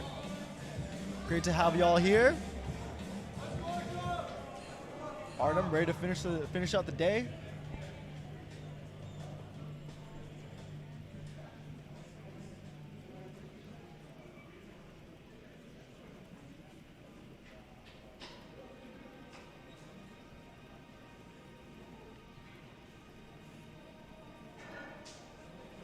Correct me if I'm wrong, chat, but I think we've had exclusively sumo-only deadlifters tonight. No one representing for the conventional gang. Let's go, Artie. Artem with a hard lift. When he gets it to go, that's a great third attempt. Just a heads up, I did catch up with Basil's family here. He did slightly tweak his back in the warm-ups. Oh, I see. And they said that he made the call when he came out to do his deadlifts. He said, you know what, this hurts me a little bit and I don't want to pull anything. And I just think that's incredible maturity That's for very somebody mature his for age. But anyone. Basil's going to be okay. Just That's so you good to guys hear. know, he's going to be fine. So He's good. He just decided it But wasn't very worth mature getting decision injured. to not continue to get worse or allow it to take away from his training even more. So very mature decision there. All right, Evan, so this is for third place. Ryan, 217.5 on the bar. It's make or break here. Lyle's got the body weight advantage, so Ryan must chip by 2.5 kgs. Tie does not go to Ryan. He's making it move. The sticking point. I think he's going to take that. It looked like he had lockout. He got it. Oh, great lift. It's And been that is back and forth amazing here. attempt. Oh, and Evan, I don't know if you just caught that, but Ryan did. and Lyle just gave each other a big hug. That's a great show of sportsmanship from these young lifters. It's all about doing the best for yourself and supporting one another, folks. That's the name of the game here. And there's young Basil having a chat with Colton and Liam. And so Basil's okay. He just Basil's tweaked his okay. back a little bit, and he's playing it safe.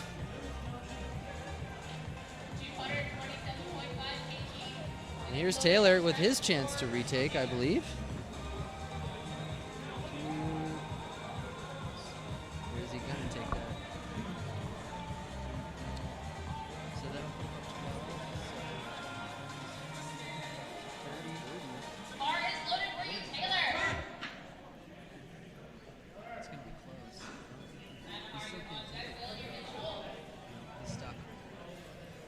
I think Taylor's going to be stuck in second position slot I here. think Roger has found a way to think he actually snatch edged- gold from he underneath edged it out. Taylor. Yep.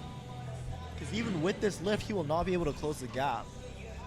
But for 500 pounds, it's going to be a big personal lift. I think he just wanted that lift. I think he just needed it. Great job. Great retake.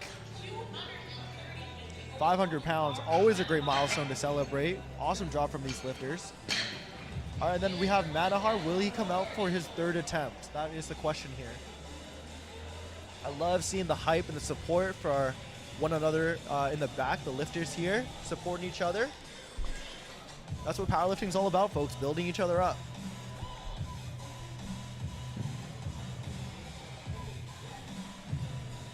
Madahar having a discussion with Ryan. It looks like Ryan's got the smelling salts. It looks like Madahar's gonna come out for his last attempt. 230, 507, Evan, 507 pounds on the bar. That's crazy. This is our lightest lifter of this flight, attempting the heaviest deadlift. Let's see here. I want to see what percentage of his body weight he's lifting right now.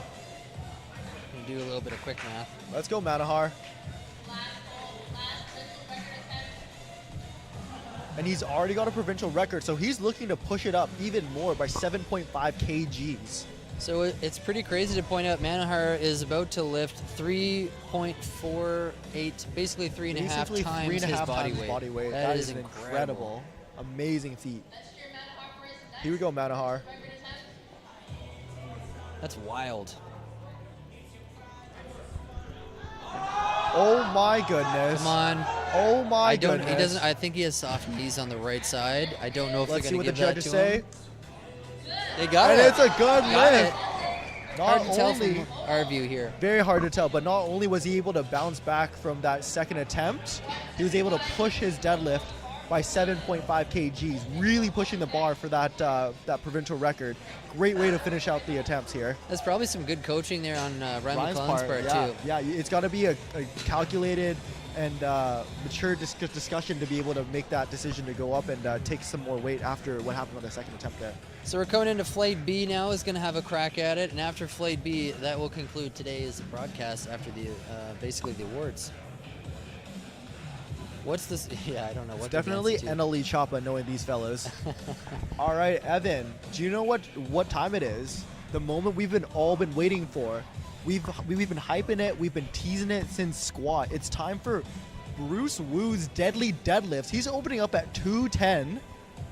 He's currently second in the 93 class. It's a 7.5 kg difference, so it's gonna be a battle. Let's see if Bruce Wu's deadly deadlifts can come through. If you're in the chat, if you're a Bruce Wu stan, let's hear you in the chat here. Waylon coming out with 175 to open up deadlifts.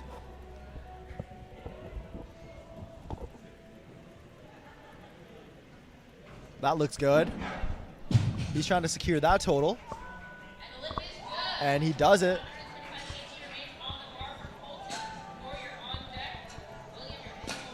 Up next we have Colton.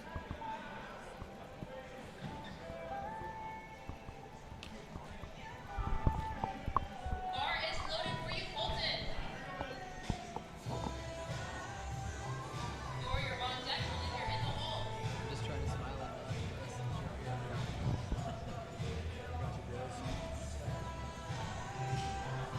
carry us home there. Evan, take a look at these socks. The bright blue. That's a good deadlift. I like the blues. Yeah, so they got these really tall knee. They have to come to the bottom of the knee. It's a requirement for deadlifts.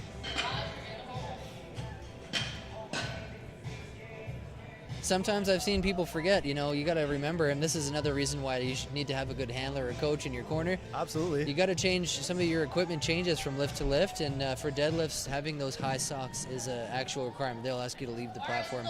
And I've seen people run and try to find socks as fast as they can. Or It's borrow funny. socks from another lifter if it comes down to that.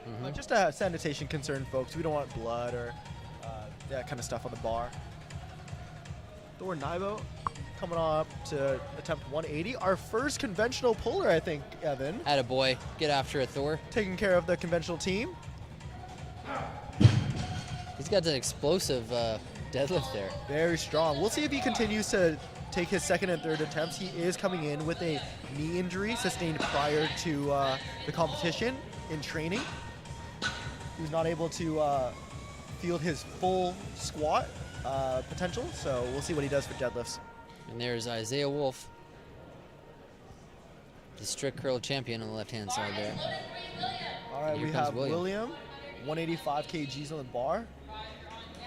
And that's the thing, Evan, with these heavier lifters here, they're going to require way more muscle mass, and it's going to be harder to get in position. Therefore, they'll have a lower deadlift compared to their squat. You don't see that every day. No, that looked like fake weight for William there. We have Rob up next with 187.5. 413.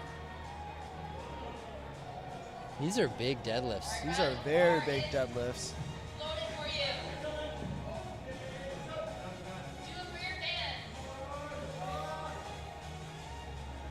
Rav Raj on his way out here for his opener deadlift. All right, now we got some conventional boys coming out. I love it. I love to see it. Love it. Good job, Rob. Rand's up next, 192.5. 92.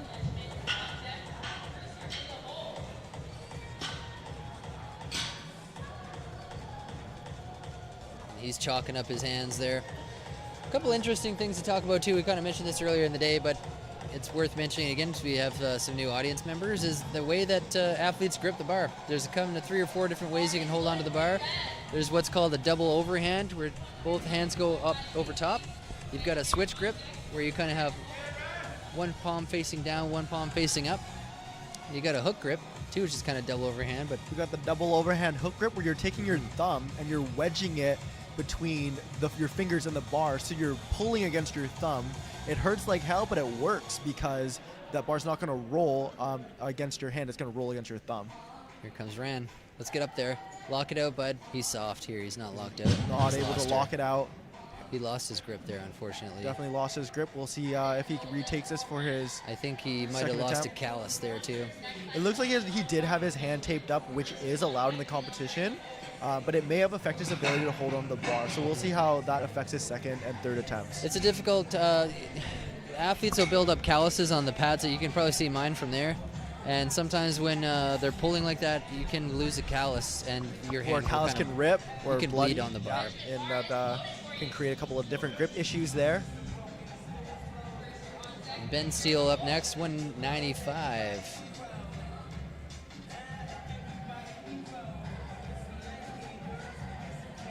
He's getting his hips through, and it's that looked very easy. fast lift. Great opener. But that's to be expected when you're coached by Colton Lajeunesse of Team PRC. All right, Evan, we got Bruce Woo. Woo. Brucey, woo! 210. Deadly deadlifter, Bruce Woo. Currently sitting in second place. He's battling for first.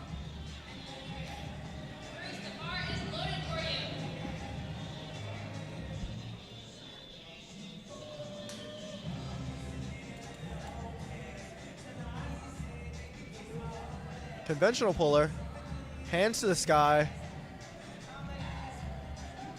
Oh, There and it he is. did not disappoint. Bruce was easy. time. That's a good lift for Bruce. He's showing up for his fans. Felix, 217.5 kg on the bar for Final Felix. deadlift of the day for final deadlifter of this flight, of this attempt. Wow, that was a lot of words to say one thing.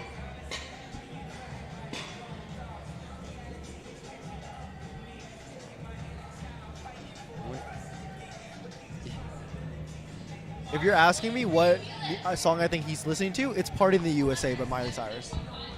Put your hands up. Genie in a Bottle, I think, is probably what's being played.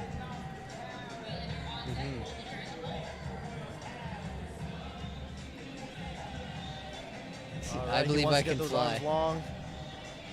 He wants to find that bar.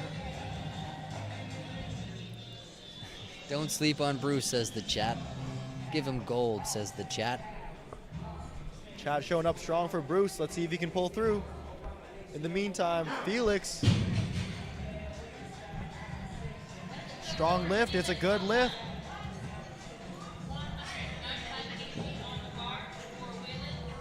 Second and first is still up for grabs at 93. We're going to go back up to the top now for our second attempts. Waylon jumping 20 kgs. That's a huge jump for Waylon. 195 on the bar. 429, roughly thereof.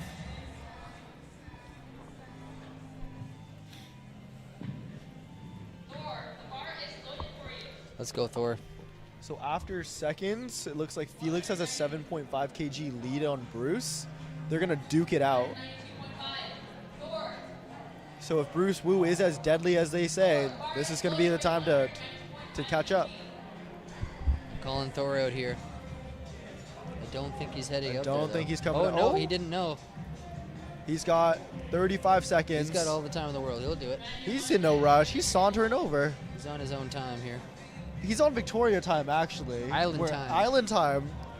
You move at your own speed. Absolutely. He's going on a Sunday drive up to this barbell. Let's see if he can lift it. Oh, yeah. He does not look bothered by that knee at all. That's a good lift. And he saunters right on back. He's like, oh, it's my turn now? Guess I'll just lift this bar. Whatever. Great lift, Thor. All right, we have Rand at 192.5. Same attempt.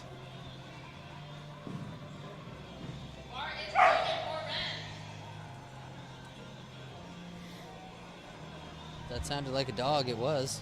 We got a dog in the house. Dog scare.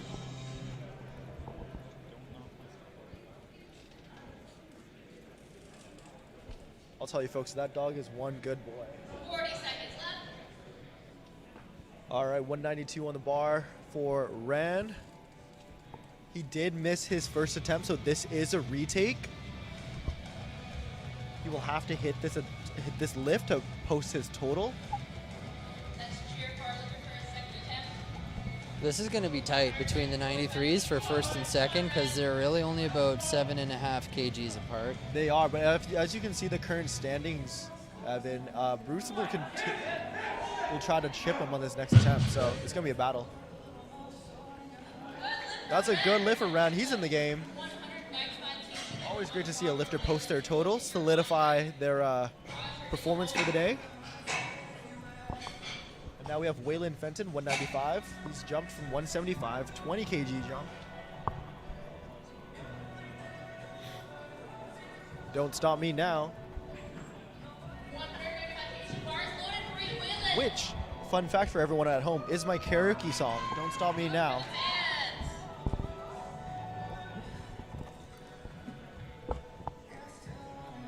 All right, here we go. That's a great lift by Waylon there. He definitely had some room. Colton's up right behind him with the same weight, 195 on the bar. So if you're wondering why somebody would take a 20 kg jump like that, it's because normally you want to save a little bit of energy for your first attempt if you know you have a goal in mind or an objective in mind. So you'll take that easier first attempt, get your score on the board, and then you'll go for your second wherever that may be. We have Colton up 195 on the bar. This is his second competition out in the blues.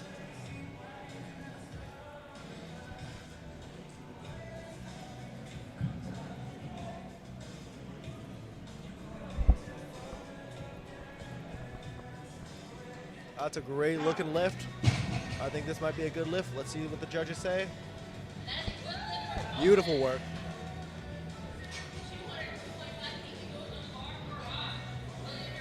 Colton is 8 for 8 in this competition. Working towards that perfect meet, 9 for 9. That's the goal, folks.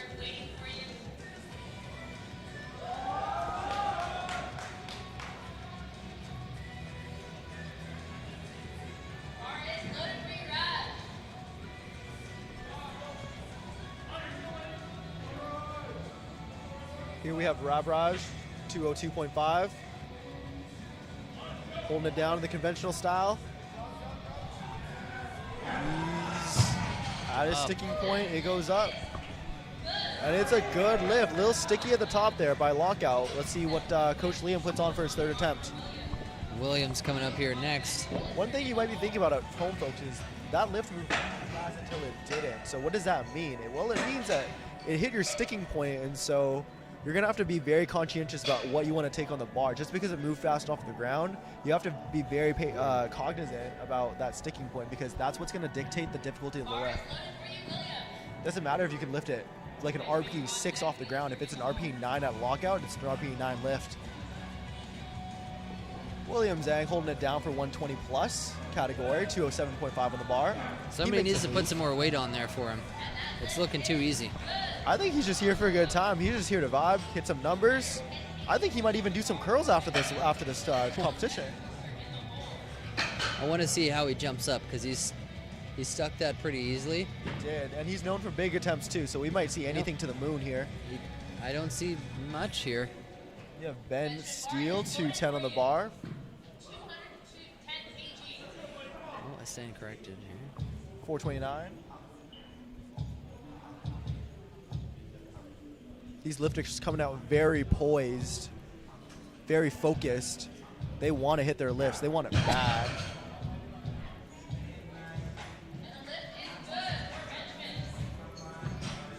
Ben sticking the landing on his second attempt, 2-1. Still keeping my eyes on the attempt to see what William comes up with the third attempt here. Absolutely. A blue light for a deadlift means that there was a downward movement or a hitch, so that bar cannot go down, it can only go up. You know, there's a difference in the speed off the floor between sumo and conventional. Well, it's all about positioning in those two lifts, right? If you're in a sumo position, it's going to be harder off the floor, so you have to really work hard to be patient and continue pushing. But then once that bar flies off the ground, if you're in a good position, it's going to be good at lockout. Conventional, you're going to have a bit of an opposite situation because you'll potentially have a more rounded back position. That bar is going to be easy off the floor, but it's going to be hard to lock out because you have to work harder to pull your shoulders back into that extended position. So a little bit of biomechanics there for you folks. All right, Felix. And William did make a giant jump on his third attempt here by 20 kg, so love to see it. That's going to be good. Felix to extend his lead in first position, and it's a good lift. Where we have Bruce Wu, 240. His current PR is 227.5, so this is a major jump ahead. Big jump. Is he going to... But he's working to close the gap between first place. So he's going to have to make this lift. He's got his coach, Anton, as his handler. Giving him the salts, getting him fired up. Let's go, chat. Let's hype your boy up.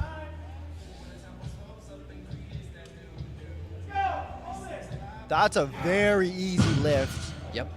Evan, I think this battle is going to come down to the wire. We'll have to I know. see what these athletes put in for their Keeping third my eye attempt. on the two of them, Felix and Bruce here. Bruce's deadly deadlifts is coming to fruition here. I love to see it. All right, Evan, we're going to head back up to the top for our third attempt. This means the bar has to be wiped, or wiped every single attempt. Make sure that the chalk does not accumulate between attempts.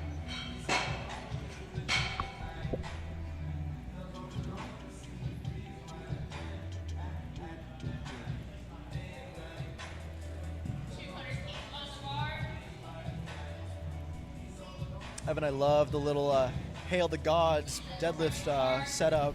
It's a popular one. It's a fan favorite.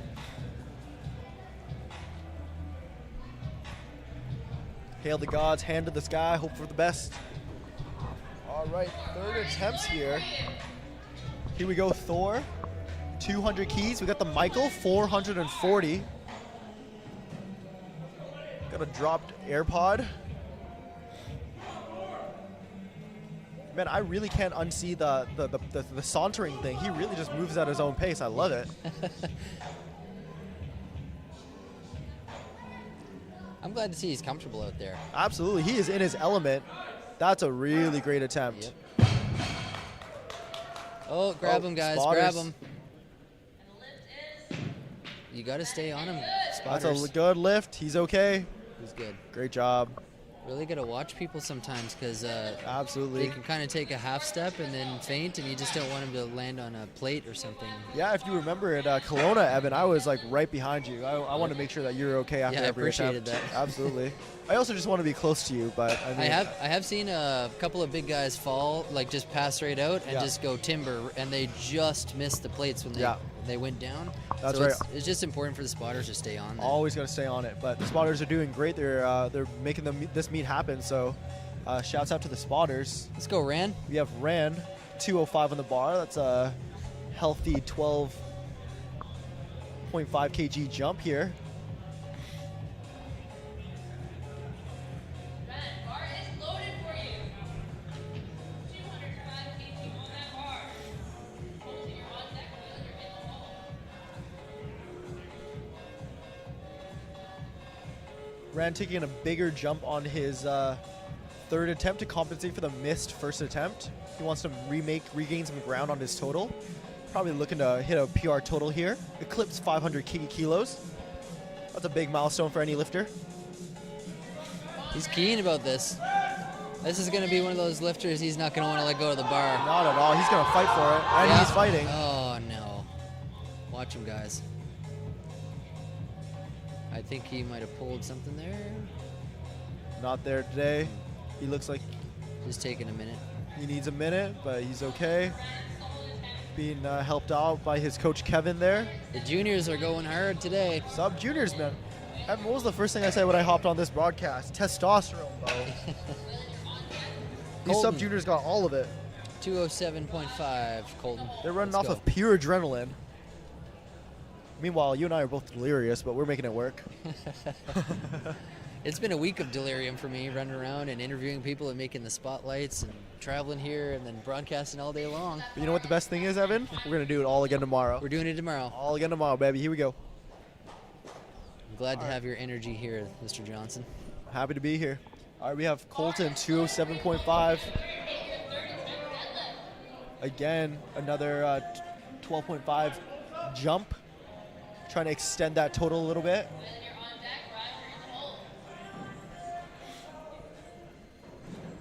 I'll see you, Colton. Finish strong, my man.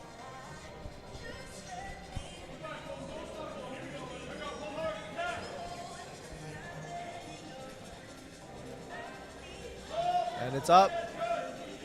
That's a And good it's lift. down. That's What do going the to be judges good. think? Yep. Good lift. Great work. 3 white lights. 9 for 9. A happy. perfect day for Colton. Not many athletes have done that today, so that's awesome to see.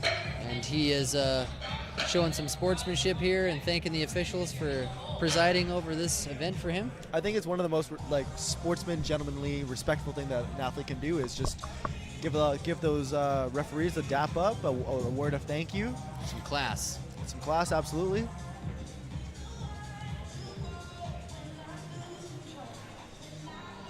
All right, Waylon wants this lift badly. He's taking the salts. He's coming back for more. He's got a little.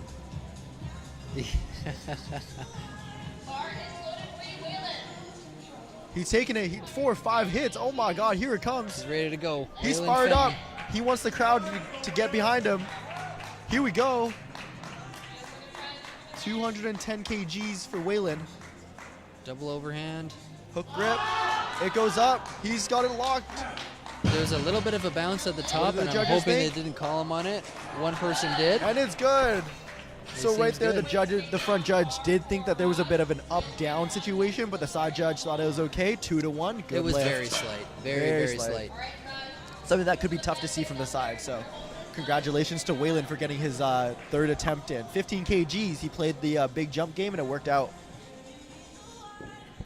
All right, we have Ravraj coming up with 210 as well.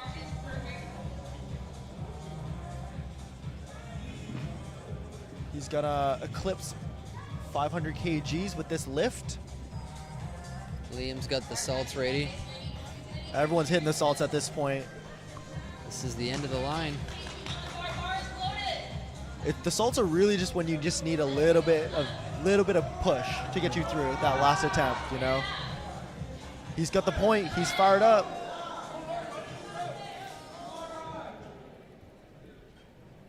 Off the floor. Come on, lockout. Ravraj.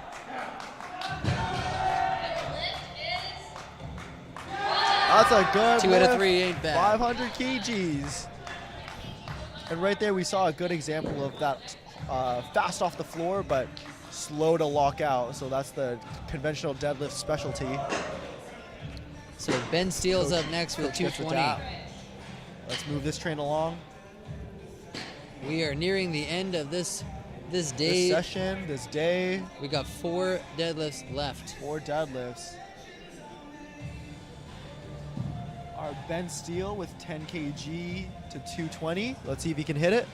And then we're going to battle it out for first and second place for this 93 It's really coming kg down to the class. wire, so we're going to see how this battle shapes up. We always love a good battle in powerlifting. I'm going to be really interested to see that play. Bruce and Felix duke it out for first place here. All right, Ben Steele, 220, 485. 485 pounds.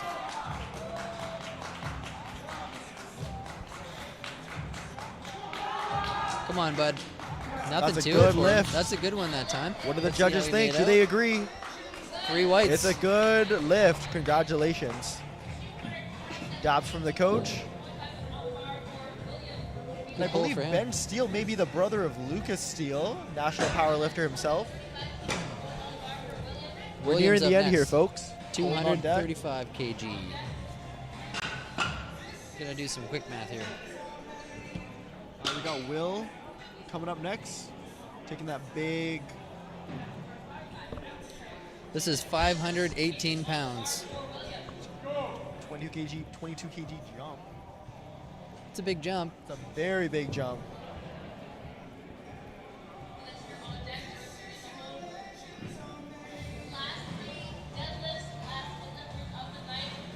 We're coming down to the wire. Heaviest deadlifts of the day.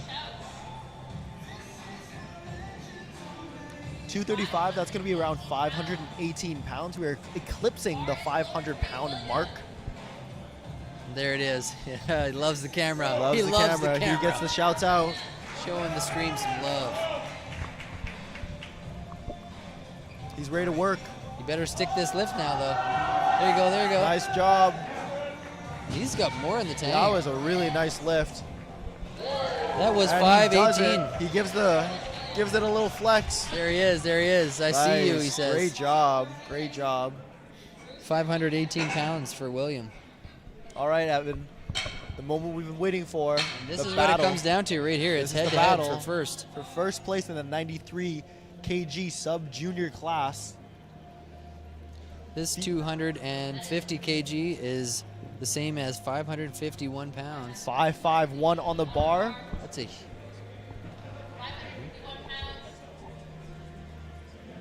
Felix has body weight advantage over Bruce. So Bruce will have to beat the total. and it looks like he does have that weight on the bar. Bruce does have the lead, so the onus is on Felix to hit this lift. If he does not hit this lift, Bruce will secure first place. Come on, Felix. It's do or die. Lift. It's do or die. Lift.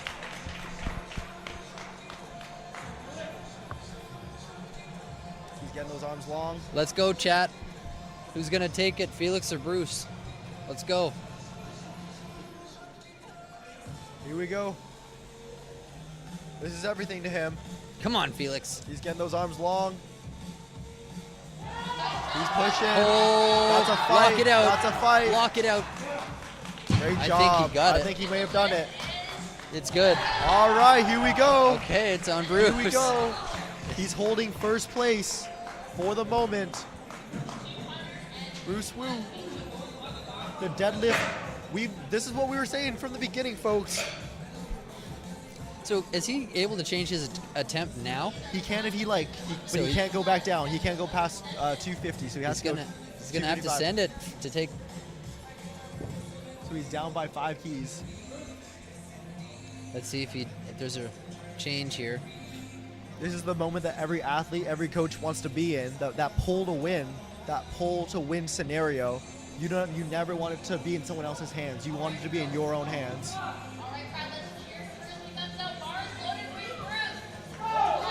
Here we go. Last deadlift of the day, 551. Oh no, sorry, not 551. 255 kgs. 560. Hail the gods. Buddy. Let's go, chat. Here we go. Up. Wow. And he makes it look easy. I didn't see that coming. He blew that right out of the water. And that's a big celebration with his coach, Anton. That's awesome. And that's a perfect meet for Bruce as well. 9 for 9.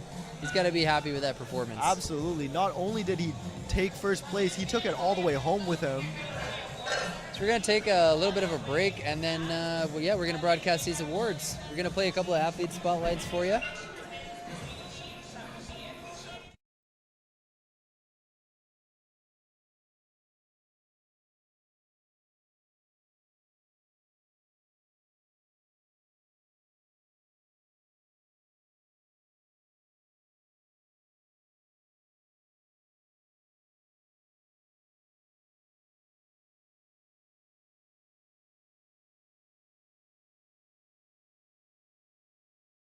My name is Maddie.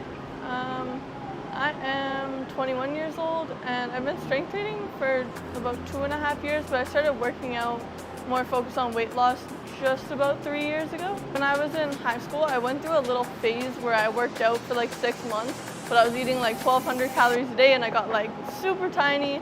I met my boyfriend at the gym and he was Olympic weightlifting, so we were on the 2 platforms. And he's like, oh, you're kind of strong, like you should get into powerlifting. And I was like, no, not happening. And then I just kept lifting heavier. And then I looked at the powerlifting records and stuff and I was like, oh, I'm actually pretty strong. Once I started, I never stopped. Honestly, everyone's really, really friendly and like supportive. Everyone's always here to help you, give you advice. Like you can learn a lot just from being in the strength community and make a lot of new friends too. Before, like, you used to not really see many females lifting heavy in the gym. It used to be like, oh, girls should just be like slim, they don't need to be strong. So I think it's kind of cool to like show the younger generation that like, hey, you can still look like a girl, but you can still lift heavy weight. I'm gonna do Provincials bench only, just kind of for fun. I competed at Worlds in 2022. A few weeks before, I sprained my SI joint, so it was really, really sharp pain. I couldn't even tie my shoes or put on my socks without super sharp pain. I told myself, hey, like, you're going to Worlds, like, you got a once-in-a-lifetime opportunity. Maybe you never know what happens, right? So I pushed through it. I'm a lot better now. I can deadlift again. I'm getting into squatting again. My boyfriend coaches me, so he's coached me since day one. One of the biggest things is, like, don't compare your day one to someone else's like year 4, year 5, because there's obviously going to be a big difference there. And another thing I'd also say is learn the technique first, get a coach. That's the fastest way to progress rather than just trying to figure it out on your own. My name is Emmanuel Avenito. I am 24 years old right now, and I've been training for the past 6 years. Well, I was working out with my friends back in Club 16 right after I graduated high school, and I was doing a lot of like squat, bench, and deadlift, and all my friends were telling me that I'm really strong at doing those lifts, but at the same time, I didn't want to compete at all because I was like, oh, there's no point in doing that, or like, you know, I can just like train at the gym. But as soon as I did my first meet back in 2019, I was like, oh, this is actually really fun. And I met a lot of people along the way as well, and it just steamrolled from there. So yeah, made a lot of like lasting relationships as well throughout the years. One of the people that inspired me is Russell Ori. He's from Texas. He's really awesome. He has like his own business and things like that, and his persona and the type of energy that he projects out every time he trains, it's always positive, and it's also very inspiring for me to keep going. And the fact that he's able to maintain his strength and always progressing and always doing his best to be better is always inspiring me to do the same as well too. So next competition is coming up in Provincials. I actually pulled my back 2 weeks out. I lost quite a bit of strength as well, but I'm doing my best to just keep going forward and just show up to the meet and put up whatever I can put up. So for this meet, I actually had like a bunch of numbers in mind that I wanted to accomplish, but after pulling my back 2 weeks out from the meet, I kind of had to readjust my goals. And honestly, one of the goals I just want to do for this meet is pretty much just do a 9-for-9 meet. It's very welcoming. If you're new to strength training, as long as you're putting in the work and you're genuinely wanting to be better and doing your best to just put in the work on a daily basis and focusing on what you have to focus, everyone's going to be welcoming you and everyone's going to be supporting you as well throughout your journey. I say just do it because honestly, in order for you to be able to find your passion and your purpose and your actual potential as an individual, you have to start somewhere. That's the beauty of it because everything's so uncertain. Just have fun. Have fun and stay true to yourself. Watch me on the Evan Porter live broadcast. My name is Isabel. I'm 22 years old and I've been lifting for 3 years. I actually got into it because my boyfriend was interested in powerlifting. When we first started dating, he would go to the gym a lot and he would be there for 3 hours. And I remember saying, how can you train for 3 hours? And now I'm here for like 3-4 hours a day. So we came to Iron Throne together, and there were a lot of girls that were really strong here, and I was really inspired to kind of start my powerlifting journey here. I think the powerlifting community in general is so supportive. Everyone really supports each other online, in person at meets. I've hung out with so many people outside of the gym too. I've made a lot of really good friends and really close friends here. So a couple people I find really inspiring in the powerlifting community. Jessica Bittner is one of them. I also look up to Lisa a lot, Lisa Kitagawa. I know she's also competing at NAPF. So I'm heading to the NAPF North American Regional Powerlifting Championships. It's a bit of a mouthful. It's going to be held from August 7th to 12th in the Cayman Islands. First international meet for me. It's my first time competing at nationals this year, and I was really fortunate and lucky to be invited to compete at an international meet. There's really not a lot of funding or support for a lot of athletes going to these international meets. I know especially for a lot of junior lifters, a lot of us are still in school or working part-time, and it's quite expensive to travel internationally, so I really appreciate any support from the community. So since there's not a lot of support for a lot of athletes going to these meets, I've actually started a GoFundMe, and the link's on my Instagram. So my handle is isabellouis.fit on Instagram. So a couple expenses I have to take care of. There's obviously the hotel and the flight. The flight's pretty expensive to get there. I think it's around $1,000, maybe a little bit more, depending on when I get the tickets. There's also competition fees, equipment fees, and there's coaching fees. So there's quite a lot of expenses that go into the sport. It's pretty expensive. So a couple goals for this meet. I'm just really looking forward to making the most out of this experience. I also want to meet a lot of people who are competing internationally from other countries as well. In terms of meet numbers, I hope to officially hit 315 deadlift. I really hope that I can inspire other female lifters, especially junior lifters, to pursue powerlifting. It's kind of growing as a sport. I've noticed a lot more girls have been competing lately, and I really look forward to the next couple years when there's going to be a lot more girls in the sport.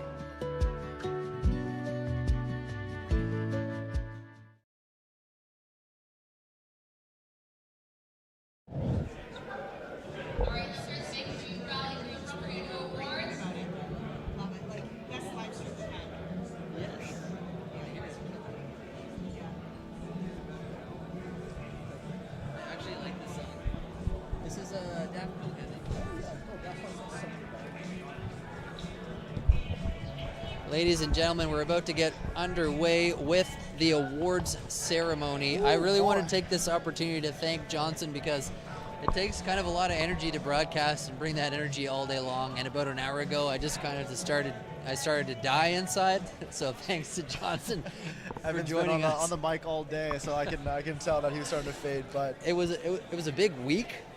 chat, if you're still in chat, you got to shout out this man. Not only did he grind on the mic for hours and hours, he did it on his birthday. So happy birthday, Evan. I keep forgetting it's even Working today. way too hard, way man. too hard for the sport.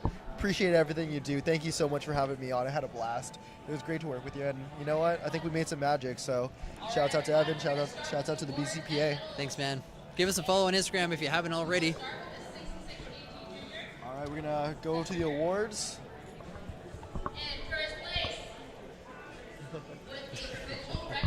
Going to celebrate some of these lifters. We got Manahar. Oh, he's got the tarps off as well. Hey, I guess when you're a provincial record holder, you can do whatever you want. Yeah. Oh, he went tarps off He went there. tarps off on that one. Oh, yeah, the most muscular. Whoa, oh, oh, oh. A little bit too soon for that, I feel, but hey. Actually, yeah, our producer thought that was real. So did I. I thought he was going down. All right, and Ryan, who had a big pull to solidify his third place there. Very well-deserved third place in the 74 kg class. Just edging out Lyle, who also had a great performance. Taylor, 500-pound deadlifter there, takes home second place in the 74s. And the dark horse, the one no one expected, was able to come through and secure the dub. And first place with a total of 535 kg total is Roger. We got Roger, 535 kgs, huge total. Absolutely excellent team of 74 kg lifters. Congrats to all these 74 lifters. Give it up for your 74 kg lifters. They did a fantastic job fighting for There we the go. platform. Future's looking bright in powerlifting. Well done, team. Onwards to the 83 kg lifter category. In third place, we have Milo. In third place, we have Milo, Medal, Milo. who had some great pulls, great deadlifts, great lifts as well.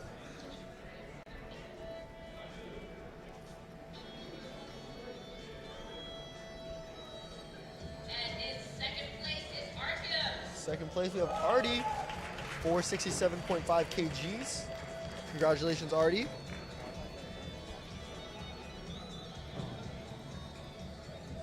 And in first place, Glory B, we have Pasha himself, 545.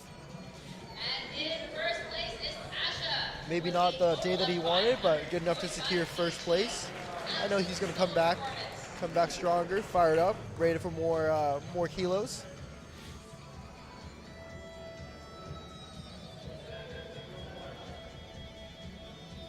He's got the daps to his fellow competitors. Congrats to these 83 kg lifters.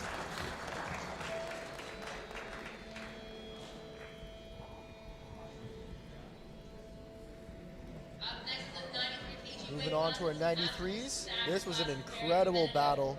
Very stacked, very competitive. Third place, Benjamin. Benjamin Steele. 560 kilos. This man's gonna be a danger, a force to be reckoned with soon here. Top two lifters were extraordinarily close in fighting. Very close battle between number 1 and number 2. 5 kg difference. We have in second place Felix. A very small 5 kg differential. Second place goes to Felix.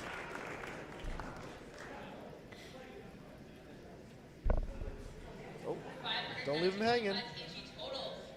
And our 93 kg winner, Take first place is Bruce. With a 500 Bruce Woo.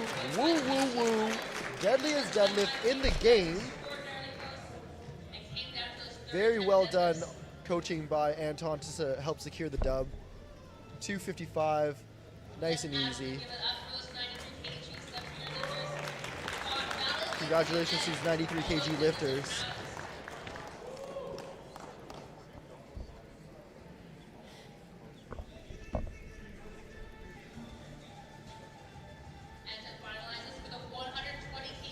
And our super heavyweight, the man who loves the camera, and the camera loves him back.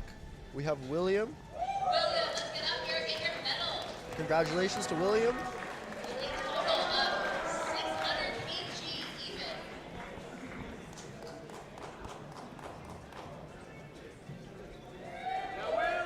Let's give it up for William. Big flex for the crowd. We're going to move on to our overall. All right, now we're gonna present our overall lifter based on good lift points. Our formula there dictated by body weight and weight lifted, and of course it's Manahar. 66 kgs, provincial champion, provincial record holder. He did it all today. Well deserved. 84.82 points. A force to be reckoned with in the future.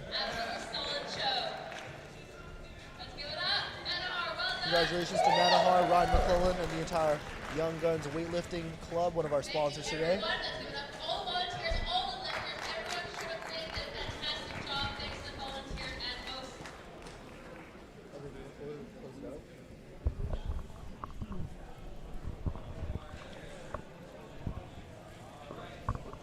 And ladies and gentlemen, we just wanted to say thank you so much for everybody who tuned in. Thank you to all the sponsors and to the Federation for having us here. We are going to be back here again tomorrow morning live. Lifting starts at 8 a.m. tomorrow, and you can find it in the same place you did today at evanportermedia.com/live. Thanks again to Johnson Nguyen for stepping in to co-host. And earlier in the day, we had Norris Was Little. And a massive thank you to the Film Factory and the president and founder of the Film Factory, Jeff Myers, who's doing our live switching today. Thanks, everybody. We'll see y'all tomorrow. Let's go.